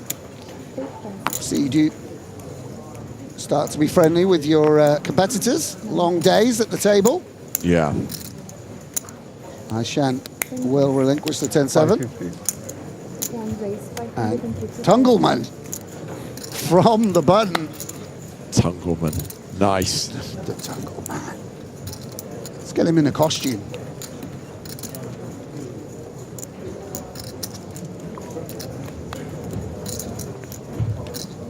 Don't make Tungleman become a Helmuth acolyte as well. So, all in from Simon. No messing around.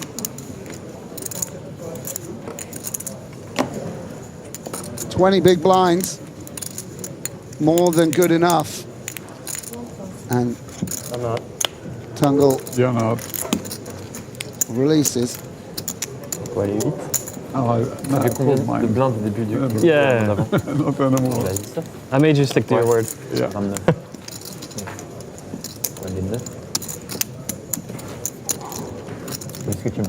Kaufman's dropped back down to 5 big blinds. I guess it's actually 7 bigs, but 2 of them are posted on this next hand. Yeah, and that's going to keep everyone quite in line. Kaufman will bust in the big blind or small blind quite often, or at least be all in, I should say. Not necessarily bust, but will be at risk. That really forces Hakhun Lee, Waleed, Marwan to tighten up.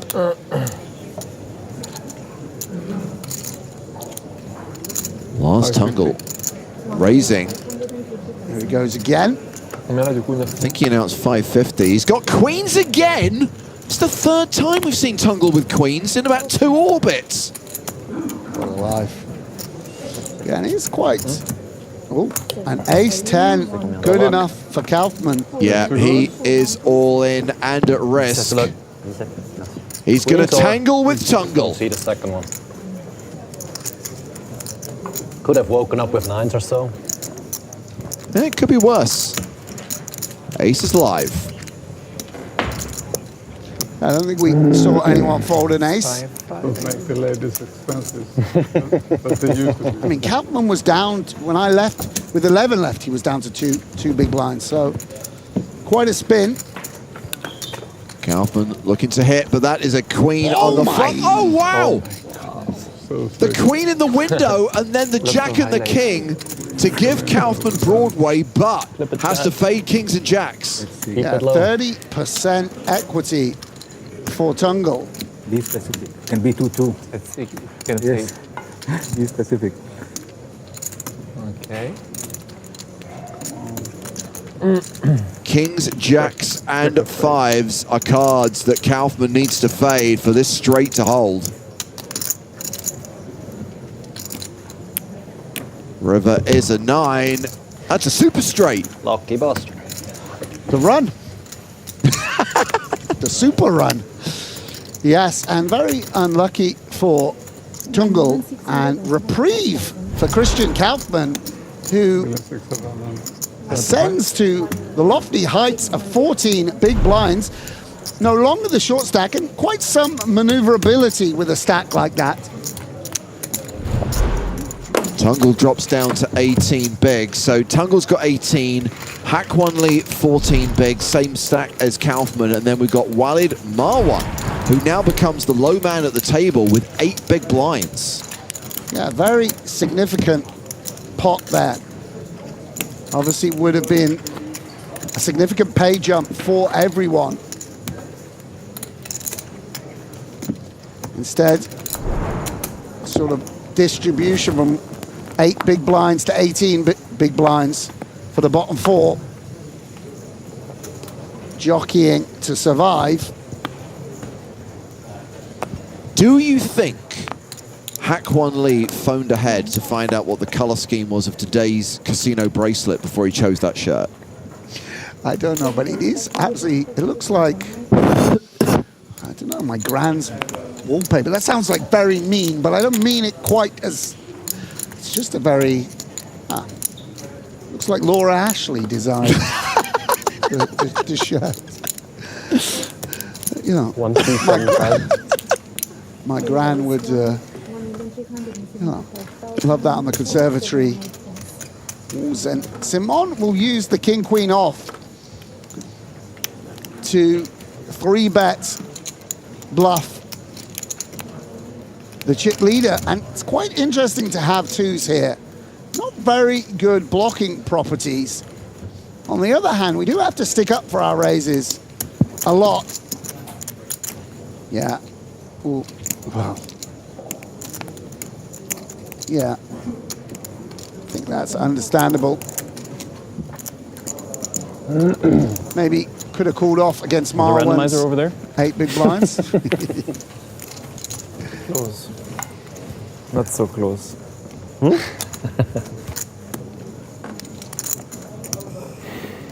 Oh boy. Painful even to relinquish pocket 2s. Nice pickup from Simon.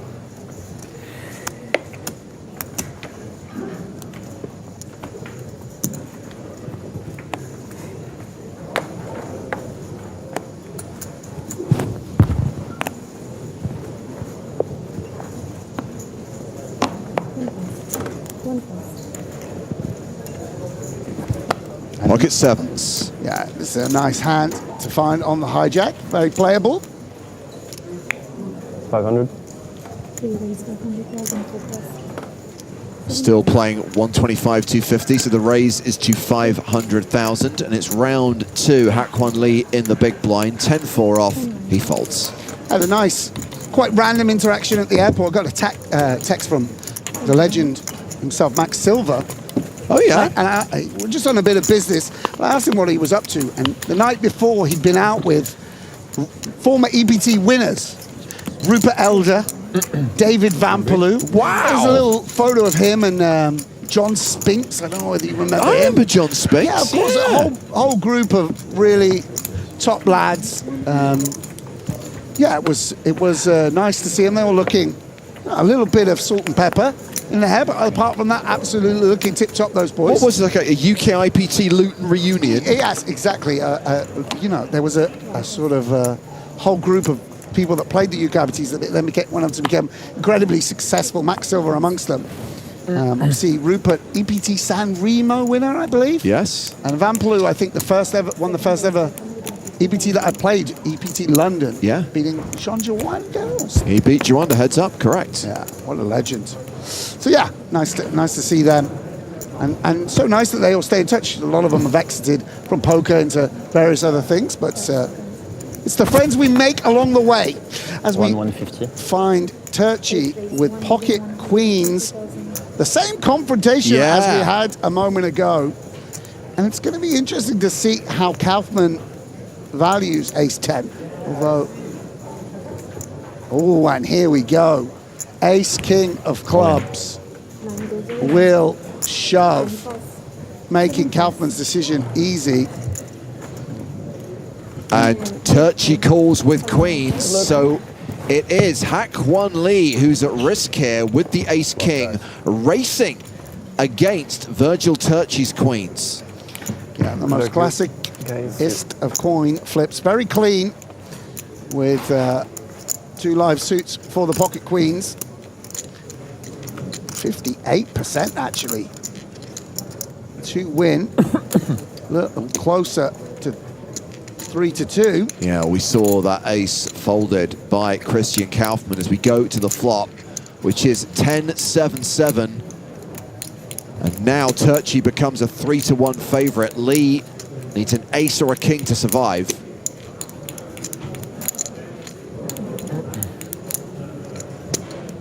Nine on the turn.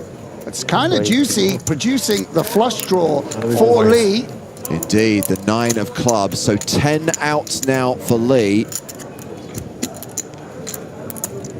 Still needs to hit on the river. I'd love to see it come in for Lee and stick around. It does not come in, so Hack 1 Lee exits in 7th place. He cashes for 92,540 euros. That is another ladder for Christian Kaufmann, who's now guaranteed 120k. Also a ladder for Walid Marmon, who's the super short stack right now. Yeah, of course. I mean, Lee seemed to play very well, and I'm sure he knows he's not supposed to get it in too lightly, but ace-king in those positions with the possibility of the button having some 3-bet bluffs, I think anyone would put it in there, and just on the wrong end of the coin flip, he can leave with his head held high. And for you. 92,000 from 2.5k buying. Again? A very, very I tasty. folded an ace. Thank you, guys. Teamwork. Good for everyone except him, yeah. Yeah, and we see Turchi shoot up, challenging almost Thomas Eichen. 13 million chips, 52 big blinds, very, very healthy stack. He is opening into Thomas, so he's still going to have to proceed somewhat cautiously. But it's a very, very, well, I say that, here we go. See him putting the chips to work immediately, opening into Tungle's big blind.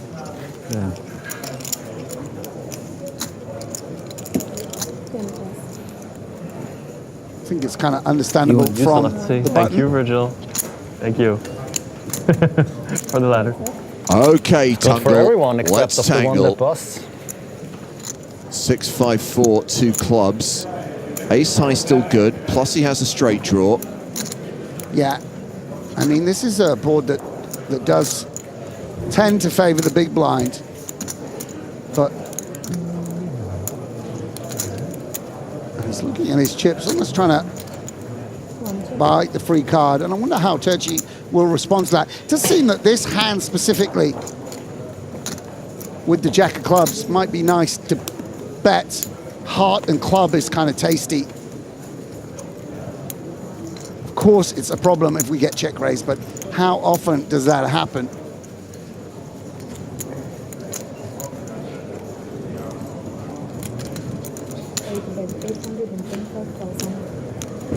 Turchi bets 825k and a quick fold from Lars Tungle. Yeah, sizable bet. No question of continuing with the ace, deuce of diamonds. Sorry. Can you ask Flo for a chip raise for me? I think now on the break. Now there's a break. Yeah, the break. I think now the break is 5:30, no? How late is it? You got to watch? You got to watch. It's 5:30 now. It's 5:30 I think now. there's 1 minute. Okay. I think. One more hand, then we have break. Okay, good. So this time you will have 15 minutes. Okay, 15? 15. Okay. Players are going to take a break, but we don't take a break. Play the main event maybe. We'll be straight back with continuous coverage of this PokerStars Open High Roller. It's like a Christopher Nolan film.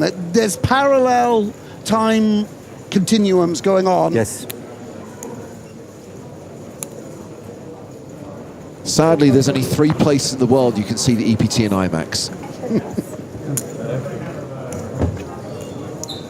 Marwan getting it in here with ace-king, gets through the small blind, and is going to get through Gilly in the big blind. Yeah, nice pickup for Walid. Good break now. Yeah. Now break.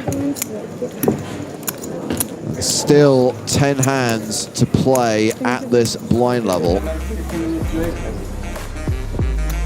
Aishen leads with 15.9 million, 63 big blinds. Turchi, the other big stack, he's chipped up to 13.9, 55 bigs. Everyone else on the low side.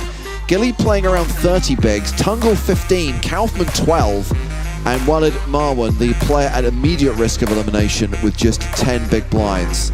And with 6 remaining, 120k locked up. of course, jumps with every single elimination. 156 for 5th, 200k for 4th, more than $250,000 for 3rd, 371,000 euros for the runner-up, and the winner, as well as the PokerStars Open High Roller Trophy, will claim the better part of 600,000 euros. And we will play on tonight until we have our champion. This is the 3rd and final day of this tournament. Yeah, it's really nice to see one of the so-called side events, see that final table go down. Because often the way you experience the winners of the Open, the winner of the PokerStars Open or the PokerStars Open High Roller, is just, a winner's pick that pops up on your timeline or what have you. But each trophy, each win, comes from a lot of hard work, a lot of battling. It's a real achievement to win a big side event like that. And we can see that, with the sort of level of skill on display in these final 2 tables. Coming into this festival, we had thought, and it was the original plan, that the 100k Super High Roller would conclude today, but with a pretty small field, I think only 17 players came back for day 2, and only 4 were going to make the money. It was clear that it was going to get done in 2 days, and obviously better for the players to play to a winner last night and not come back with a 4-handed final table. So hence our ability to showcase this tournament today. Yeah, absolutely, and what a great alternative it's proving to be.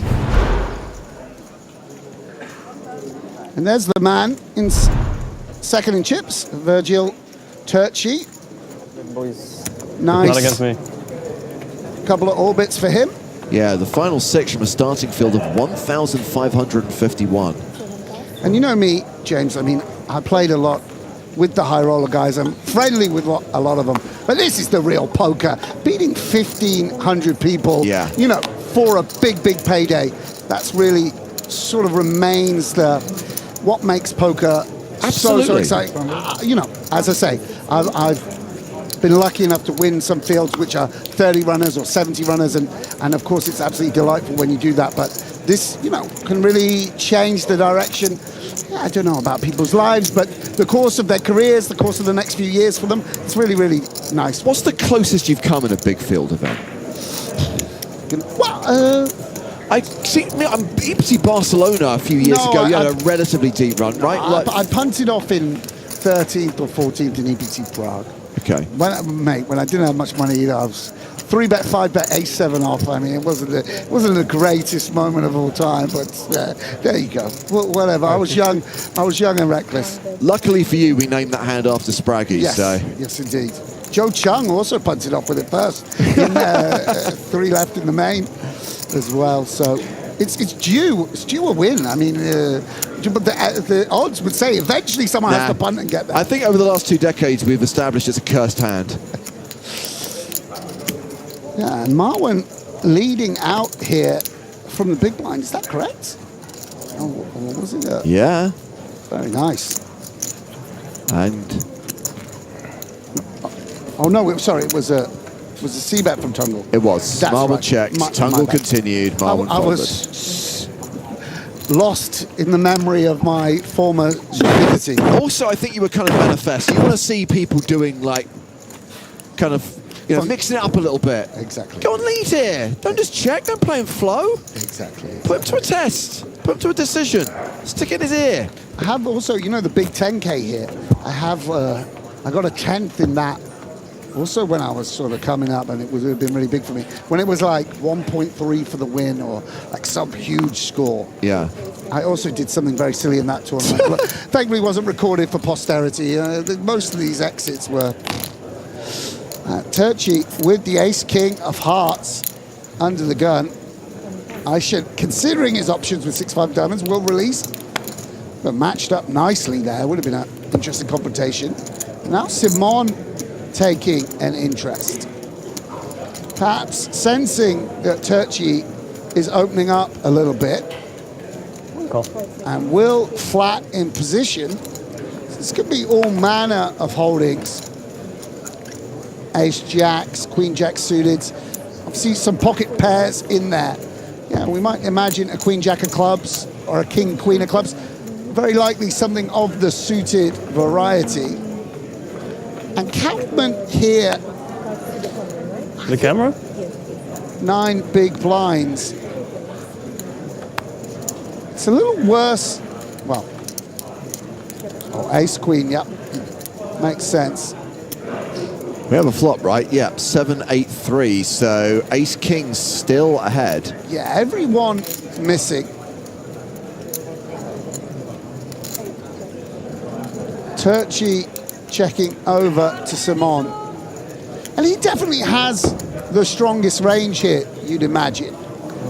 I think ace queen, if we had a diamond, we might want to stab occasionally, sort of get the pot heads up. But with no diamond, he elects to just check back. And it's Kaufman who turns the draw. 7, 8, 9, 10. I wonder if he can sense that, yes, he does take these checks for weakness, which they are in a manner of speaking. Turchi's definitely going to hold back some stronger hands and put them into the checking range. But sandwiched between the big blind and Simon, he's forced to release. And nice pickup for Kaufman with the weakest hand. J'étais plutôt bien sur ça.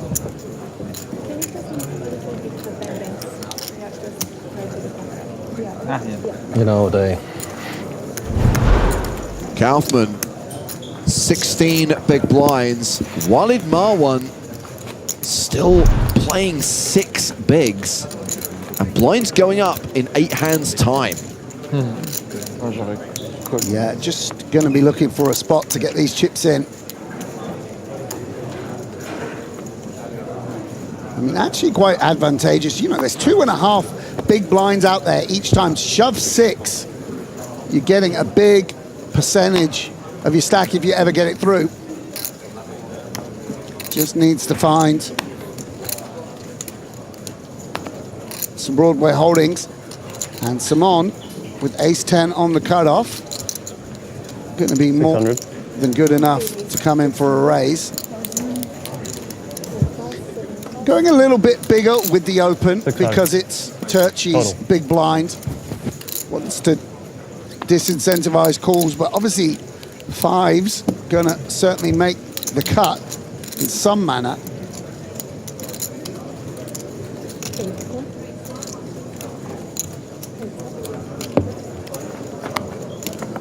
We see a flop. 8-4 tray. 5 still good.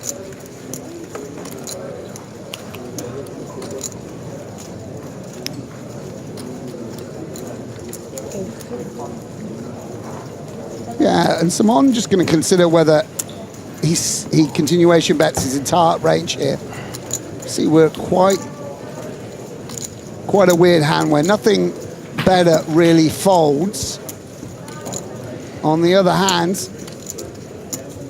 it's just a board where we bet everything. We shall see 750 how Simon proceeds. It does go with half pot. Not super comfortable for 5's. But we are the covering stack. And it can be the best hand quite some percentage of the time. How does Turchi value it? And he will come along. Yep, calls the 750K. 3 million in the middle. Turn card is 6. So now a gut shot to go with a pair of 5s. Turchi doesn't know it, but he's an 86% favorite here. Yeah, and I believe Turchi might consider a lead here as the covering stack. His equity with his actual hand became more robust. Hands like 8-7, 4-5 all got stronger. Do we want to lead small and target exactly the type of hand that Simon has? Very nice find from Turchi. A little bit bigger than I might have gone. Although Turchi, I'm sure, knows this spot better than me.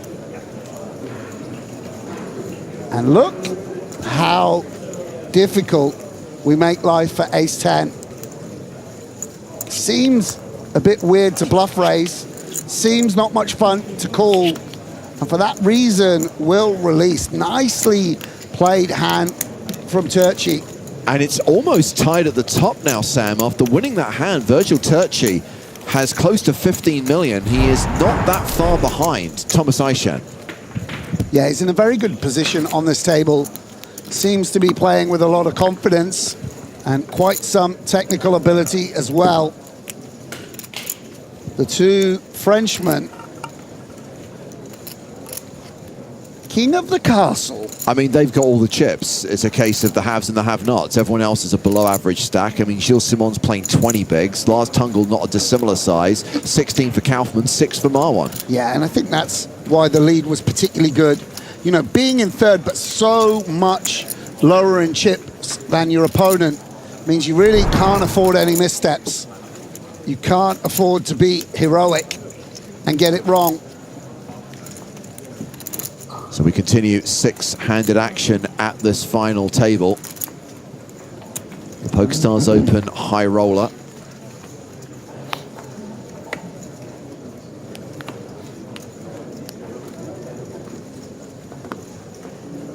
Lars Tungle, first to act, folds 10-5.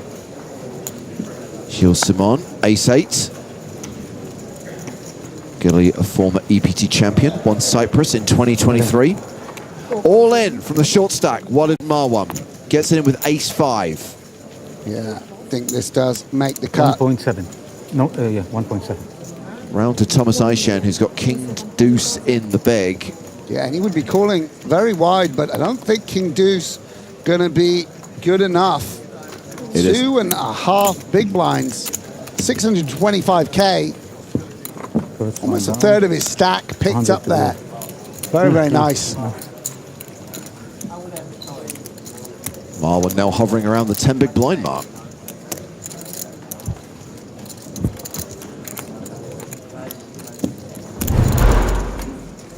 Nine bigs for Walid Marwan.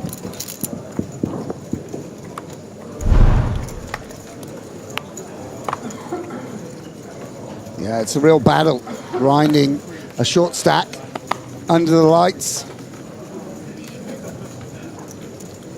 Just hanging around, trying to survive.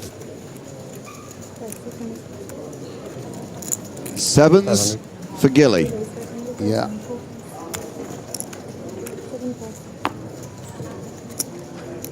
Raises to 500,000.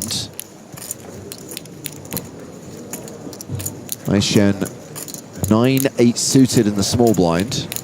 Yeah, considering how to proceed.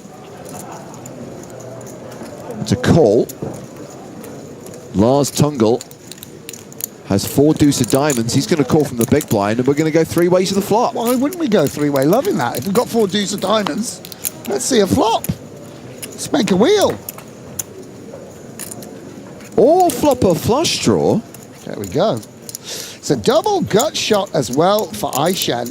I do believe he's, yeah, checks. And Simon not going to be super excited with this board. If we just picture Thomas's flatting range, we would imagine quite a lot of interaction. A sort of jack 10s, 10 9s, queen jacks of the world. Pocket 6s occasionally, who knows. But yeah, 7s doesn't seem too good. And Aishan now, no, it doesn't change anything. But might, does check. Tungle checks. And Simon now, only with the question of whether he wants to sort of, I don't know, maybe bluff his hand in some manner. We are quite low in our range, you'd imagine. I guess we do have some ace-X to bluff, ace-8 suited. 500. And he is 500. going to fire. And will force out 2 overs and the double gut shot. Doesn't force out the flush draw, though. Gets called by 4 high. And there's the diamond on the river. Tungle's persistence pays off. Oh, don't lead Tungle. Please check.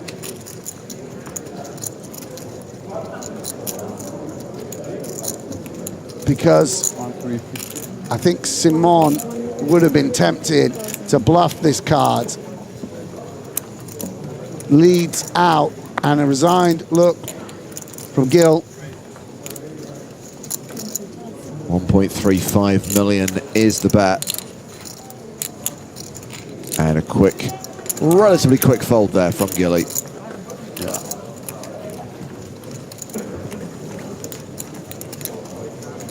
Interesting hand. Go down the way I expected it.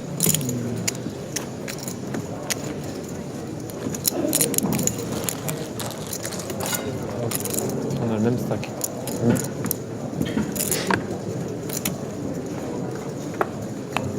Tungle moves ahead of both Kaufman and Simon on the leaderboard. Yeah, I mean, Gilly having been pegged back, a couple of hands going against him, down to 14 big blinds. I'm sure that he will play the short stack more than proficiently, but not in a good situation. Thomas, you can see he's been itching to flat Turchi, I believe. He wants to be in the mix. Will fold the Jack-8 suited. Ooh, ace-5 for Gilly. Yeah, and he's going to consider a shove here, I think. I mean, I think versus the button, we're all in. What do we want to do versus the cutoff? A little bit strange. Fold. Just folds. Not much playability. Going to be up against a dominating ace. And if we do flop at ace, we're going to have to stack off. Very interesting there. Think Waleed Marwan being on 7 big blinds is a big factor there. For sure. I'm a little bit out of date with final tables, not as well studied as I once was, and I'm sure that if Simon feels like that's a fold, then it is. Forced to play conservatively.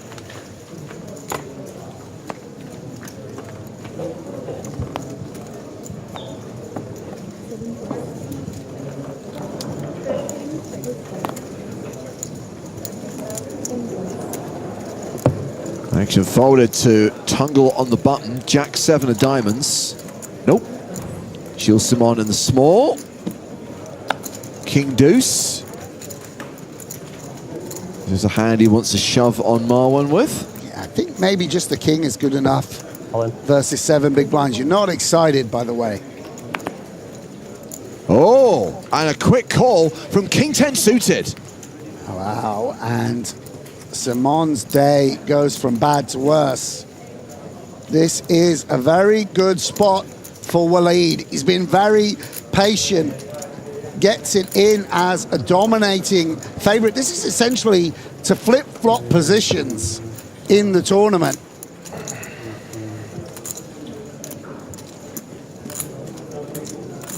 The correct move from Gilles Simon. But sometimes they have it. Yeah, neither player looking too happy. Oh, there it is, behind. Didn't like the deuce, loving the 10. Yeah. We start again now. And now, Marwan just has to fade a deuce. Exactly, yeah. You never know. People do tend to usually fold deuces, so. 2 outs for Gilles Simon, just 2 cards for Walid Marwan to fade, to double up and survive.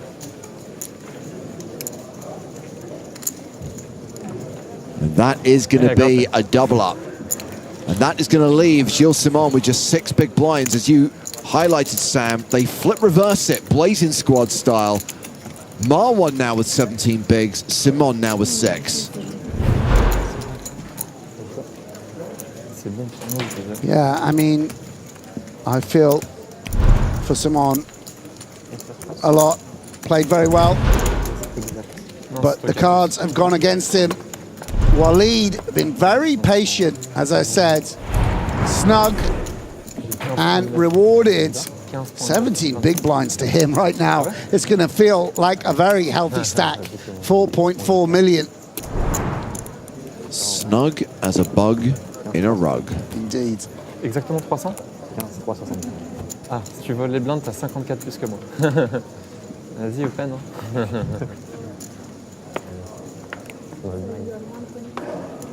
Hein. Just a few hands left to play at 125, 250. I tried.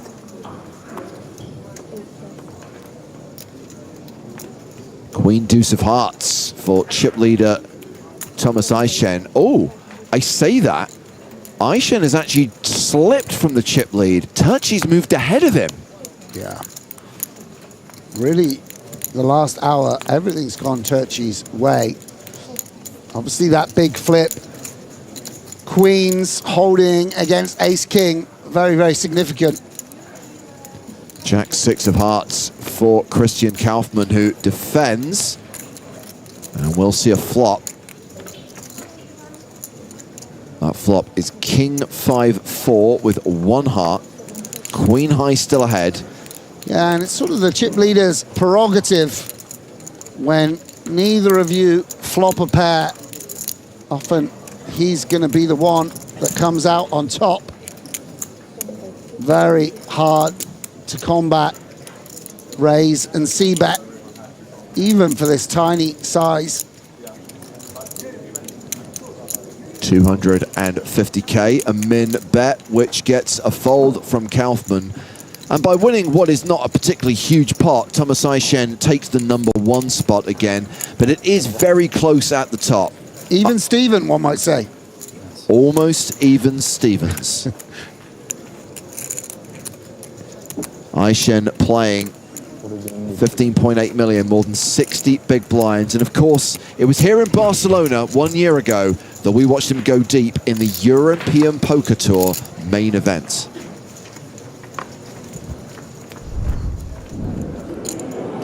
Aishen has raised, made it 2.4 million.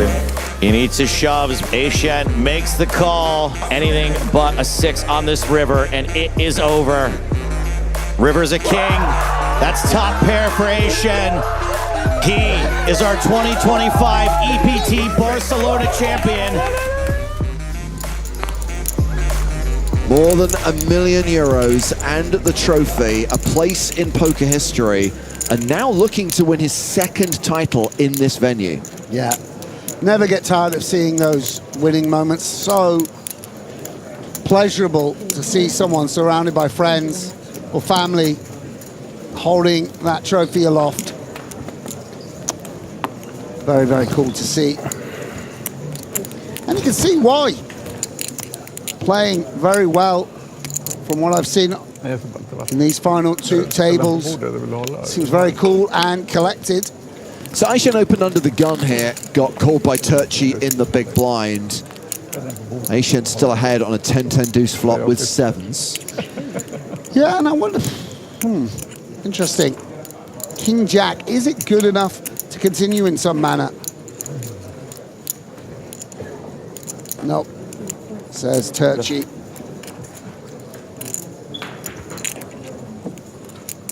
Aishen puts more distance between the two of them. Close to 17 million chips now. So yeah, his result here in Barcelona was worth 1.2 million euros. He is 13th on France's all-time money list. Total live earnings of $5.7 million US. The blinds were going up on me as well. Pretty impressive. Yeah. He's looking down his nose at Gilly. I was thinking, where? Sorry. Side? Yeah, they did have one. They did have one there. They had a little one, didn't they? They had two EPTs there. Yeah, well, what did you win for that? 800? 800? Well, nearly. Well, that's good, isn't it? Good for you. Well done. Cyprus, that's lovely. Bet you went to the beach. No, I mean, it's not Barcelona. I mean, it's not the longest running EPT, is it? But sure, it's nice. Good for you. I'm happy. Look at that. Look, he's looking. Oh, yeah. I think the fun ones to win are where they're one-offs, right? Where there was only ever one EPT talent. You know, Zinni's out there. He's still the reigning EPT Lutraki champion. Absolutely. He's telling people, I'm the reigning champion. He wants us to bring it back so he can defend it. 6-handed action continues.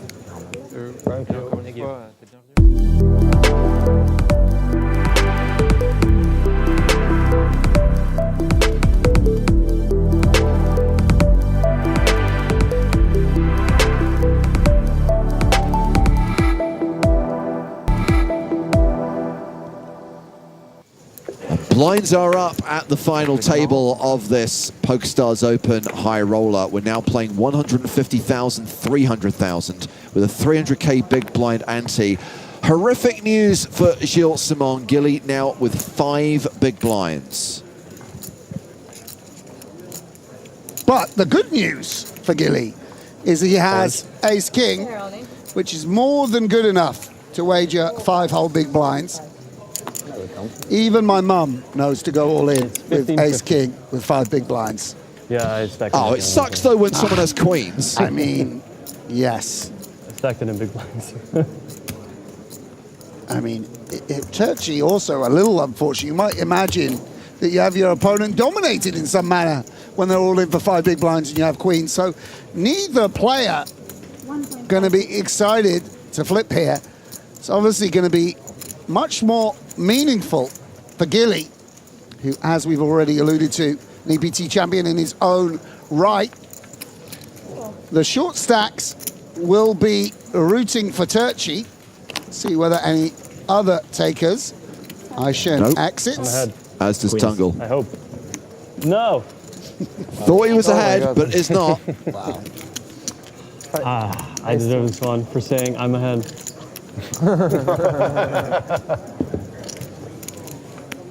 Est-ce que ça va tenir 2 fois? C'est les mêmes. Again. Ace King flipping against queens. You're trying to unjinx it. The bag. Oh my god, 5%. See you guys.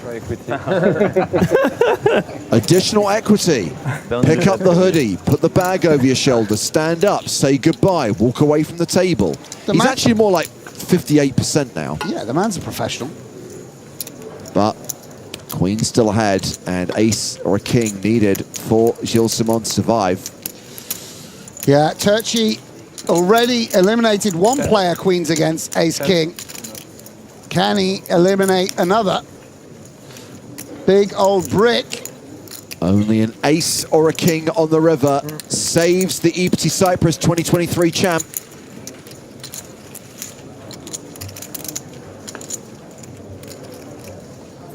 Gilly is gone, and we are down to 5. Nice playing. Yeah, GG to Gilly. Class act at the table. Played very, very well. And gets a 6-figure score, 120,040 euros. I mean, it's not to be sniffed at. Throw it in the bag. Turkey retakes the chip lead, has the slight advantage over Thomas Aishen as 5-handed action gets underway. And I hand things over to David Lappin. Welcome, welcome. Where are you from? Switzerland. So great to be back. What German part? I keep arriving as these huge hands take place. It is. Yeah, I think we were due an elimination. It's been a bit of shadow boxing for a couple of orbits. It's the one good for fiscality, right? Tax haven. I grew up there, but yeah, it is. Tax haven, yeah. One of poker players' favourite subjects, where to take your tax residence. It's always had many a conversation in the high rollers on this topic. We're so lucky on this front, right? So 16 million apiece and then quite a gap. So it's going to be a bit cagey there. Those short stack players going to be trying to outlast one another. Yeah, I mean, Christian Kaufmann's been absolutely blessed. Was down to 2 big blinds with 11 or 12 left. And then avoided elimination, making a straight with ace-10, all in against pocket queens.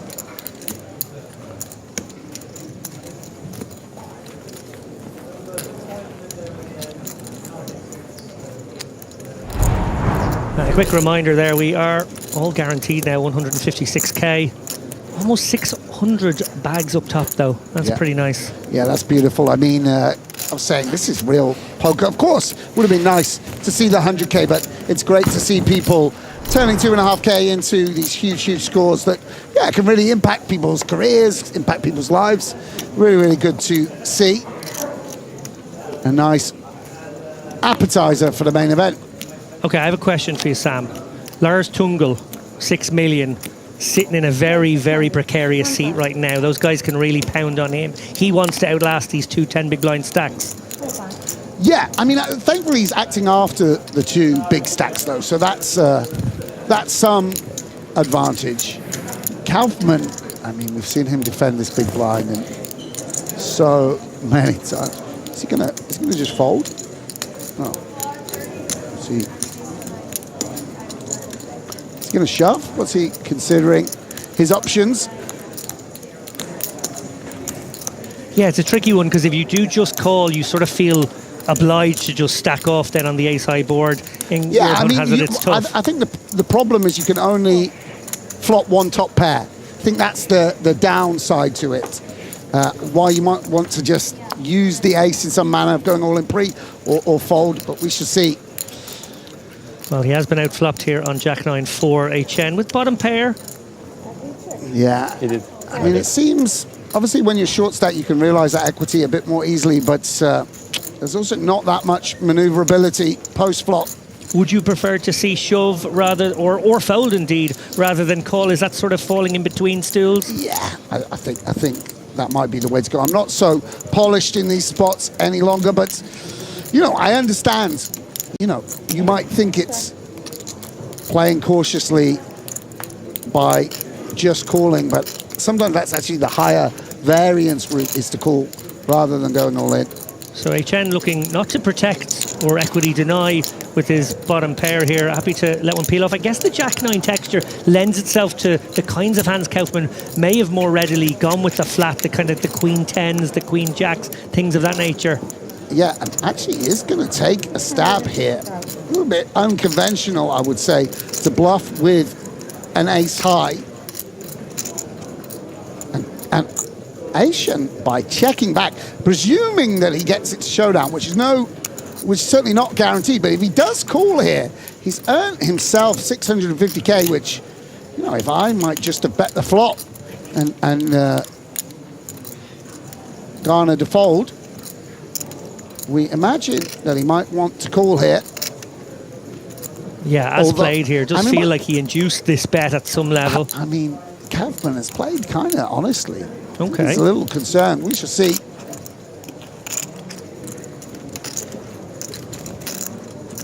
And there are a number of draws out there. Of course, we don't have great visibility versus, you know, 10-7 of hearts or whatever it might be.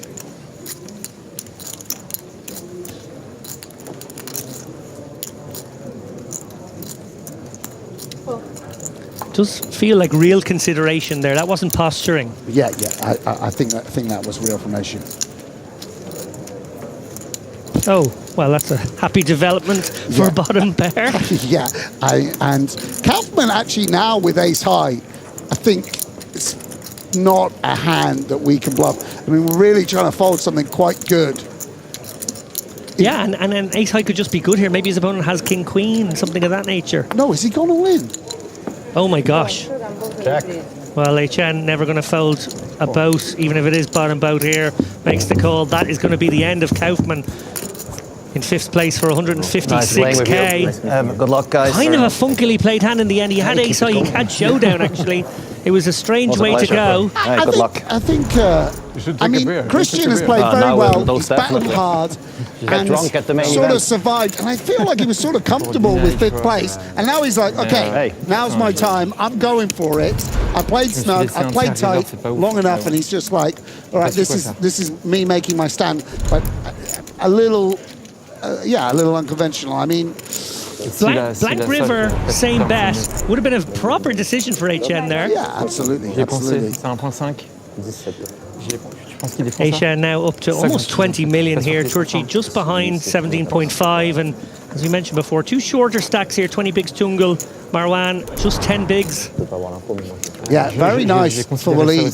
He was down to just 6 blinds an orbit or so ago. Called off with King 10 against King Deuce blind on blind. And now laddered 2 spots to the heady heights of, my goodness, 200,000 euros. 100 buy-ins. That's real poker. Respect. There we go. Such a feature of being here in Barcelona for the EPT is that the side events get monster fields as well. We saw a huge cup field, and that was just one flight. We see this one getting a massive field as well. Okay, I'll put them in a straight. I put them straight. No problem. No problem. No problem. Yeah, it's great fun. We can see that enormous main event field growing in the background. Is there like 1,000 players in there today? I believe there is. Some huge number. And day 2 registration becoming a more popular option. Would not be surprised to see 100 guys show up in the morning. Yeah, unfortunately so. I mean, I do think it's quite a nice reg because, see, one of the great things actually about the EPTs under Toby Stone, the dictator of the EPT, is that benevolent dictator. Benevolent dictator, indeed. You know, is that you buy in for 40 big blinds. It's still a really nice playable stack. I think you have 2 days on the lash in Barcelona. Yeah, there you go. Just watch all the other people tire themselves out. Yes. So Turchi with the ace-queen. Quite a strong holding. Although it says under the gun, that is, of course, just the cutoff. Yeah, and seems like it's go time. Yeah, Jungle will be tempted here for sure. Like, obviously, doesn't look like there's a huge amount of fold equity. We know Turchi would construct a nice little range here with some blockers where there would be some folds, but Jungle, ace-nine's a lot of hand four-handed. Yeah, I think the 9 is not the card to have, really, is it? And we just have some suited properties. I mean, is he considering? No, he's not considering flatting. It's very, very technical, playing four-handed, very, very difficult, you know. So extra difficult with Marwan sitting there with 10 bigs as well. And I do feel like Turchi might go after him in the spot. He has the hand, but I'm sure, as you say, he would have some bluffs. Come on, Tungo man, just fold, bruv. Yeah, there we go. Good nice fold. fold. Yeah, and again, I don't know anything about Lars's experience or background, but you know, perhaps if you don't play tournaments as you're living day in, day out, you know, working these things out on the fly, spots that are not automatic for you, it does take a little while to come to the right decision, and good fold there, I think. I think that's a brilliant fold because I think it's very easy to get it into your head that he's going to come, I'm going to open this and he's going to come after me, and then he does come after you, and now you're like, Yeah, oh, I kind of have an okay hand here. Yeah, of course.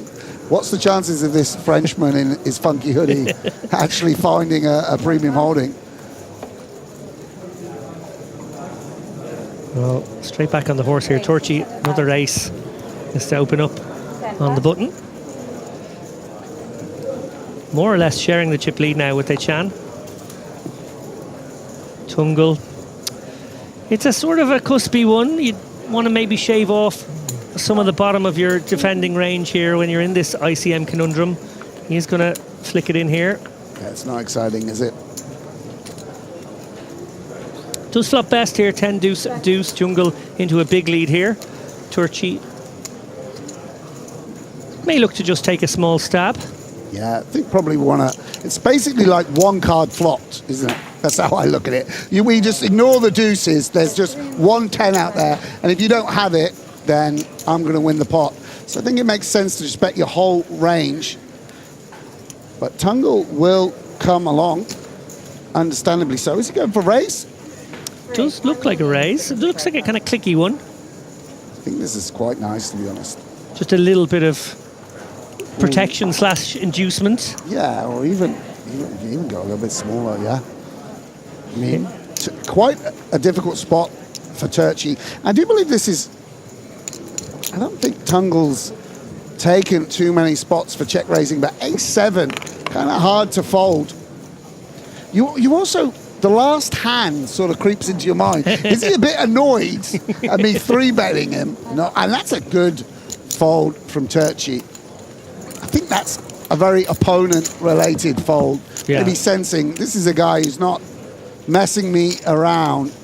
It feels kind of dumb to bet folds, you know, what is pretty strong on 10 deuce deuce, but you just got to have a sense of your opponent and that they're not going to exploit you or come after you.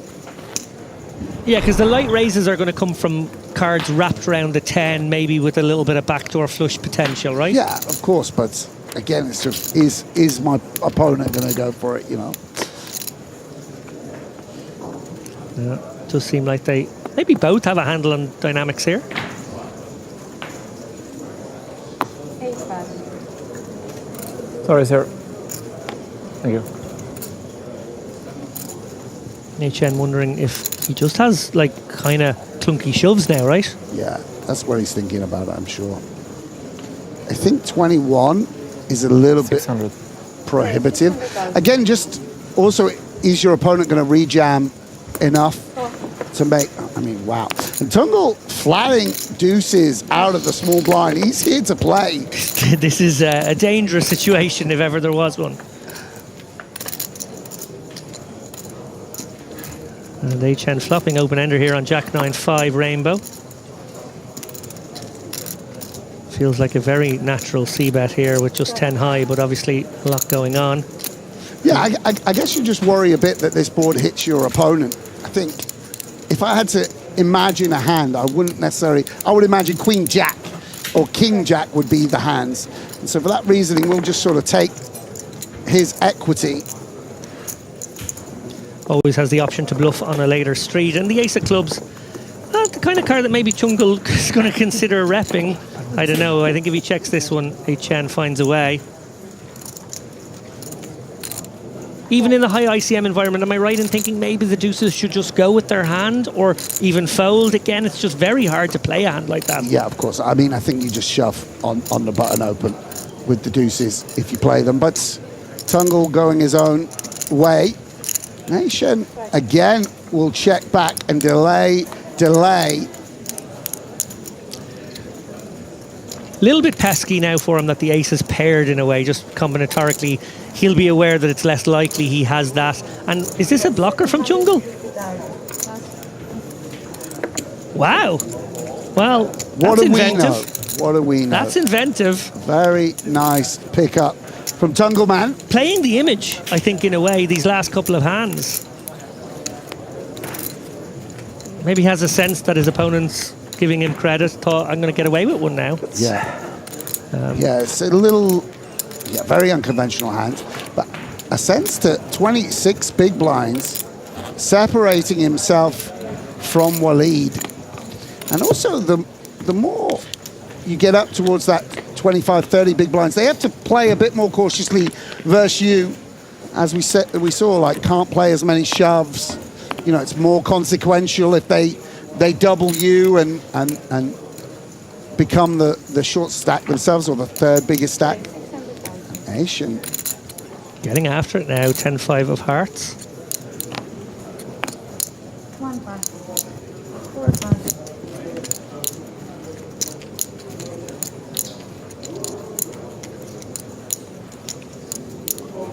Choosing the spot where he's raising into Churchy's big blind here. Ace-4. Guess maybe thinking about maybe all options here. Yeah, he's gone for the 3-bet. I mean, people really love this. I think this makes sense. I mean, you probably are overdoing it, to be honest. Like, I feel like everyone picks every offsuit ace and every king wheel, and but I mean, it's very hard to combat. You got to take on a lot of variance to slow someone down, even if you know they're slightly overdoing it. And Turchi is the chip leader, not much in it. Yeah, it's so interesting when you have this setup here with two very, very big stacks, both sitting with, what, 55, 60 bigs, and two short stacks trying to outlast one another. Everyone wants to sort of gobble up the equity while it's going right now. Yeah, and Waleed, I mean, got to find a spot, because, I mean, it's 2.5 bigs every 4 hands, you know. He has been, admittedly, I'm only here for a short amount of time, but it does likely he's been just like dealt out of this for the moment, at least. Yeah, being chewed up by the blinds. What time is it? 6:30. Thank you. Half an hour we're gonna. So Turchi going to limp in here. HN happy to knuckle back. Keep this one small. Keep it friendly for now, at least. Yeah, I mean, neither player particularly incentivized to play a larger pot against their opponents.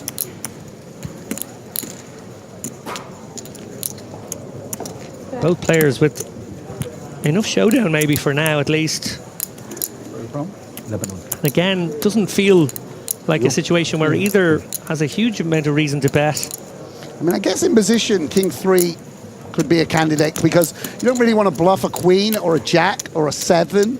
So, I mean, you leave it there. Bet some 5 deuce on the flop, something like this. I think King 3, yeah, maybe, no, he's going to feel like maybe it's a little too strong. And Turchi actually does river a straight. Would need to get called by a 7. Yeah, it feels like a 7 or occasional 9. But we do want to bet it. Do want to check and bluff catch. It feels like Aishan's got exactly what he has actually. Sort of King X. Let's see, have an ace ourselves. We'll bet.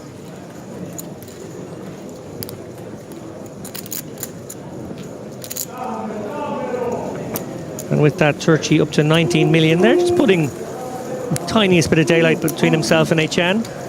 HN, remember, going for kind of a great double here. EPT main champion, now open high roller champion. Greedy for man. the cards. Greedy man. Yeah, quite remarkable. I've heard he's just at the break. He applied for his residency to Barcelona. Doesn't want to leave this casino. Sure. Well, as we said, depends on the tax situation whether you want to be a resident of Barcelona right now. But might be just putting it in a bag and never coming back. Have you come across him? Have you played against this guy, Thomas Aishan? Yeah, a couple of times down the years. Yeah, a seriously good player, obviously. Yeah, it seems it. Finally, Marwan rewarded Big Slick. 9 bigs. There we go. That's what we've been waiting for. Could have wagered maybe even more than 6 big blinds with such a holding. And you got to show it. You'd be like, listen, guys, if I'm all in, this is what you're looking at. Well, of course, he would have been very happy to get a little bit of action with that ace king. Also very happy to just pull in a pot. Crazy. Yesterday I really had a crazy run good, like won 4 all-ins, 4 flips. Today got off to a bad start, losing a flip. And then, I was down to like 2.5 bigs. Rivered there. And then twice at the final table. I mean, Queen Jack against 8, flop 8-7-4, runner. Ace 10 against queens, flop king, queen jack, so it was insane. Just as poker is, just got really lucky today. Could have easily been like 35k instead of like the 150 now, so yeah. So you're happy with the end result? Oh yeah. And a good experience today for you? Amazing. Really nice. And well organized, I must say. Really great crew here and really appreciate it. And is this one of your bigger live cashes? Live, yeah. I usually play online. I don't do often live, and never had such a cash live. Yeah, so got off to a good start here. Yeah. So can we expect to see you again on the EPT and Absolutely, on the Open? Most definitely. I'm not yet sure if I hop into the main, but potentially do that tomorrow. But yeah, it's a lot of fun, well organized. So yeah, most definitely. I love that interview there. What a delightful guy. Stoical. Absolutely lovely. Happy-go-lucky. Can we just say, that is a Swiss person saying we're well organised. Like, that is like the absolute, that's like... high praise. That's like a Spaniard saying you're a good dancer. If an Englishman says you're a good dancer, it means nothing. But if a Spaniard says if a Swiss person says you are well organised, take a bow, EPT staff. And look at this. Jungle has run into it here against Marwan. Battle of the sort of short stacks. This is going to level them up, actually, unless we see some... Yeah, I mean, there is a gut shot, a 7 and a gut shot, a 7 and an 8, and a jack, of course. 27% equity. It's kind of, one pair against 2, but Marwan dodging some outs. As you say, very consequential hand between the 2 short stacks. I mean, particularly for Marwan, who, if he is counterfeited, will be eliminated.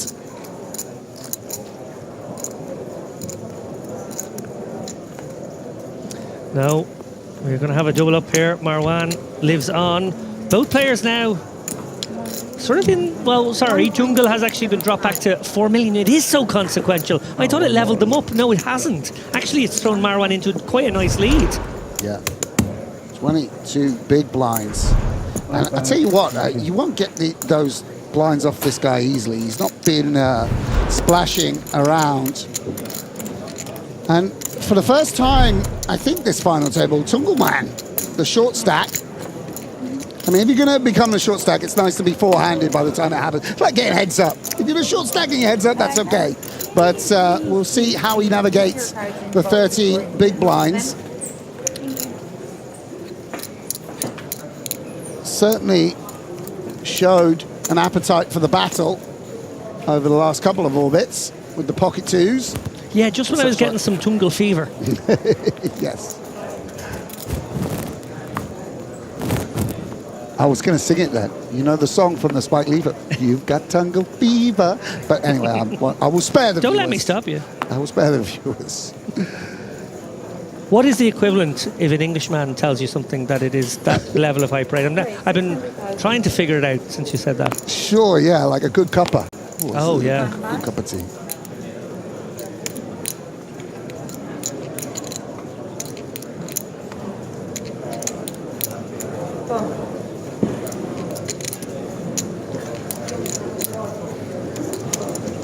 Yeah, this is what I was talking about, sort of the small blind flat with the queen jack suited. I think we could have,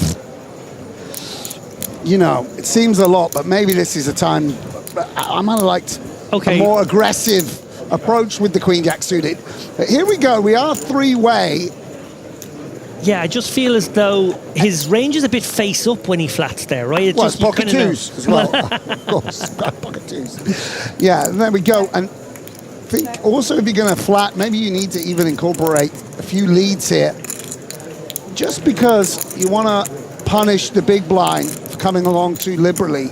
Yeah, Marwan sandwiched between the two big stacks right now, but he does have a big advantage on this queen 7-4 board. Again, it might seem like, yeah, it's just no one's going to look how quickly they were. Very quick check from Marwan, didn't give any consideration to leading on this turn. Yeah, and I think just obviously we can see Churchy's turned a pair, but it's going to be a lot of gut shots that you don't want to give free cards to, you know, the big blind with a hand like 7-8 or just a king-8 that they will fold if you bet. And I wonder whether he induces something from Thomas. No, Very disciplined HN. Yeah, and in the end, it all bricks out. And Marwan now should try and go for value. As they used to say to me when I was starting out the gutter, sometimes you got to do your own betting. And give me a size here, Sam. All right, he's going to go chunky. He's going to sort of compensate, I think.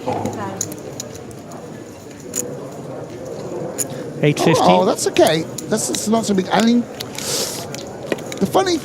You don't feel like you're good here as Turkey, and you got a player behind you, which maybe is less of a factor given the passivity shown on flop and turn, but, you know, you're trying to maybe size up Marwan as a bluffer now suddenly. Yeah, I mean, and he does flick it in, hoping his opponent has a king-jack or a jack-10, something of that ilk.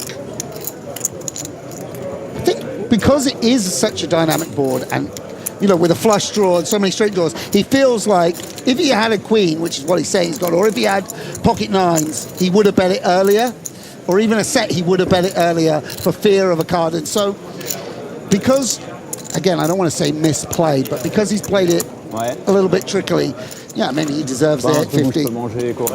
Yeah, well, Marwan now on the charge. Obviously, that's back-to-back pots going his way. He's up to 9 million now, so 30 bigs. Very much back in this contest now when you consider Turchi and HN hovering around the 17 million mark. Yeah. I mean, he's had opening into these two guys, I think it's a pretty tough spot at the table. We shall see. Tungle not going to boogie with the 4-3 under the gun.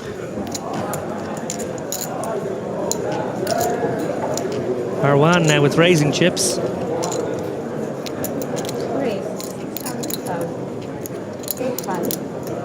he is still in the unenviable position of being kind of easy to leverage. Sure. I wonder how cognizant of that he is. But yeah, I mean, I think we will see Turchi or Aishin go after him at some point. In this instance, just a call. Good shot for HN here on 655. Certainly enough reason to stick around here should Marwan look to see bet. Yeah, I think you could even lead there on occasion, by the way. I mean, they don't open much 5x on the button. As I say, I haven't been watching. I wouldn't just be going big now. Like, let's just get on the attack. Like, a 6 is worth a lot. We have 3-4. We have some 5x. Just would seem like this hand would match up very, very well in terms of, you know, clearing out, pressurizing exactly hands like ace-9. And has played, like, you have to stick around for one, right? This is kind of a call and reassess situation. No, you've got to, you've just folded. Look at this. Oh, it's a big bet. I'm sorry, I didn't spot the overbet 2.2. My goodness me. And I think this is also, it's just, you got to play the game, unfortunately. HN found a similarly sized big bet in a spot earlier on today. He gets this, doesn't he? He understands all the pressure points. He's a very, very difficult person to face off against on the felt. Sure. I mean, as you say, you know there's going to be some king 4, some queen 3, some 8-9, some 9-7 off, etc., etc., etc. But you just don't have the visibility, you know.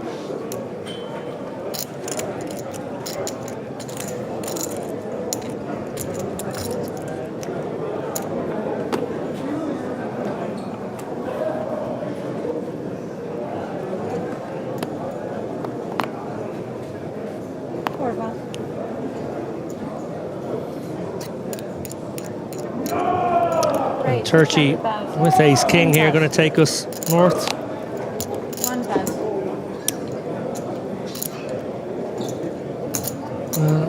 Quick raise and take it. A reminder, all of these guys now guaranteed over 200 grand. Remember, this is a 2,700 open high roller. Our open here in Barcelona is 1650. Just to be clear, we put it in the title. It's open. You can play. We will not. Doesn't matter. No discrimination. We are open to all. If you have 2,700, we're open to you. Yes, if you don't, if you show up with 2,400, we are closed. I'm sorry, sir. You turn up with 2 rumpled up 20-pound notes, we will say it is closed for you, sir. So there's limits to our openness. Sure. We don't discriminate again on race, sex, or gender, but we do discriminate against the poor. Yes, it's the one color we care about is green. It's a high roller. You have to be rolling high. We will check. Okay, Marwan going to defend the king 6 of diamonds as well. He should. Flops best here on 7-6-3 2 hearts. HN, interesting amount of equity here. He's got the gutter. He's got maybe the best hand already. Yeah, and it would be nice to have a heart, but I think probably we still will be wanting to bet this. Checks back on the wanting to realize equity in position. And with each overcard that comes, I mean, Marwan's been sort of a little bit frozen up even with top pair. Yeah. So do we go big again here? Is this like one of these bully situations where he feels like he can muscle Marwan off a pair? I would have started betting the flop. So I think it's got to be nice to go for it here on the turn.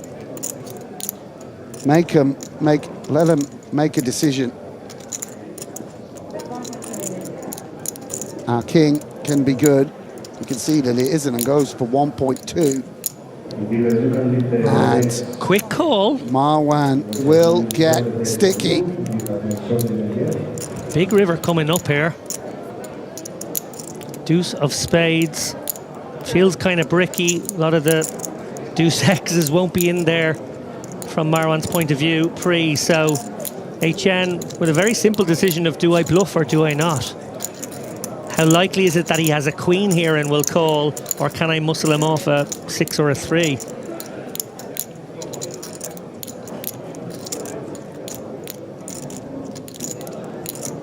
Wonder if he will go for it. Is reaching. No heart in hand and just goes for the... Does he go for the jam? I think it's all in. Yeah, I love this. Oh. Very, very nice. He's a monster to play against. Marwan in the blender here.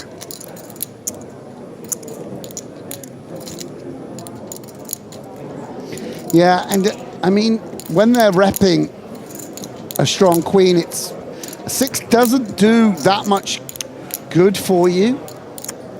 I mean, the only thing is they do need a very strong queen. Remember, playing into the decision here is absolutely the fact that Tungle's sitting there with 10 bigs. Another ladder is 60k. What? If he wants to be a hero, he could have one of the big stacks suddenly. He's just trying to think about the properties of his hand. Think about what he knows about Thomas. I mean, it does feel like a board where there's going to be a lot of 8-10s, check back, 8-9s. I mean, if he's checking back King 5, I don't know. But, I mean, obviously, your opponent is allowed to have a lot of bluffs when it's for your tournament life. Now, even sort of staring down his opponent, trying to get a sense through intuition or body language. He's let it go. And does fold. Very nice play from Thomas Asian, pulling the trigger. The reigning EPT Barcelona champ.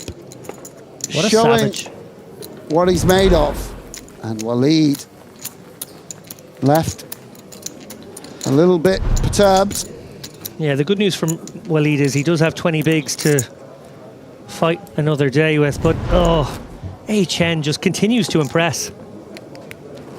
And on that note, we're going to say goodbye to you, Sam. It's been such a pleasure sharing the boot, getting your insights. Yes, pleasure, mate, and I'll be back later. Unfortunately, it's bad news, I'm afraid. I don't know how to break it to you. I mean, there's not much we can do. Like, we've looked, it's got, he's hanging around. They're gonna give him a shift. It's nothing we can do. That's quite enough out of you, Sam Grapp. Making a mess now. He's just kicking over the mic. The headphones. He's just. He's in a strop, I think. He's just, he's not himself when he's hungry. Go get some dinner, Sam. Welcome, Griffin. How are you doing, David? So you have arrived at a very interesting point of this tournament. Four-handed, we recently lost our fifth place finisher, Christian Kaufmann, who played superbly well with a great spirit and attitude, lived by the seat of his pants in many ways, but I think he enjoyed his experience. And now we are four-handed with a very interesting sort of stack setup here. Marwan just won a big pot off Jungle to sort of overtake him, but HN, it's kind of been the HN show, frankly. Yeah, but Turchi real close there. 17.2 million to HN's 18.3. Yeah, good shout there on Kaufman. 3 big blinds with 9 left. Find yourself with a 5th place finish. Can't complain there. No, he emphasized how at some level he would have been somewhat happy with 35k. He got a few ladders. I think he might have had a little rub of the green along the way and was sort of stoical about where he bust, because he could have gone deeper too. Rub of the green, is that like a golf metaphor, an Irish metaphor? It might even be like a snooker baize green. I don't know. Yeah, that makes good more question. sense. Will someone check the etymology of rub of the green? It does feel Irish now that you said it. Yeah. Marwan, going to pass this Queen Jack under the gun. I think he's just feeling that ICM quandary here with Tungle sitting there 12, 13 bigs, knows he's going to have to make the move first. The little bit of stepping out Walid has done in the last, say, 4 or 5 hands, it's cost him chips, frankly. 4,150,000. HN finds King 9. Easy enough shove here for 12 effective, blind on blind. Tungle appears to be taking his time here. Perhaps has a decision, and he does have that annoying pocket 2s that, you reckon you're flipping almost always, but Do you want to take it? I think you're supposed to let it go. Yeah, I think you are supposed to let it go. And where do you draw the line there? Is it like 5s? Yeah, maybe 4s. 4s, yeah. Just knowing Etienne's going to put in every king deuce. Well, he does Queen make the call. 3. He decides now is where I draw my line in the sand. Whether this is a pip or 2 light, it doesn't matter. He's got a flip now to get right back in this. Yeah. I guess so. I didn't count it. Oh, HN didn't actually put the full amount in now, so and the hand has been turned over. HN is just going to flick in the rest, I guess. No. I think around I thought he put in. I thought the bet was 4 million though. Yeah. It says 3.6 for Tungle. I guess maybe we just have to check if indeed Tungle even has 4 million. We know he does, but maybe they didn't know if he did. Right. Stand-up game. Stand-up game being deployed.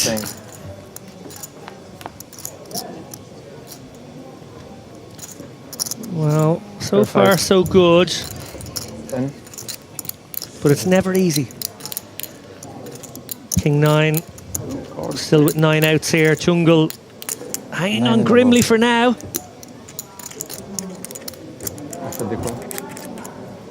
is nice. Delighted not to see the board pair. Obviously that would have created a number of other avenues to victory for HN.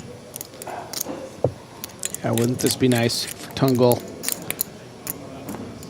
And there we have it, double up for Tungle. Okay, I want to put something to you, Griffin, here. Everybody share for me, right?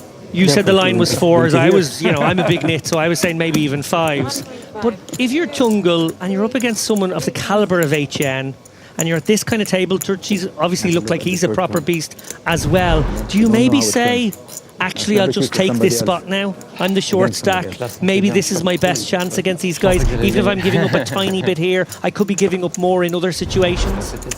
Yeah, it's an interesting point. I mean, I think that when you come in to a situation, especially at a big final table, and you find yourself, arguably maybe the underdog in a few different ways. Some of these extremely experienced and accomplished professionals like Etienne at your table. The argument is, of course, let's up the variance, let's have more all-ins, let's force more showdowns. So, with that in mind, I mean, I don't know if deuces are the hand particularly you want to make a stand with. Maybe it's something more like, in that spot, something like a king 10 or a king jack, because you're going to be up against all those dominating hands. The deuces just run into so many problems.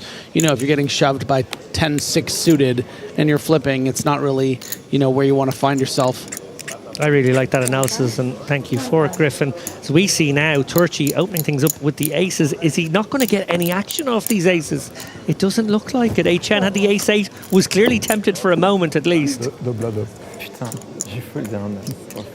Yeah, but actually, for the first time all final table, I think, really, Etienne finds himself without the chip lead and really can't be putting the kind of pressure with those kind of hands that he had previously. As we take a look at those final table chip counts, you see Turchi with that 18 million, Etienne down now to around 15.5. Tungle with that nice double to 7.5, and now the shorty is going to be Marwin, but that quote-unquote shorty is still to the tune of 17.5 blinds, so he's doing just fine.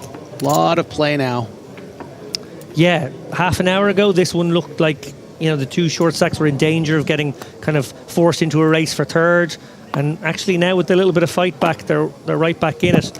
HN glancing down at the ladies. 600,000.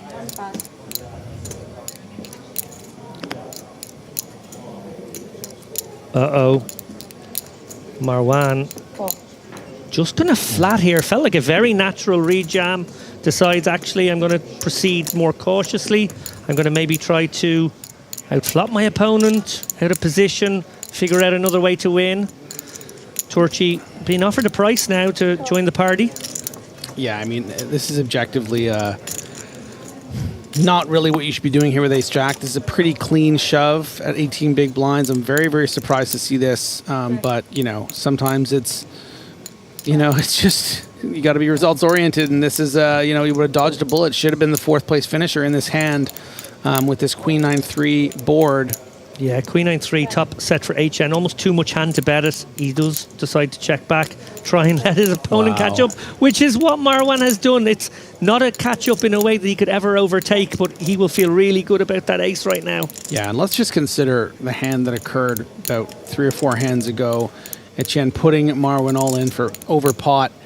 I don't think there's any way he's getting away from this, and I can promise you Etienne is going to create a sizing situation where he finds Marwan all in by the river. Having said that, it's hard to put Marwan on many aces. You would think, you know, some raggier aces might 3-bet fold.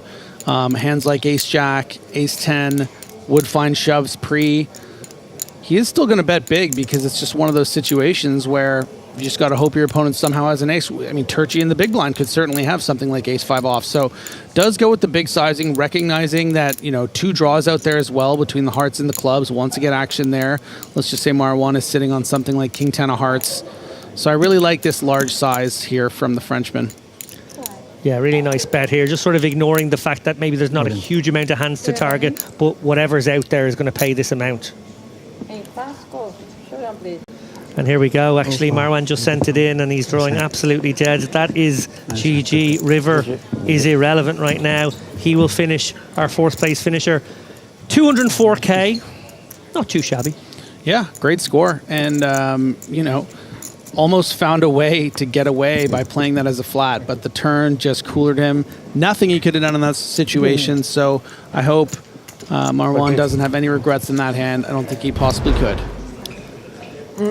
And with that, Lars Jungle, probably the person not in the hand, most happy to see that hand go down. 265K locked up. As we see HN retake the lead. 22 million now. That was a significant pot. Brelan là, qu'on fasse.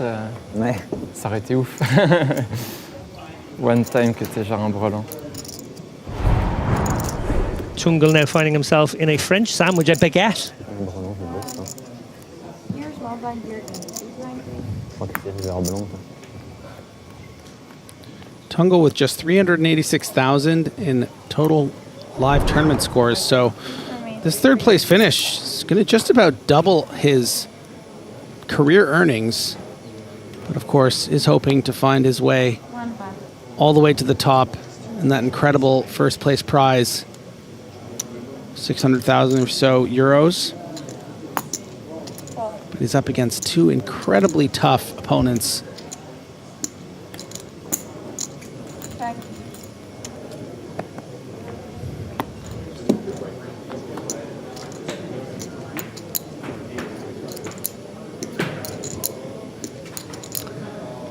Flop is ace-4-3, Rainbow.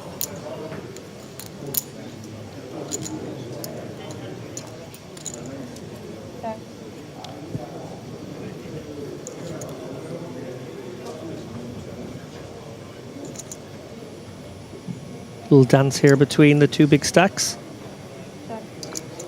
Both highly incentivized not to bloat these pots, these sort of limp pots, blind v blind. Behooves them to keep these ones fairly small. Remember, HN obviously can put Turchi in the blender in certain situations, but he can really get wounded by Turchi too, so the ICM kind of cuts both ways. Some behoovery here.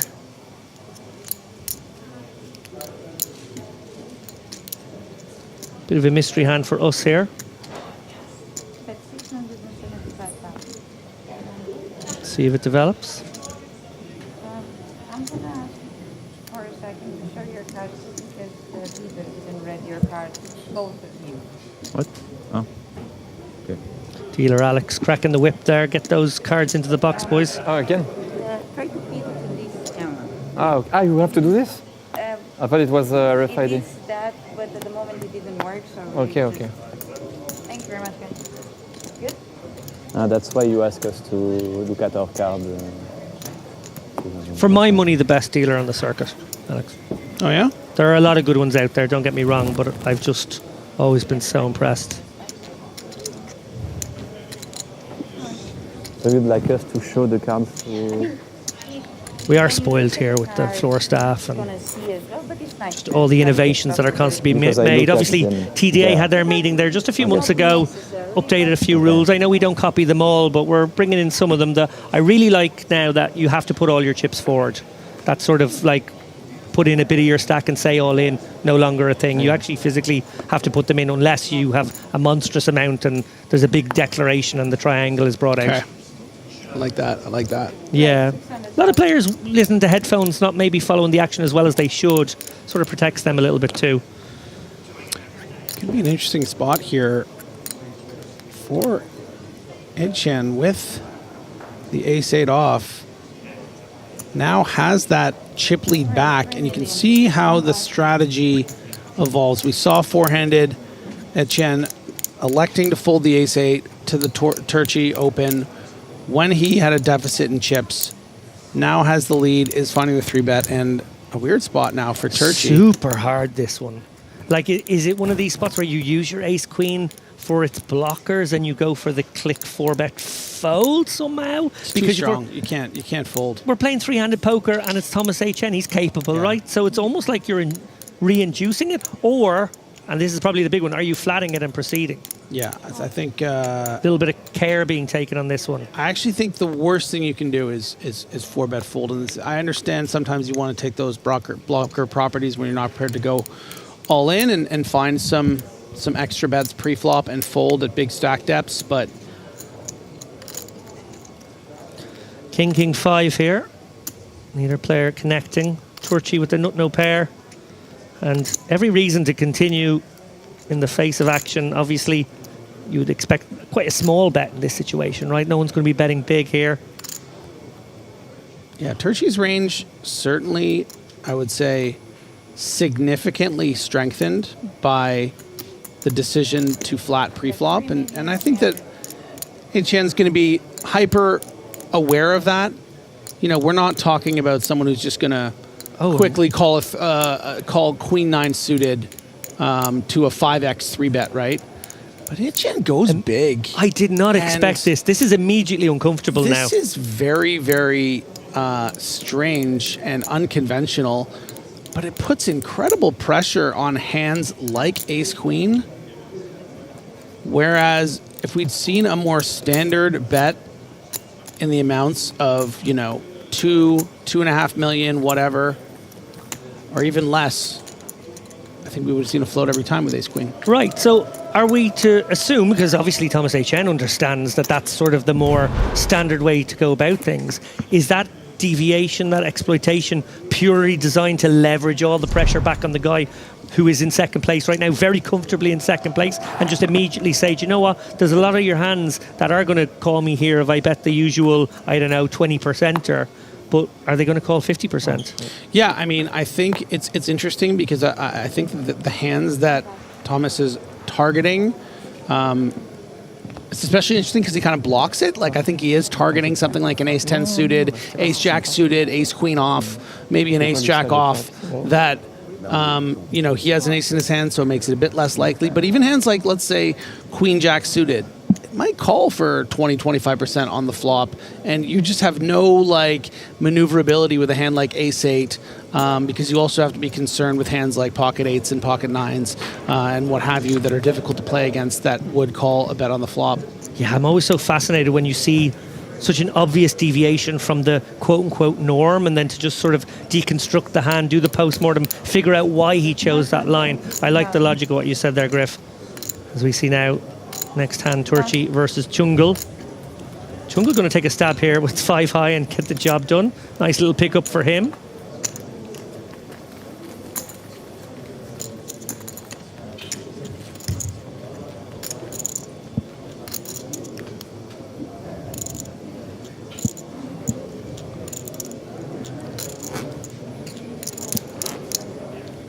Thomas H. Chen, obviously just the master of this room, right? Like, you just... Is that a thing? You get into a space, a physical space, and you just feel so good?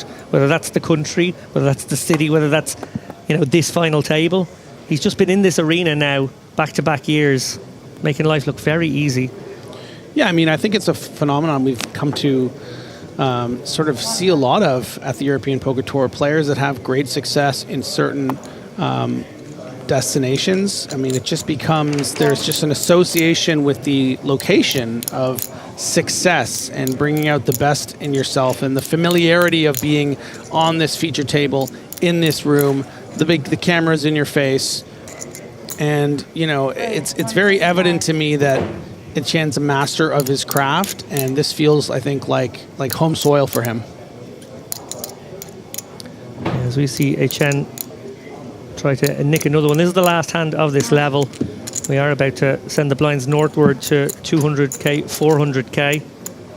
So I guess this is a nice moment, actually, where, you know, all this talk about Thomas Etienne, all this talk about the EPT Barcelona and his success in this room. We actually sat down with Thomas earlier today to talk about his 2025 main event victory, and, well, he explained at length about, you know, what this means to him and, you know, how he's carrying it into today.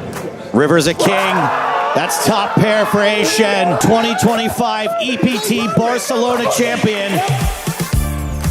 Even before winning this EPT main, Barcelona was already one of my best stops. I don't know, I just like the place. I might have a small edge against others that never played on final table or like TV tables. It's less likely, at least for me, to make big mistakes, I would say. I've had many spots, obviously, that could have ended my tournament, so I've been lucky to go through those ones. Obviously, I'm happy, but I just try to play my game and do the best I can.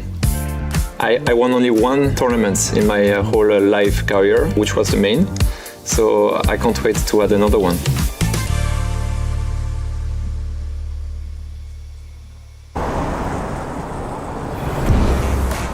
As we take a look at the chip counts now, Thomas Etienne has just nerdled his way into quite a nice lead, 25 million playing 13 million and 7 million. That's more than half the chips in play. Is there anything sexier, Griffin, than English words being spoken in a French accent? Pretty sexy. And yeah, two Frenchmen there at the top, 1 and 2, but Turchi's gonna have to turtle up a little bit now. Oh, nice, nice. See what you did there. Well, a reminder of what they're playing for here. Everyone guaranteed over a €250,000, 265 bags already in the bag. 371 for the runner-up, and the winner will, of course, take home €590,000. My goodness me. This tournament brought a field together of 1,551 entrants. It has boiled down to this three. Lars Chungal, far from out of it, but he's going to make some moves here with the blinds now at 2-4.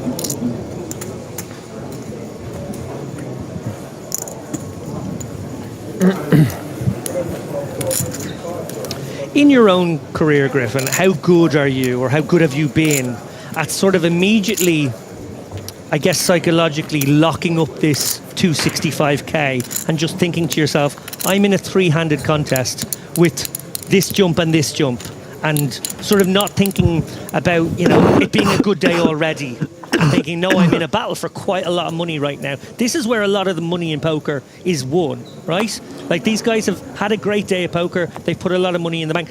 It can be easy to almost, like, you know, take that for granted now and not double down your focus now with so much at stake. Yeah, it comes with experience. I mean, you kind of have to, there is, I would say, almost a bit of a phenomenon. You know, maybe some of the first big final tables you get to, there's a part of you that you don't even realize it, but I think your body wants it to end in a way. You know, it's been so stressful, and you're already accomplished so much, and you have this big money, and I think mistakes can really be made, and we see it even at the highest level in EPT main events. I don't think that that's going to be a problem for Turchi, just, you know, based on his demeanor, based on the way that he's playing. I think he's, you know, learning his lessons about tangling with Etienne, and he's going to just wait out Tungal. Well, it is Tungal and Turchi locking horns here.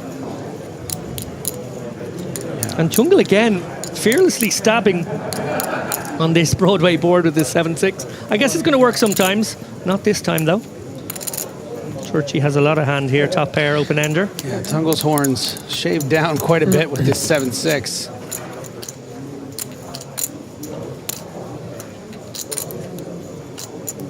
Tungle now with a little bit of a decision. Obviously, should he send good money after bad here? It looks like he is going to try and maybe target, I guess, a jack.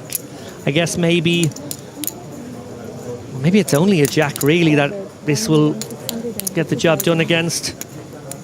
Yeah, very irregular hand selection here. You know, if you're bluffing the 7-6, then you're bluffing basically everything.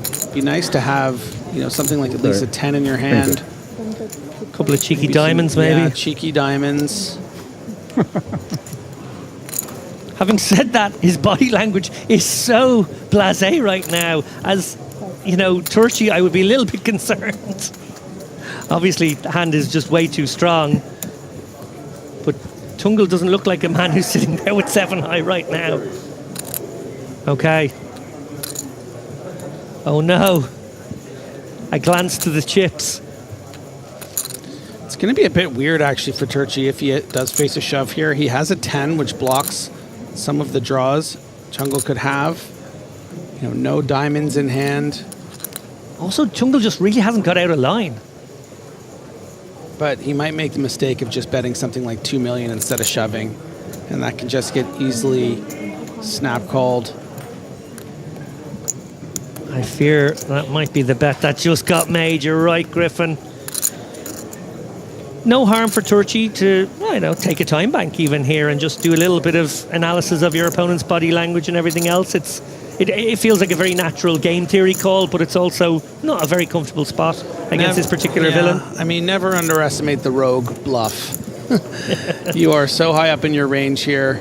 Yeah, just a sort of, I can't live with myself if I don't call this one. And, well, Tungle has been caught with his hand in the cookie jar. Honestly, we didn't plan this, David Lappin, but this is a perfect example of, you know, what we were discussing, leading right into this hand. It's just completely unnecessary bluff, a bit off the wall, maybe one of those things where inherently Tungle's very satisfied with this 265,000 plus he was going to win and decided to go for something a bit random, and now he's effectively our third place finisher, and I think that was a big mistake by him. Yeah, and with that mistake, he is down to just 4 bigs. Remember, 3-handed poker. That's basically an orbit right now, orbit and a half. He's not going to be able to stick around for too many. Yeah, and also, by the way, too, is it like in for a penny, in for a pound. If you are going to do this sort of all over the place bluff out of nowhere, and you maybe were playing off of your reputation as someone that wouldn't be expected to do this, you go all in there on the river. I'm not saying that Turchi would have folded, but there is a chance he would have. Yeah. But not to 2.2 million. And certainly a hand like Queen 10 would have been put in a horrible spot. Yeah, then. or Jack 10 especially would almost certainly fold, but... Well, Tungle does have the best of it here. If Turchi is to be his opponent at Showdown, does feel like, you know, the amount of chips, you're very happy to just stick it in. You do have HN looming behind, but portentous as that setup seems, I think you want to either, you know, tag up here against Tungle or just not allow him to get one through anyway, at the very least. I mean, Thomas might just shove range. Dame valet, roi 10. Did we get a quick fold by HN? I think we may have to. Les blancs, s'il te plaît. Je les vois pas. Ah, pardon.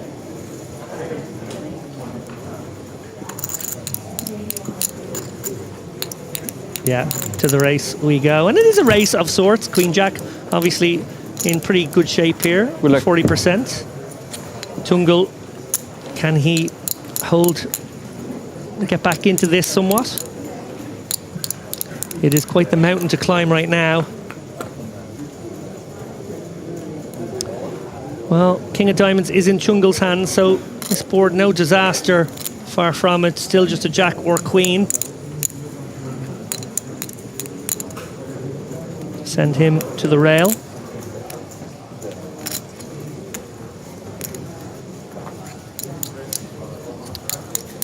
Four of clubs. Tungle in the box seat here. Oh. Are we going to continue with some Tungle boogie? A little swallow there. Yes, we are. Lars Tungle lives to fight another day. Jumps right up to 4 million, I should say. 10 big blinds. And actually, you know, with that, some fold equity on jams, a little bit more playability, could defend his big blind, could find some equity. There's a few more weapons in his arsenal now.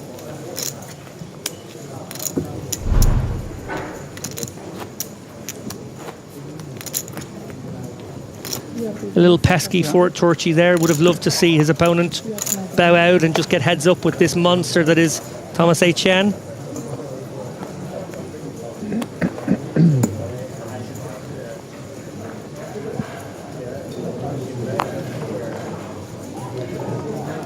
Torchy with a compelling open here, even if you do have a rampant H.N.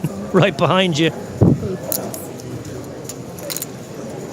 Decides to size up here, note the choice of 900k, just to create a slightly worse situation for the guy defending his big, who wants to flop some equity and realize.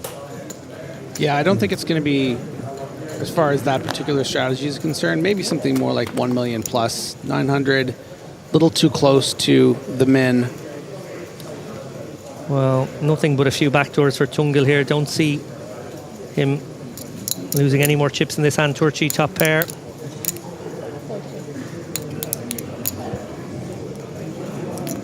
We'll be hopeful his opponent has a 10. Plenty of 10x will flat here pre, but likely to get further action unless we have another moment of, I don't want to call it madness, but another moment of chaos from Tungle.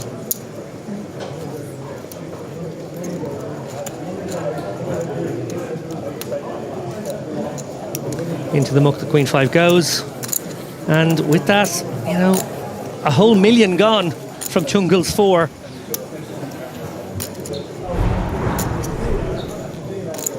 Does feel like we're going to be playing a little bit of tippy-tappy, yeah, until this man is all in once more.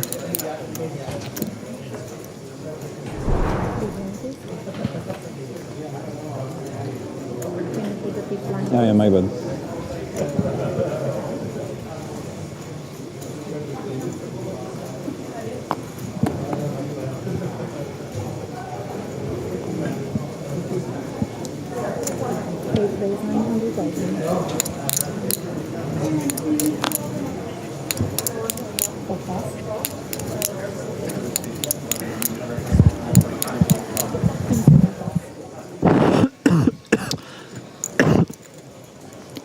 HN also choosing 900k there to get his open through.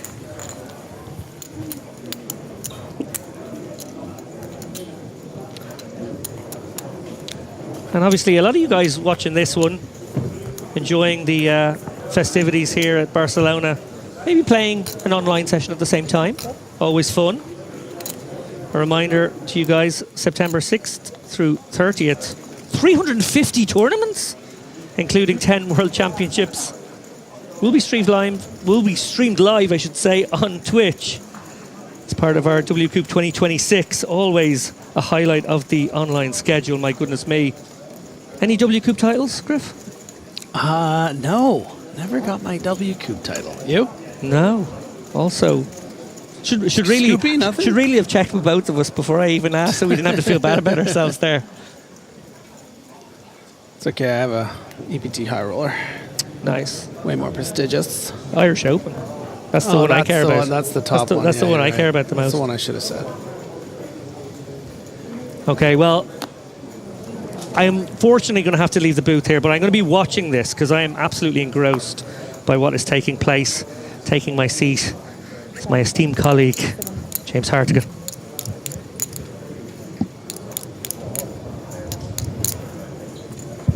Thank you, David Lappin. He's yapping, he's slapping. He's bringing it here in Barcelona, where three-handed action continues at this final table.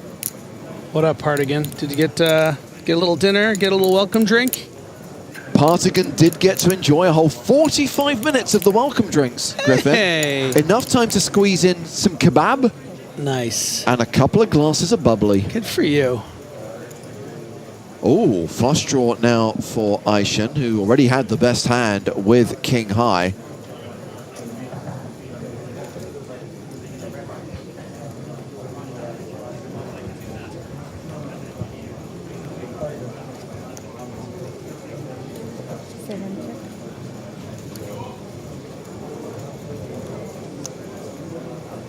Turchi has checked. Check, check, and Aishan rivers the flush. Turchi with 9 high, no showdown value, hasn't shown any interest in this hand on the flop or on the turn. Any chance he tries to buy the river? Yeah, there's certainly a chance. You don't really want to lose to 10 or jack high on the river here. This has been checked down to the river. Turchi technically with a stronger range, having been the limper, shown the only quote-unquote aggression in this hand.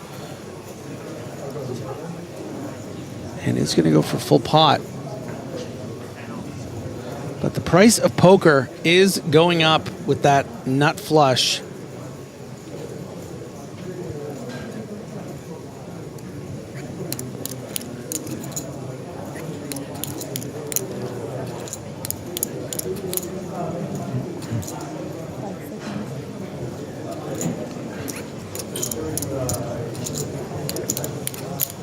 Turchi betting full pot on the river. And Aishan really hoping his opponent has something that can pay off this value raise.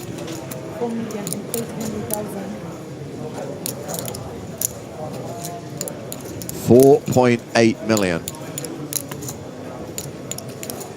What we need now is for Turchi to jam and convince Aishan that he's got a full house. Or quads. It could happen.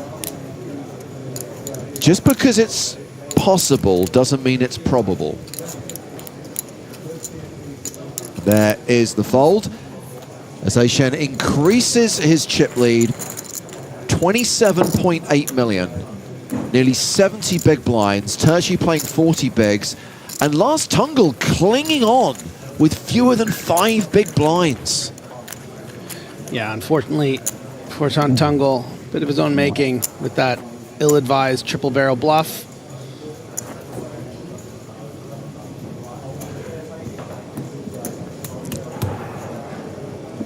The final 3 from a starting field of 1,551.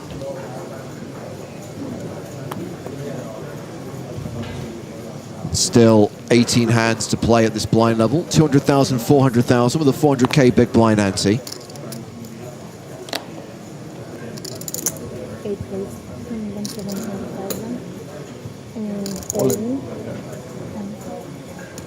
Aishan raising enough from the small blind to put Lars Tungle all in. Tungle calls it off with King 7. Gets it in good, but his opponent has live cards.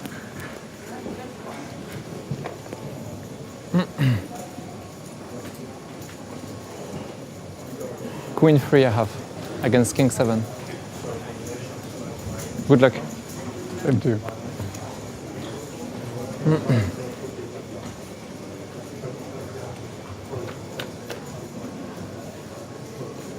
Ace, King 6. Yes, I can sit back. Looking good for a Tungle double up. Backdoor spades in play.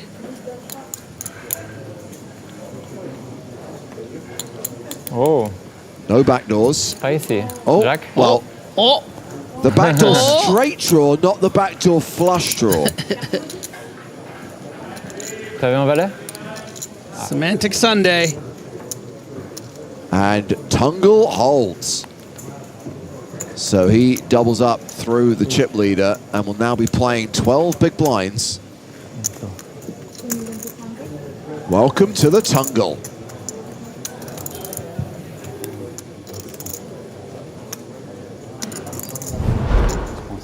4.8 million. Jungle.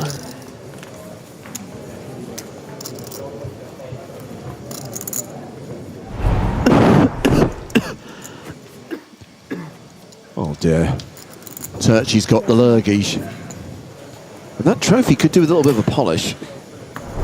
Hopefully Turchi didn't cough over it. Still so shiny.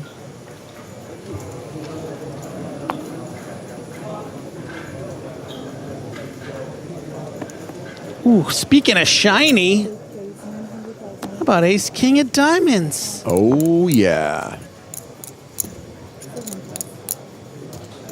So sparkly. My precious. See, I was doing a Mo Mummy reference and you just went back 20 years to the Lord of the Rings movies. What's Mo? What's that? I forget, you're not a Sots DJ, are you? Oh, the Mummy. Yeah. Oh, I saw the Mummy once.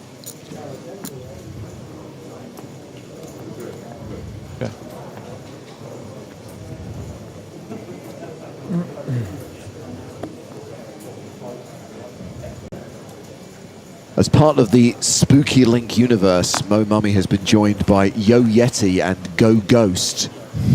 Nice.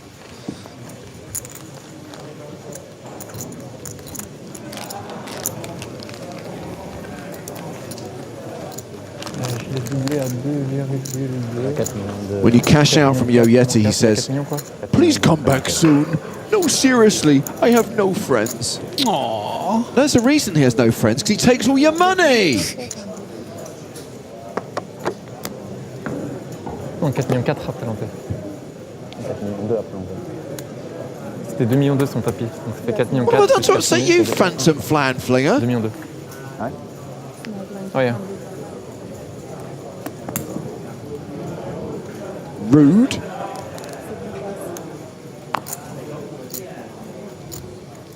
This three-handed action continues. Hello to Basil on YouTube, who says, "I'm new to poker, first time watching live. Welcome.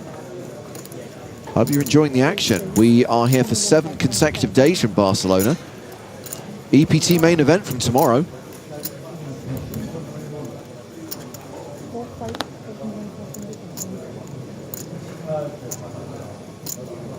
Lars with a decision here and is going to make a tight fold with Jack 10. I think that hand's probably good enough off 9 big blinds against Thomas's range, but it's right on the line, so I don't fault him for folding.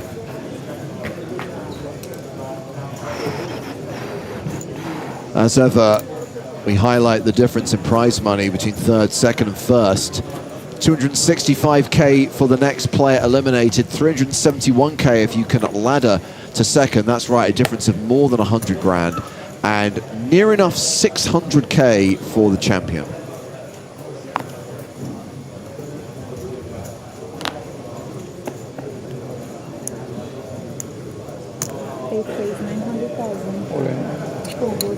I heard all in. Tungle shoving with ace-8 of strawberries.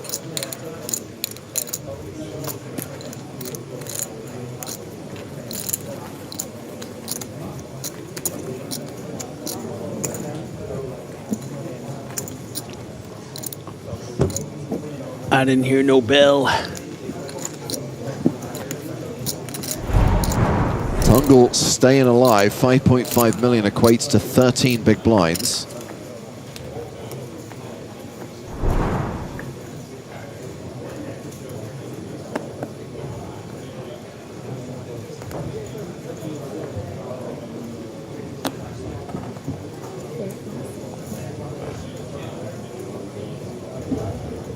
That's what our cameraman thinks of Lars Tungle.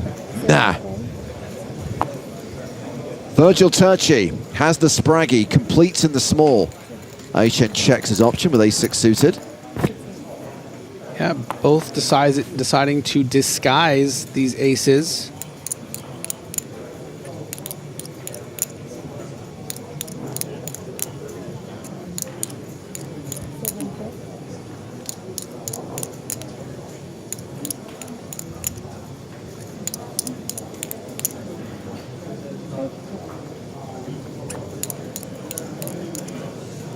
Check, check.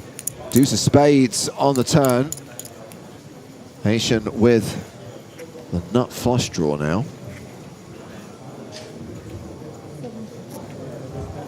Yeah, don't expect this pot to beef up. Chen doesn't really expect to be able to fold out anything better with a bet here. Maybe just wanting to protect that equity. Does find a bet, and against ace-7, wonder how Turchi's going to feel about this spot, recognizing that Thomas is certainly capable of value betting even something like a 4 here. You know, you're drawing very slim to an 8 or a 9, yeah, and it's going to fold out the slightly better hand despite that nut flush draw. Random question of the day from Bad Scam on Twitch. Would you get disqualified for eating a chip? Strictly speaking, you're not meant to take chips off the table, and you could argue that you're trying to hide chips by swallowing them. So, yeah, I'm going to say you would get a penalty at least.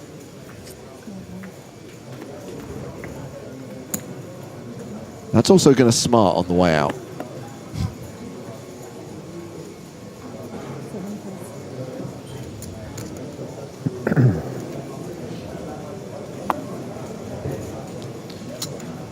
$11 or $12 effective here. I think King 8's probably going to be an all-in candidate. Just for my amusement, can we actually put that question to Toby Stone? Can we get an official answer? I'm sure he's got nothing better to do. It's not like he's running 17 tournaments today. We have 3 chips in play. The light greens are 25k, those green and blacks are 100k, and then the greys are 500k. And yeah, they're not the most distinct colors. I will give you that.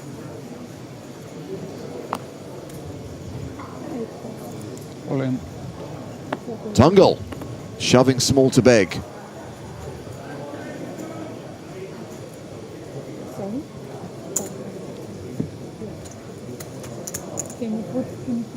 Yeah. Good. King Queen is the hand he's made a move with, but Turchi folds and then probably coughs directly into his microphone. Thank you.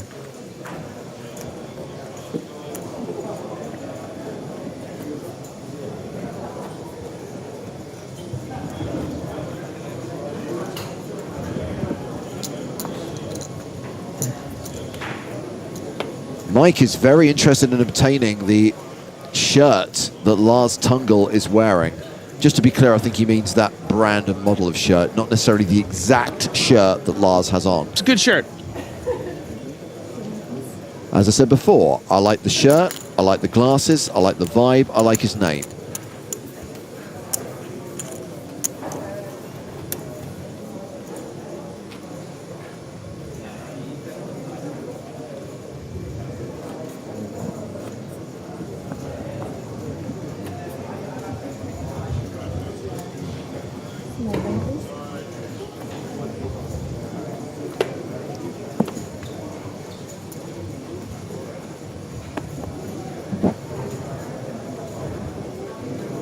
Turchi with 8 deuce of diamonds. Folds. Aishen in the small blind. 8-5.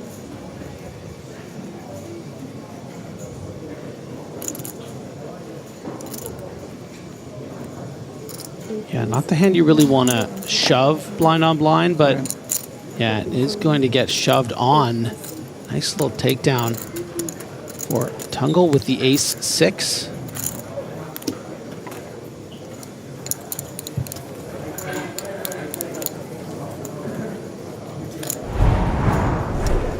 $27.1 for Aishem. Better than a 2-1 chip lead over Virgil Turchi, who sits in second place with 30 big blinds. And then we have Lars Tungle playing 15 bigs.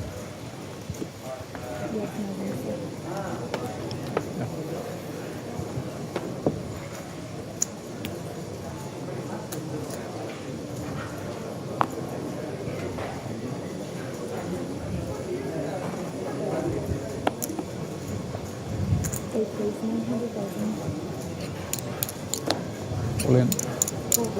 You hate to hear that when you have the beautiful Jack 9 of spades. 15 big blinds, no brainer, in the muck. And you don't have to be happy about it. So Mike was interested in obtaining that shirt. Luckily, we have RKE88 watching who knows that it's a J. Lindeberg shirt. It's a Swedish brand for a Swedish gentleman. You have the 500 in your black. No, okay, thank you. No. Oh, better one. Thought it was a green one. Wiggles is also a fan of Lars. He says, I've got Tungle fever. Let's go. Now that is a creative joke.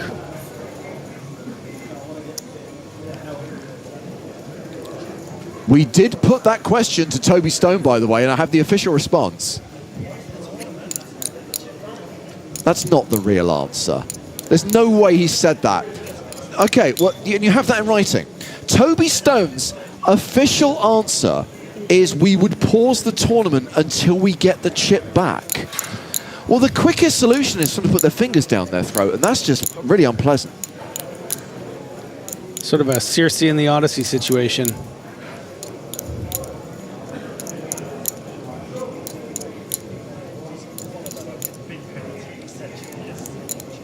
Okay, so the real answer, the genuine answer is you would get a huge penalty. Potentially it could be as bad as disqualification. It is as bad as stealing a chip off the table.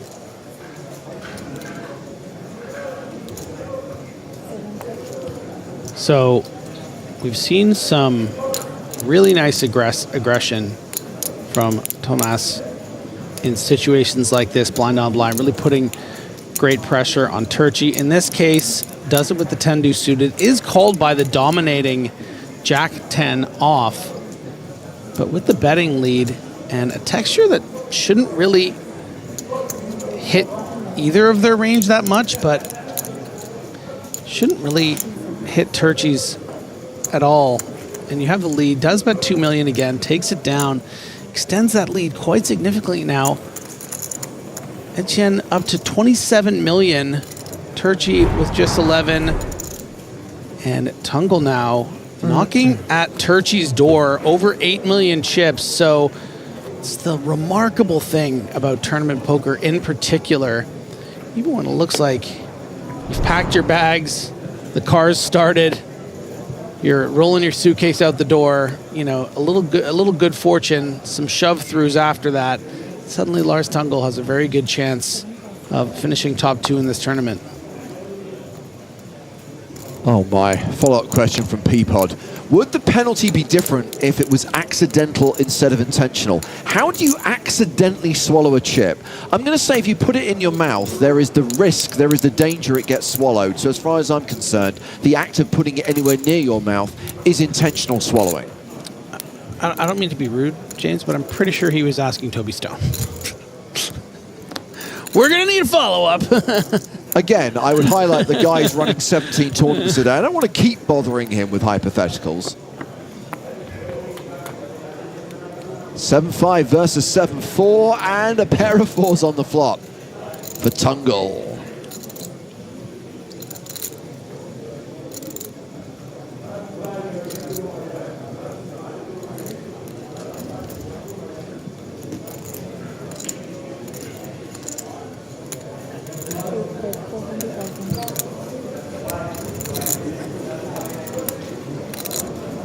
Correct, Mr. Toronto. Don't put things in your mouth.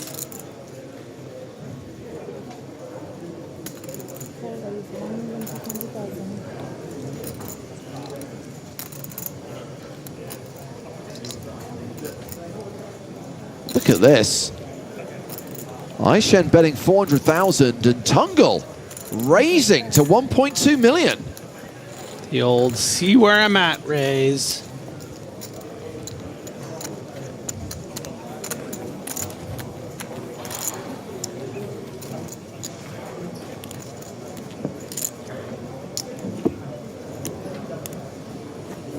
Tungle likes what he sees. quick fold. Look at that. I know.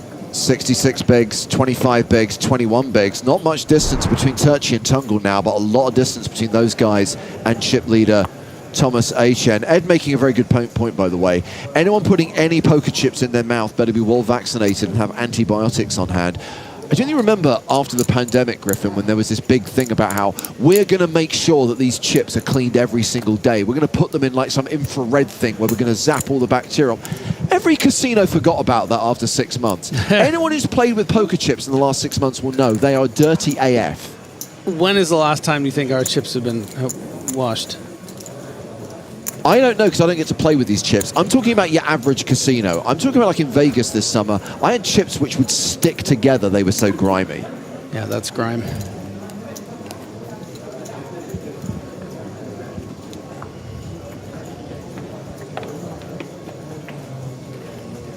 Keaty says this chat has gone seriously downhill. I disagree. I think hypothetical situations about the ingestion of poker tournament chips are the height of highbrow conversation. Yeah, like if you mean going downhill, like you mean we're going really fast to our destination of good chat, then yeah.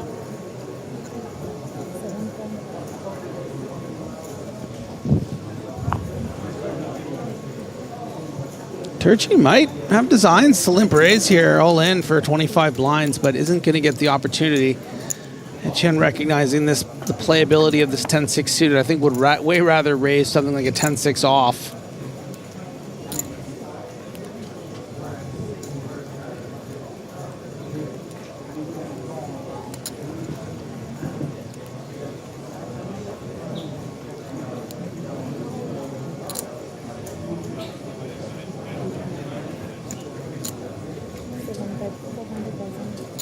Turchi betting with the best hand and a fold from Asian.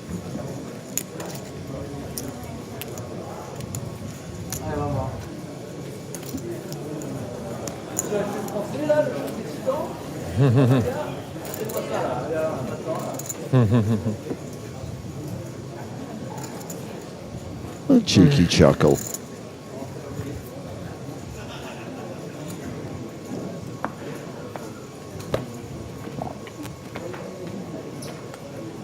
Just joining us, three-handed here at the EPT PokerStars Open High Roller. It's a €2,700 buy-in event. Prize pool of 3.7 million. The three biggest prizes from that prize pool still to be awarded. 589,000 euros for first, over 1,500 entrants in this event. Shall I check on the main event numbers, Griffin? As in the EPT main event.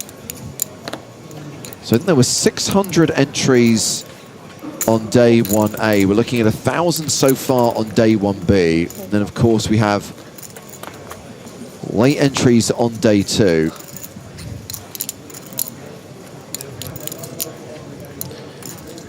Advantage Thomas here.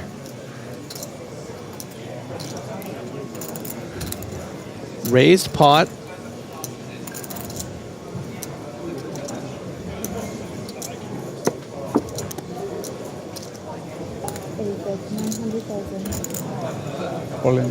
Oh my goodness. This is a really... Oh, wow, James. This is not great as far as moves are concerned, but it might work, James, because you don't really expect your opponent to just erratically shove with a jack in this spot, right? You're just going to expect to see king 10 off every time. I think Etienne might just fold here.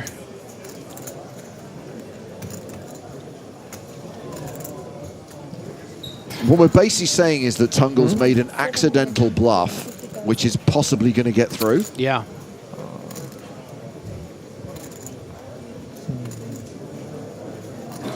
You have to also consider the incredible downside for the Frenchman if he calls here and loses to those king 9 hands or whatever. He loses that chip lead. He loses the momentum. he's going to be very disappointed. J'aurais dû check flop. Yeah, he's thinking maybe he should have checked flop. Well, I'll tell you who's disappointed, and that's Entea watching on YouTube. He says, Aichen, no balls. Not an easy call. Not an easy call. But Tungle and Turchi are pretty much neck and neck. Just shy of 11 million for both players. Yeah, look at that. Neck and neck.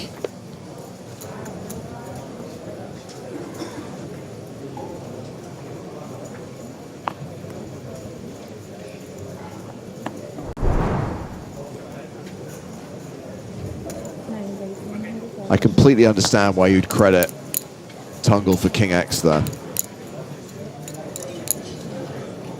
As we see, Aishen raise the button with 10-6 of diamonds, get fold from both the small and the big. Blinds going up after this next hand.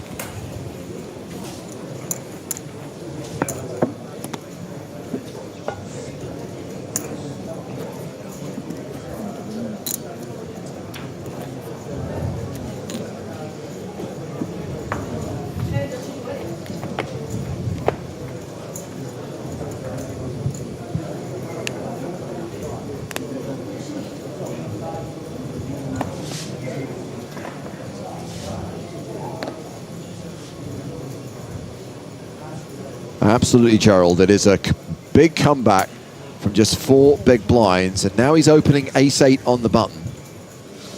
Raises to a milli. Jacks, though, for Turchi in the small blind.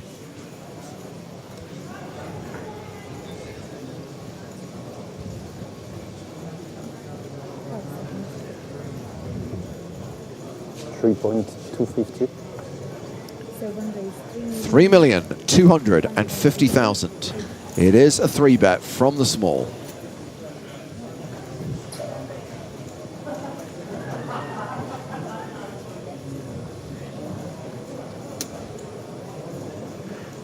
Is Tungle thinking of calling this? Oh, I don't think so. You think he's going to 4-bet? No, he has no room for 4-bet, I don't think.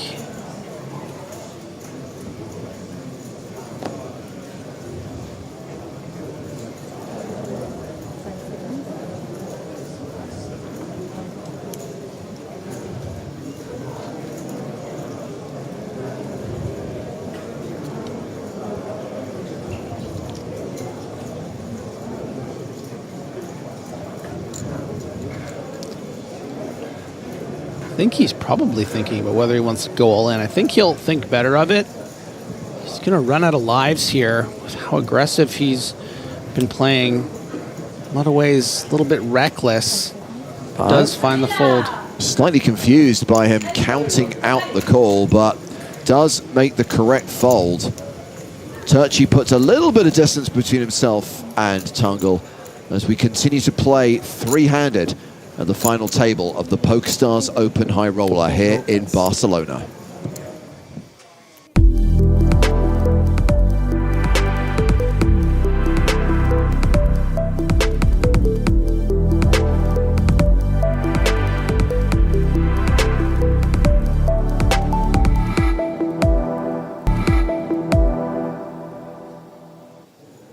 The price of poker is going up, as a wise man once said. 250,000, 500,000 with a 500k big blind ante. That means our shortest stack, Lars Tungle, is now playing 17 bigs. Chip leader Thomas Aishen with 50 bigs. And has had a lot of shoves over his raises, quick shoves from Tungle. This time, just a call from a candidate for Tungle to have shoved.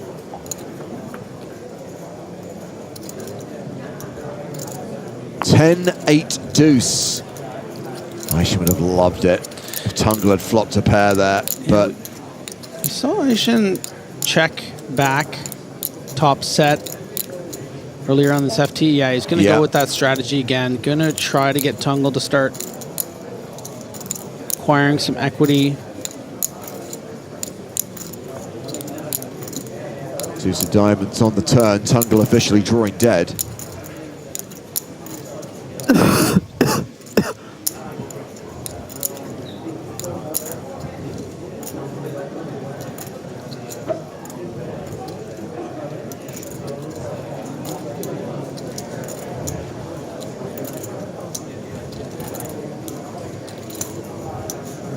That's 1,300,000.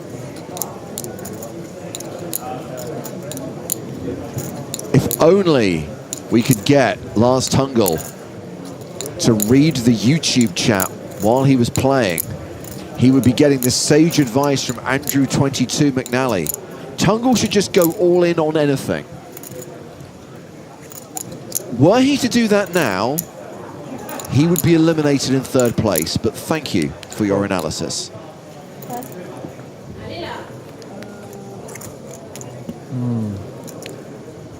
Gets out of the way. J'avais la noix. Aïe, aïe, aïe. HN 53 big blinds, Turchi 21 bigs, Tungle 14. Still 23 hands to play. We've just rolled into level 36, 255.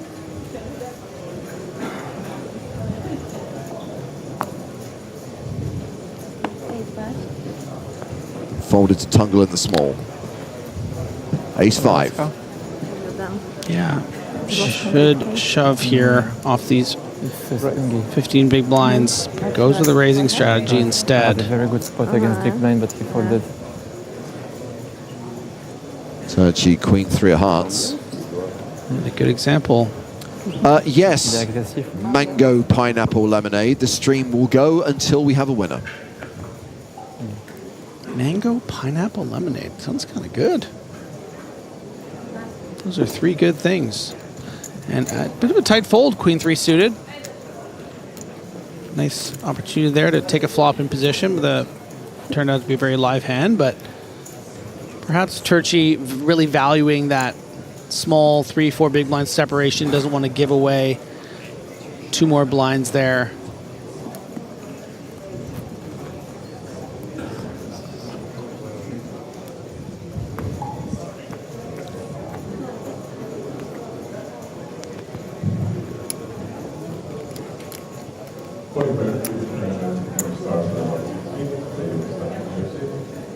Chris, who is this person who's just posted in our private chat?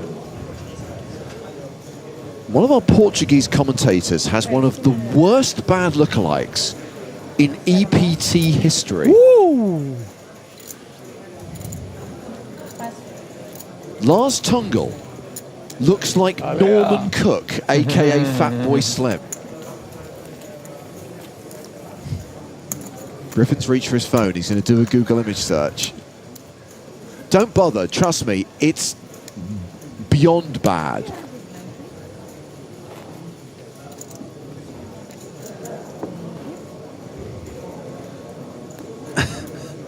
I've seen worse. It's the shirt. It's the shirt. Yeah, he has the exact. Okay, cover up the shirt and just look at the face.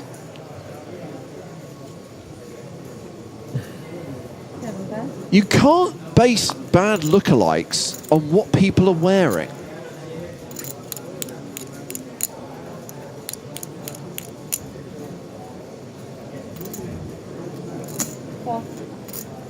I don't know, man. It's pretty close. That's not Norman Cook. It's Lars Tungle. Exactly. I just downloaded a photo of Lars Tungle.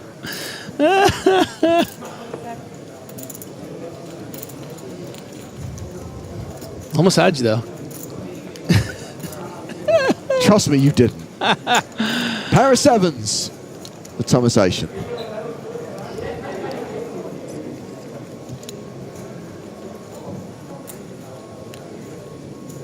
That's 500,000.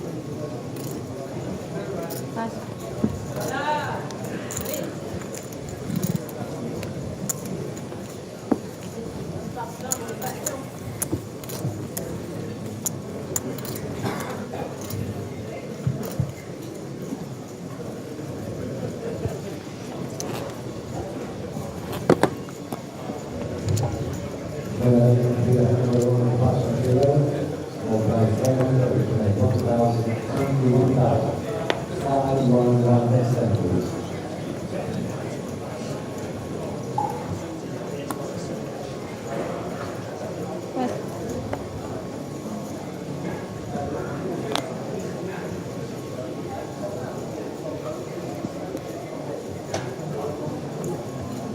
2 million. 4x sizing again. Oh dear, with a cursed hand. If Turchi didn't call with the Queen 3 of hearts for 3.1x, I don't think he's going to be calling 4x with the 10-6 suited. So I'm sure Turchi is thinking, you know, oh, I don't like how closer he's getting this and that, but I think it's very clear to me and probably to Turchi that Tungle's ready to burst, right? Like he's really playing quite erratically. He's, you know, had that wild 3-barrel bluff, the Jack-5 hand, just shoving all in over a bet, making 4x raises with pocket 3s, with, you know, so I would just be patient, you know, let it come to you. Over 100,000 euro pay jump. And once again, Tungo with a holding that should probably just open shove for 20 big blinds, but again, finds a 4x.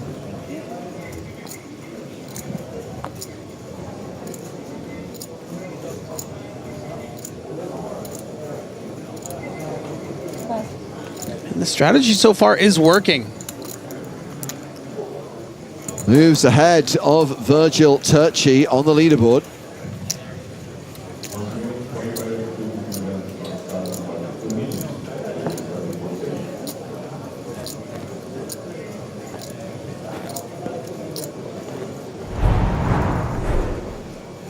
$11.1 for Tungle, 9.4 for Turchi. Suffice to say, Thomas Aishen, who won the EPT Barcelona main event last year, is the reigning champ of that tournament, way out in front.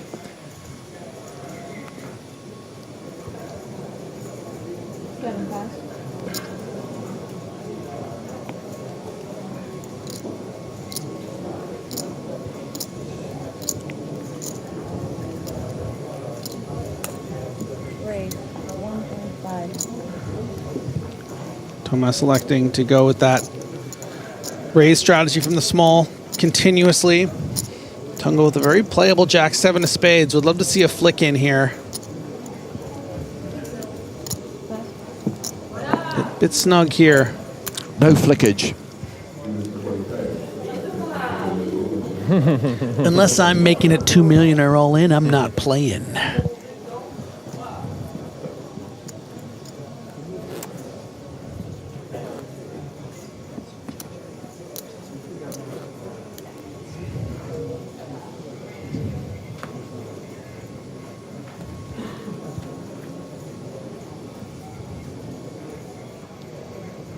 Well, Turchi waits for the possibly impending implosion of Tungle. He's going to run out of time. These blinds eat you quickly, and you know, say what you want about the way Tungle's been playing. Ultimately, all that matters up to this point is that it has been working.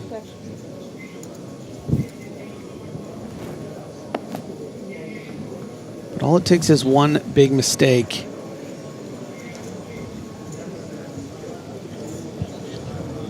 Bottom pair for Tungle. And he bets. Might get a little tug out of Turchi here for the min bet. Queen high going to be good. A decent percentage of the time here against full range. Did you say he might get a tug out of Turchi? A little Tungle tug? Yeah. I stand by it. I've never fought for anything in my life, and I fight for the Tungle tug. Griffin, if you want a Tungle tug, you knock yourself out.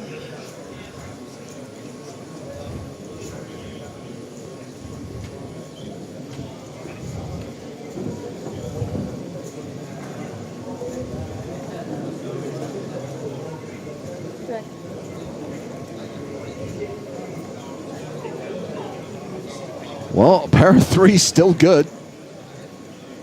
Check, check, shouldn't be.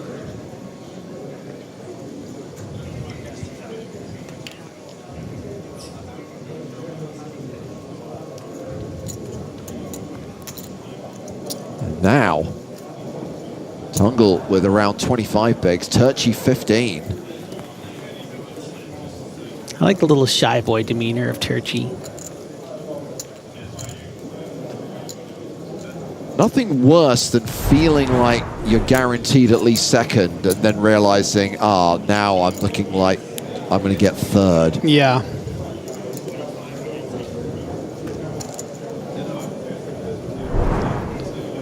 Important to note, though, don't think Tungle is going to maybe be as concerned as some players might be about not being that active now that he has more chips than Turchi. Probably will just happily get involved. Let's see if he adjusts past the 2 million strategy. Does lower it a bit to 1.5.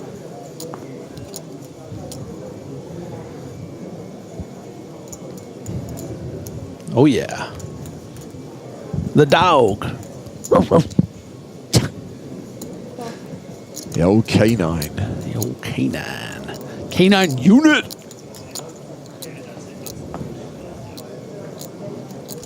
Jack 5-4. Again, Tungle flops a pair.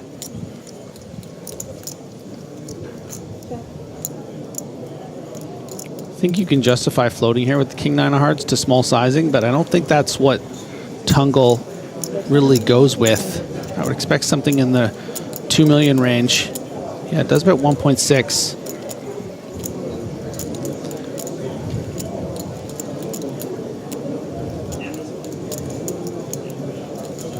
See what Ai-Chen does here.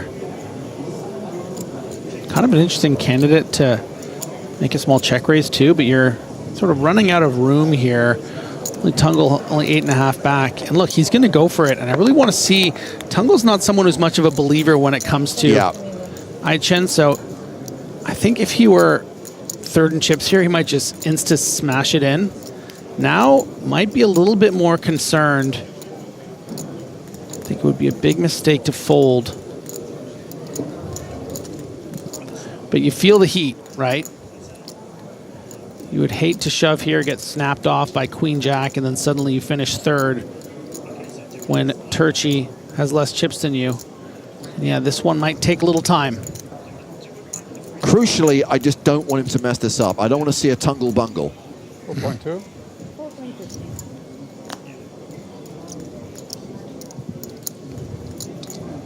Yeah, of all the options, I think I hate fold the most. Call, I think, is fine. It is going to bloat this pot to north of 11 million with just about 7 back, but he folds. Wow. Folds the best hand. Getting away with murder. Ai-Chen back up to 30 million, 60 big blinds. That was a Tungle bungle. Fat boy Slim.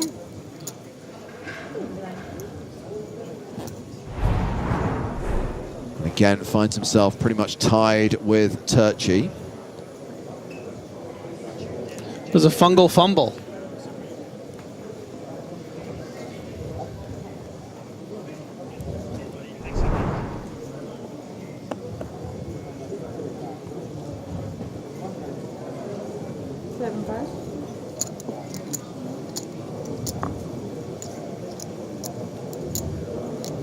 No fold button, I don't think, for Ai-Chen, so yeah. Gonna play this as a limp, hope to see a free flop. Gonna get it. Tungle checks his option with Jack 6. Flopper stealer. King Jack 5. So this will be really interesting because I think Ai-Chen will bet here, hoping that he folds out something like a 9-8 or a queen deuce off. You know what? He goes for the check, and the quick check back from Tungle. That's going to potentially extract some value.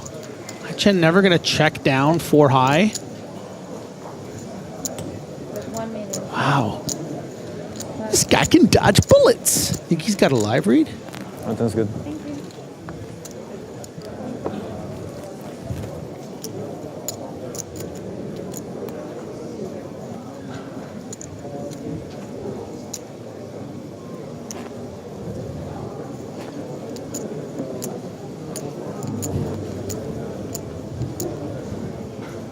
Lars Tungle sticking around. Still 14 hands to play at this blind level, 250k, 500k.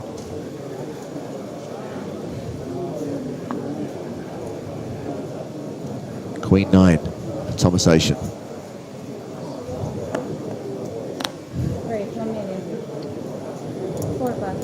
Raises to $1 million, gets a fold from Tungle. Virgil Turchi.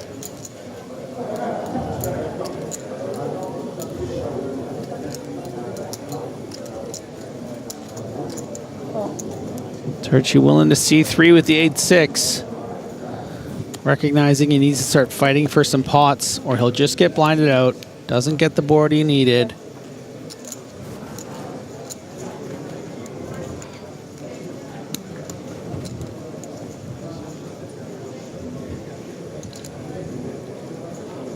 Aisha with 99% equity with a pair of queens. Continues, and a quick fold from Turchi.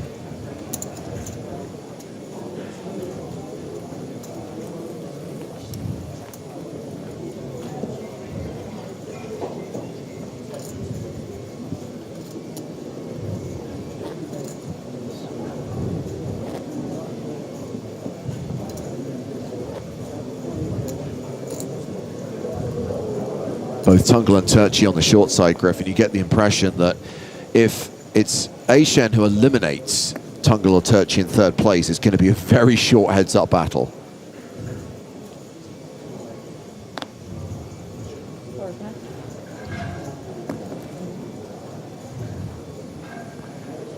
Yeah, now just 11 bigs. I think you just need to stuff this in. King 4 suited. Too strong to sort of limp fold. And you're certainly not raise folding, so I really like the shove. Takes it down.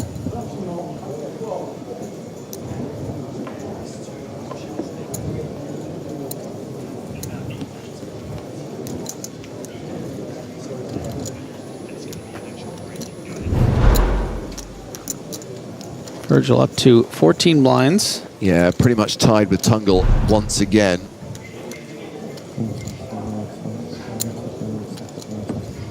I mean, if we get through this blind level and go to 300, 600, and we still have this chip disparity, still have Tungle and Turchi tied, we're going to get to a situation where Aishen's is going to start open jamming on these guys. Leveraging that 100k plus prize money difference between third and second.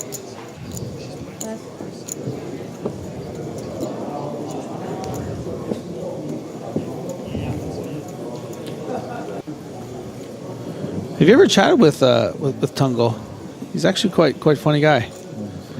His jokes are very Tungle in cheek. You can throw something at me if you want. We've had some semi-decent Tungle puns today. That wasn't one of them. But I'm going to say congratulations, Griffin, because we went on air at 3 p.m.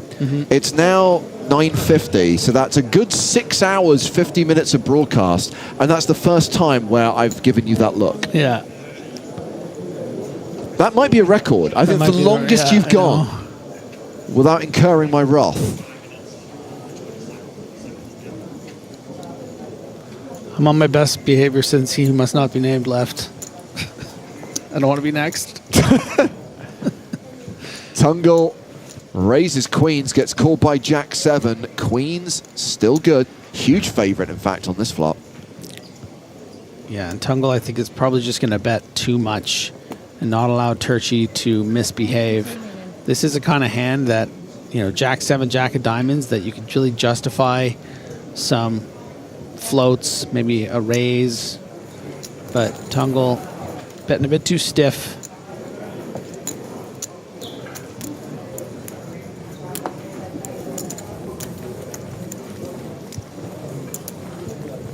And some real separation now. Tungle all the way up to 9.5 million. Good for 18 big blinds. Virgil down to 5.4, and that's just the nature of the beast. Some, you know, card distribution hasn't really done anything wrong.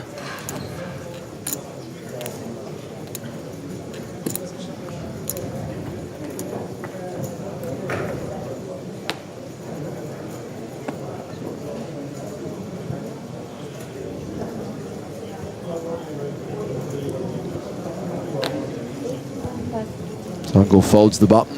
The blind v blind, Turchi in the small.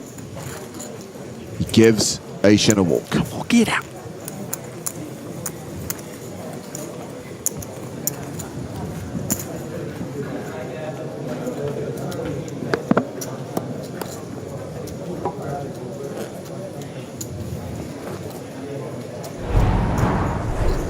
More solid advice for Lars Tungle from our viewers on YouTube. WTT444 says, don't punt.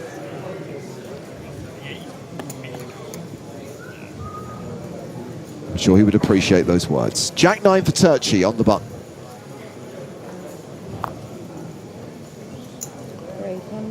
Ooh, trying to get away with one here. Definitely too weak to shove. If you want to see if you can maybe just steal a pot, yeah. Chen, I don't think is going to fall for it. This is such a polar open. But actually believes in the strength. Tungle just flicks in that 8-5. Why not? Let's have a look. I was going to eat those anyway. Well, he has flopped a gut shot. Could be worse. Turchi, obviously a 4-1 favorite here with top pair. Minimum bet. Make it so small. Draw him into your trap. Tungle can't resist the call of the gutter. Close to minimum bet.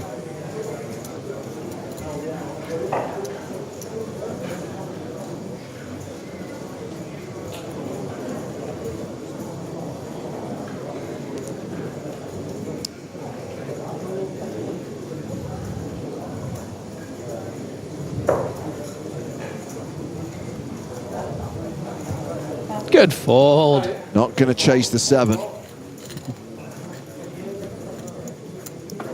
Tungle. Playing 15 bigs. Turchi playing 12.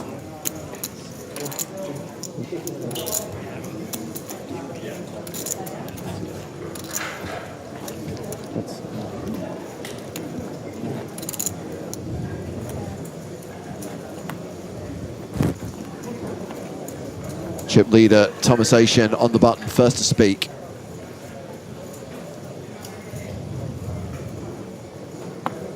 And speak he shall. He has the snowmans. Nom nom. That's a raise to 1 million. 2.5.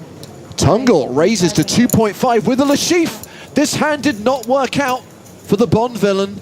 It may not work out for Lars Tungle. I mean, all things considered, Chen is definitely more Bond leaning and he is more Lashif leaning as far as their looks, you know? Kind of into it. The shove.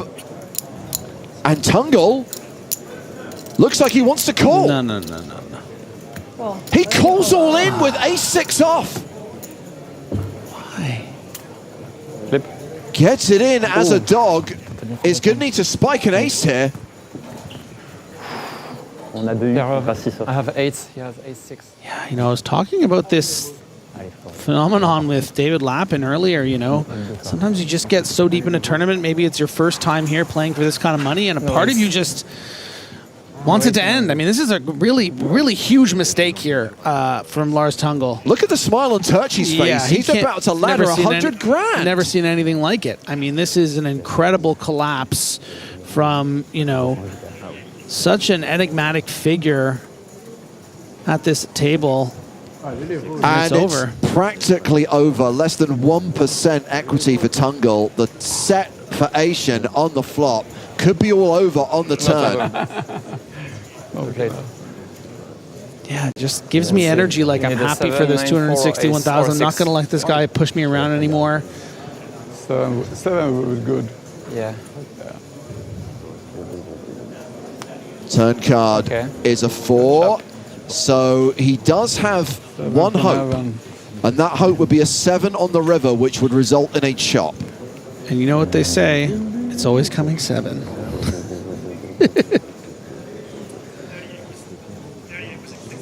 River card, not a 7. Arguably that was a bungle from Tungle, but he cannot grumble. A third place finish is worth €265,440 as we go heads up in this PokerStars Open High Roller.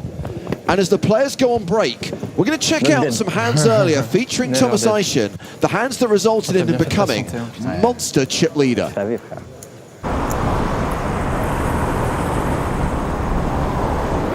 Great, 275,000. Look at Scott still in the blender a little bit emotionally.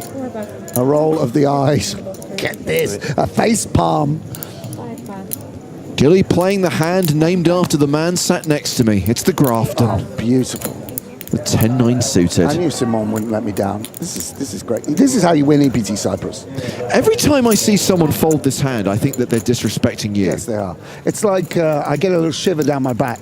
You know, like someone walked over my door. Yeah. Get a little. Someone somewhere in the universe folded 10-9 suited. I can't often want to make a list of their names so I can say these are people who've disrespected you, Sam. Sure, I'll go up to them personally.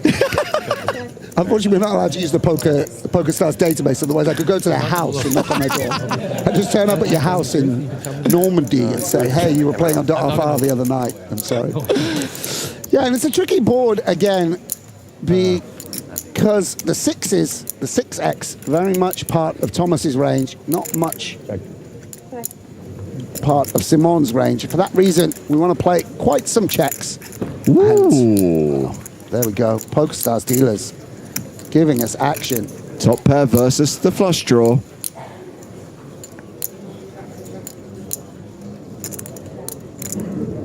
Yeah, and Thomas will check. King, just a good card for the in-position player. And Simon might want to semi-bluff here. Getting a fold from pretty much anything is a good result with 10 high, despite the huge nature of the draw. On the other hand, are we ever going to get check raised? So Christian Kaufman watching from the rail. You may have seen Hakwon Lee on the rail as well, and you may have heard Glenn, who's supervising this event, saying to the players that the other table has been playing faster. So he's actually paused the action at the secondary feature table so they can catch up. With soft hand for hand, so we want to make sure that this table plays the requisite number of hands before he restarts the action at the second table. We're missing out on some sort of endorsement, aren't we? We should be sponsored by Dove. Dove, sponsoring the soft hand for hand at EPT. Oh, I like that. We can make some money there. Boom. Yes. That is why you play the Grafton, ladies and gentlemen. Of course. A rivered flush is guaranteed. Guaranteed, not guaranteed. So many ways to win. And Simon, who's had a tough time of it, now with a very tasty value bet. You can imagine all the King X and Jack X that you can get called by as well. What is the sizing we want to go for? Do we have one size? Do we have two sizes? 850. And we'll go for 850K. And Thomas with a very strong bluff catcher. 10, not ideal, but I mean, we almost maybe even chop with some value here on a rare occasion, potentially. I don't know, maybe not. Kings and sixes with a jack kicker.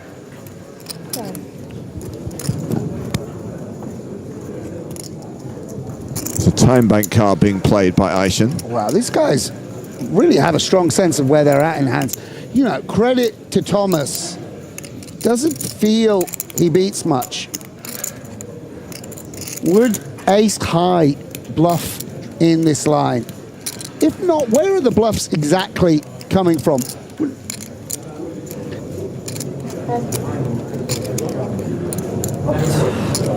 And he just folds. It's too cold. Really gets away from it. Very really nice. I think that 10 of spades, the bluff probably is queen 10, the 10-9, knot of hearts.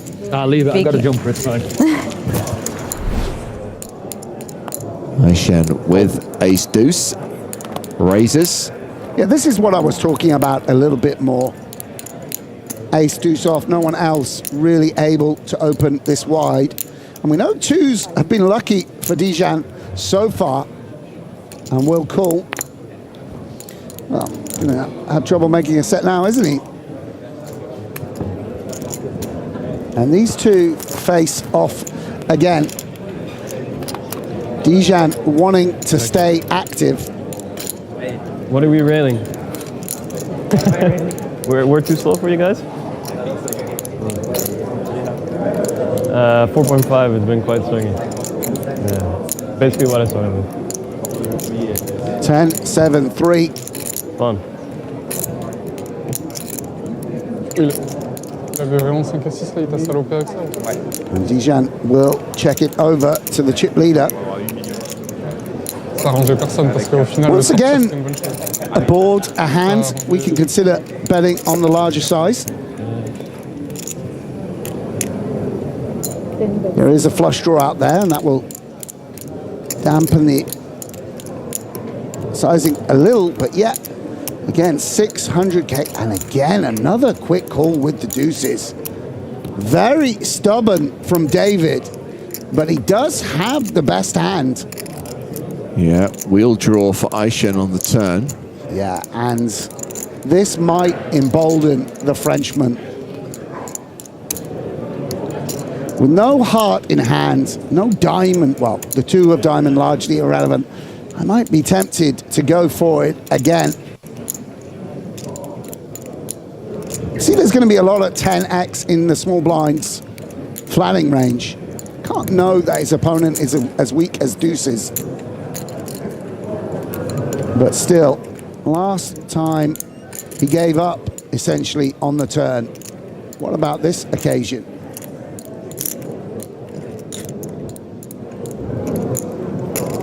Dijan is thinking check, check, check, please. He does get a free card. He does check.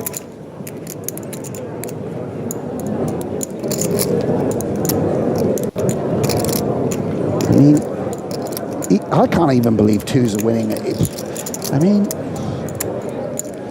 he does check. And what will Thomas do now? Is there any way he can force a fold from some 7x?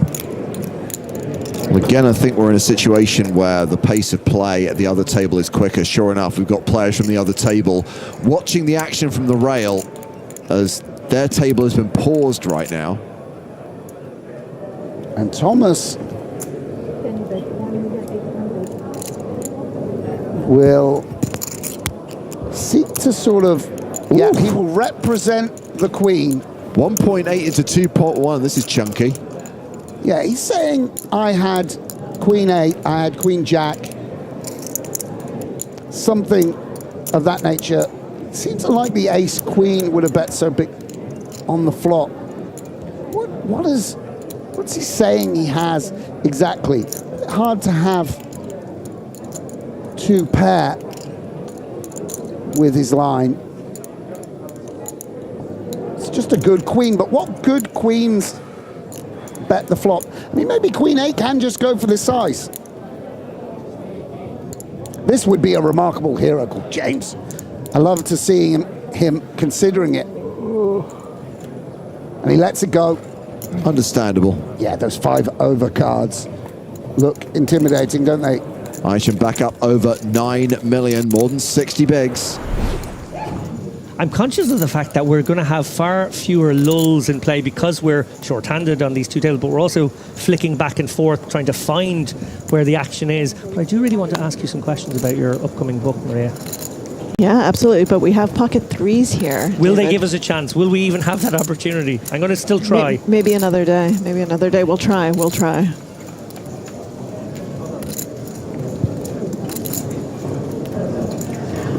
Yeah, we skipped a few hands, but somehow Etienne's lead has shrunk even more. I mean, now second place.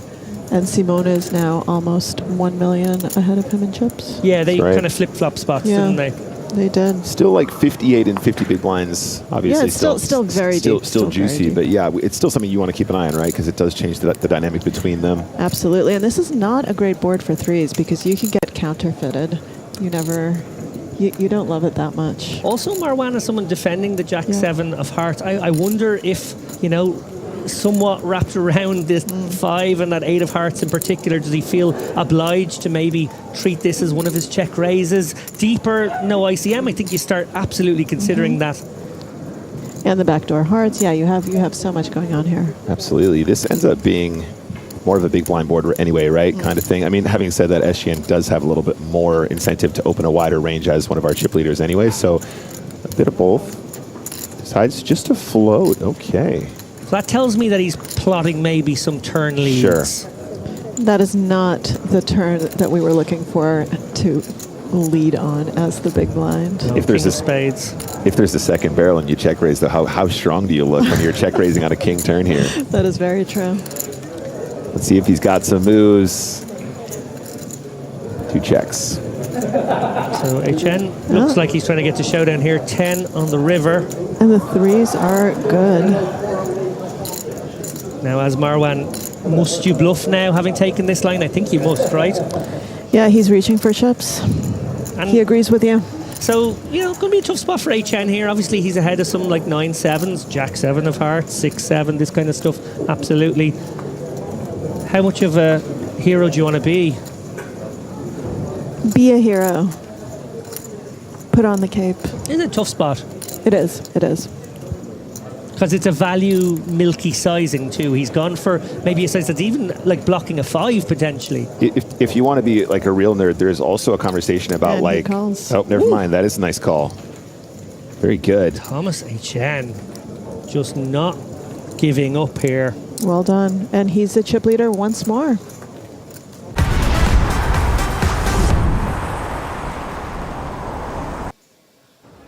Well, that is how Thomas Etienne built and held on to the chip lead throughout this tournament. And look at the disparity in stacks as we go heads up here in Barcelona at the final table of the PokerStars Open High Roller. 80 bigs for the chip leader, just 12 bigs for Virgil Turchi. Sam Grafton joins me, James Hartigan. And Sam, this might not be the world's longest heads-up battle. No, indeed. I mean, a huge disparity in the stacks. If Turchi were to double, then it's game on, and we can limp and raise and get away from certain hands. But you would imagine there will be a confrontation. Stay in your seats, ladies and gentlemen. If you're watching, 11 big blinds, there's a lot of shove. A lot of king high versus queen high confrontations, which we might expect. Which one's my box? I think it was always destined to be these two. Look. The two Frenchmen, both of them very accomplished, played very well at this final table, but Etienne. And I think ultimately Turchi was just happy to have secured second place when Tungle went out. He was celebrating, all in with the 10-9, called by Etienne with queens. Oh my goodness. A very standard shove, I think, with the 10-9. Always a sweat. And Thomas dominating. Give me a sweat. Allez, je te donne une good shot si tu veux. 6 et 7. 7-6, tout le monde est content. There is a very strong chance this is over in one hand of heads-up play. Never count out the 10-9, but certainly Thomas Etienne. Let's not forget the reigning EPT Barcelona champion in a strong position to add a second Barcelona title to that resume. 85% chance it happens. There is a 10 on the flop, so we do have a sweat on our hands. 10s and 9s are working for Virgil Turchi. He has 5 outs. 4, ça m'allait bien, mais 5. Un 5. Okay. 7 on the turn gives him additional outs. Turchi survives with a 10, 9 or 8 on the river, any other card, and this tournament is over, and Thomas Aichen has sealed the deal.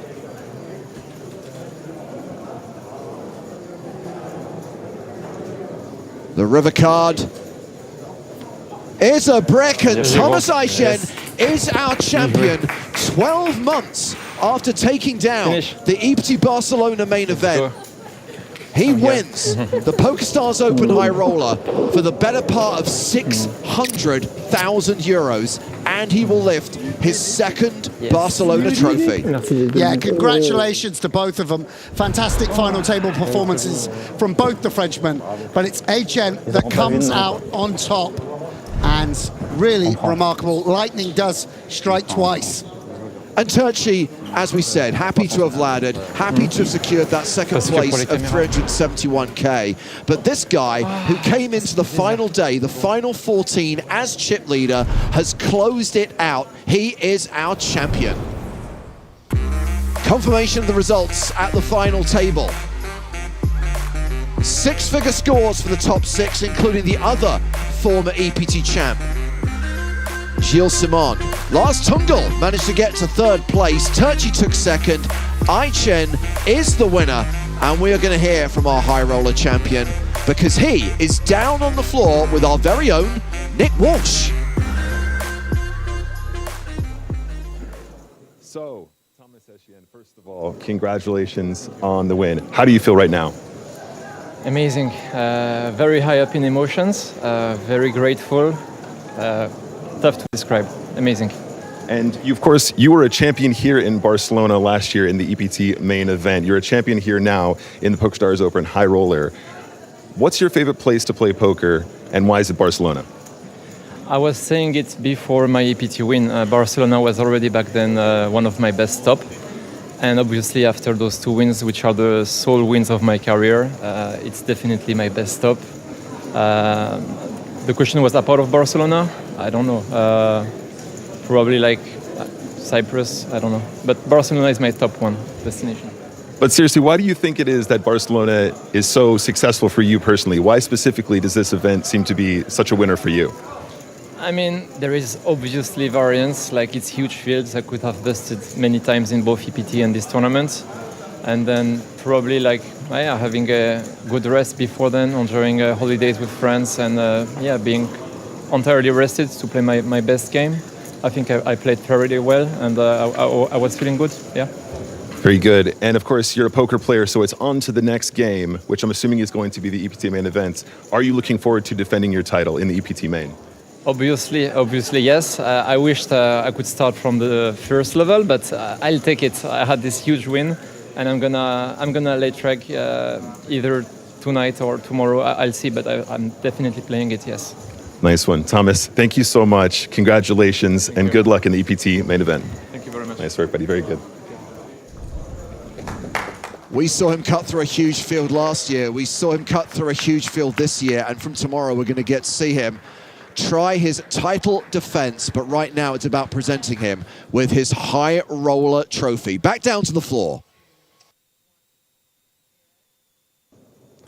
Welcome to the trophy presentation for the PokerStars Open Barcelona High Roller. I'm Cedric Bayou, Associate Director of Live Events. Here on stage with me today, Mr. G. Apu, Director of Security for Casino Barcelona, Mr. Toby Stone, EPT Tournament Director, Mr. Julian Liarte, who is the EPT Business Development Manager, and of course, the winner of our event, Mr. Thomas Aichen. Before we hand over the trophy, I'd just like to thank all the players who came here in Barcelona. EPT is coming here in Barcelona for more than 20 years now. And it's always a pleasure to welcome everyone here in the city at the end of August for what is the ultimate poker competition. We have one more week of action to come with the EPT Main Event that you can follow on stream from tomorrow. But now, just one last thing to do for today. Dominating a field of more than 1,500 players. To take the title and more than €500,000 for first place, please give it up for Thomas.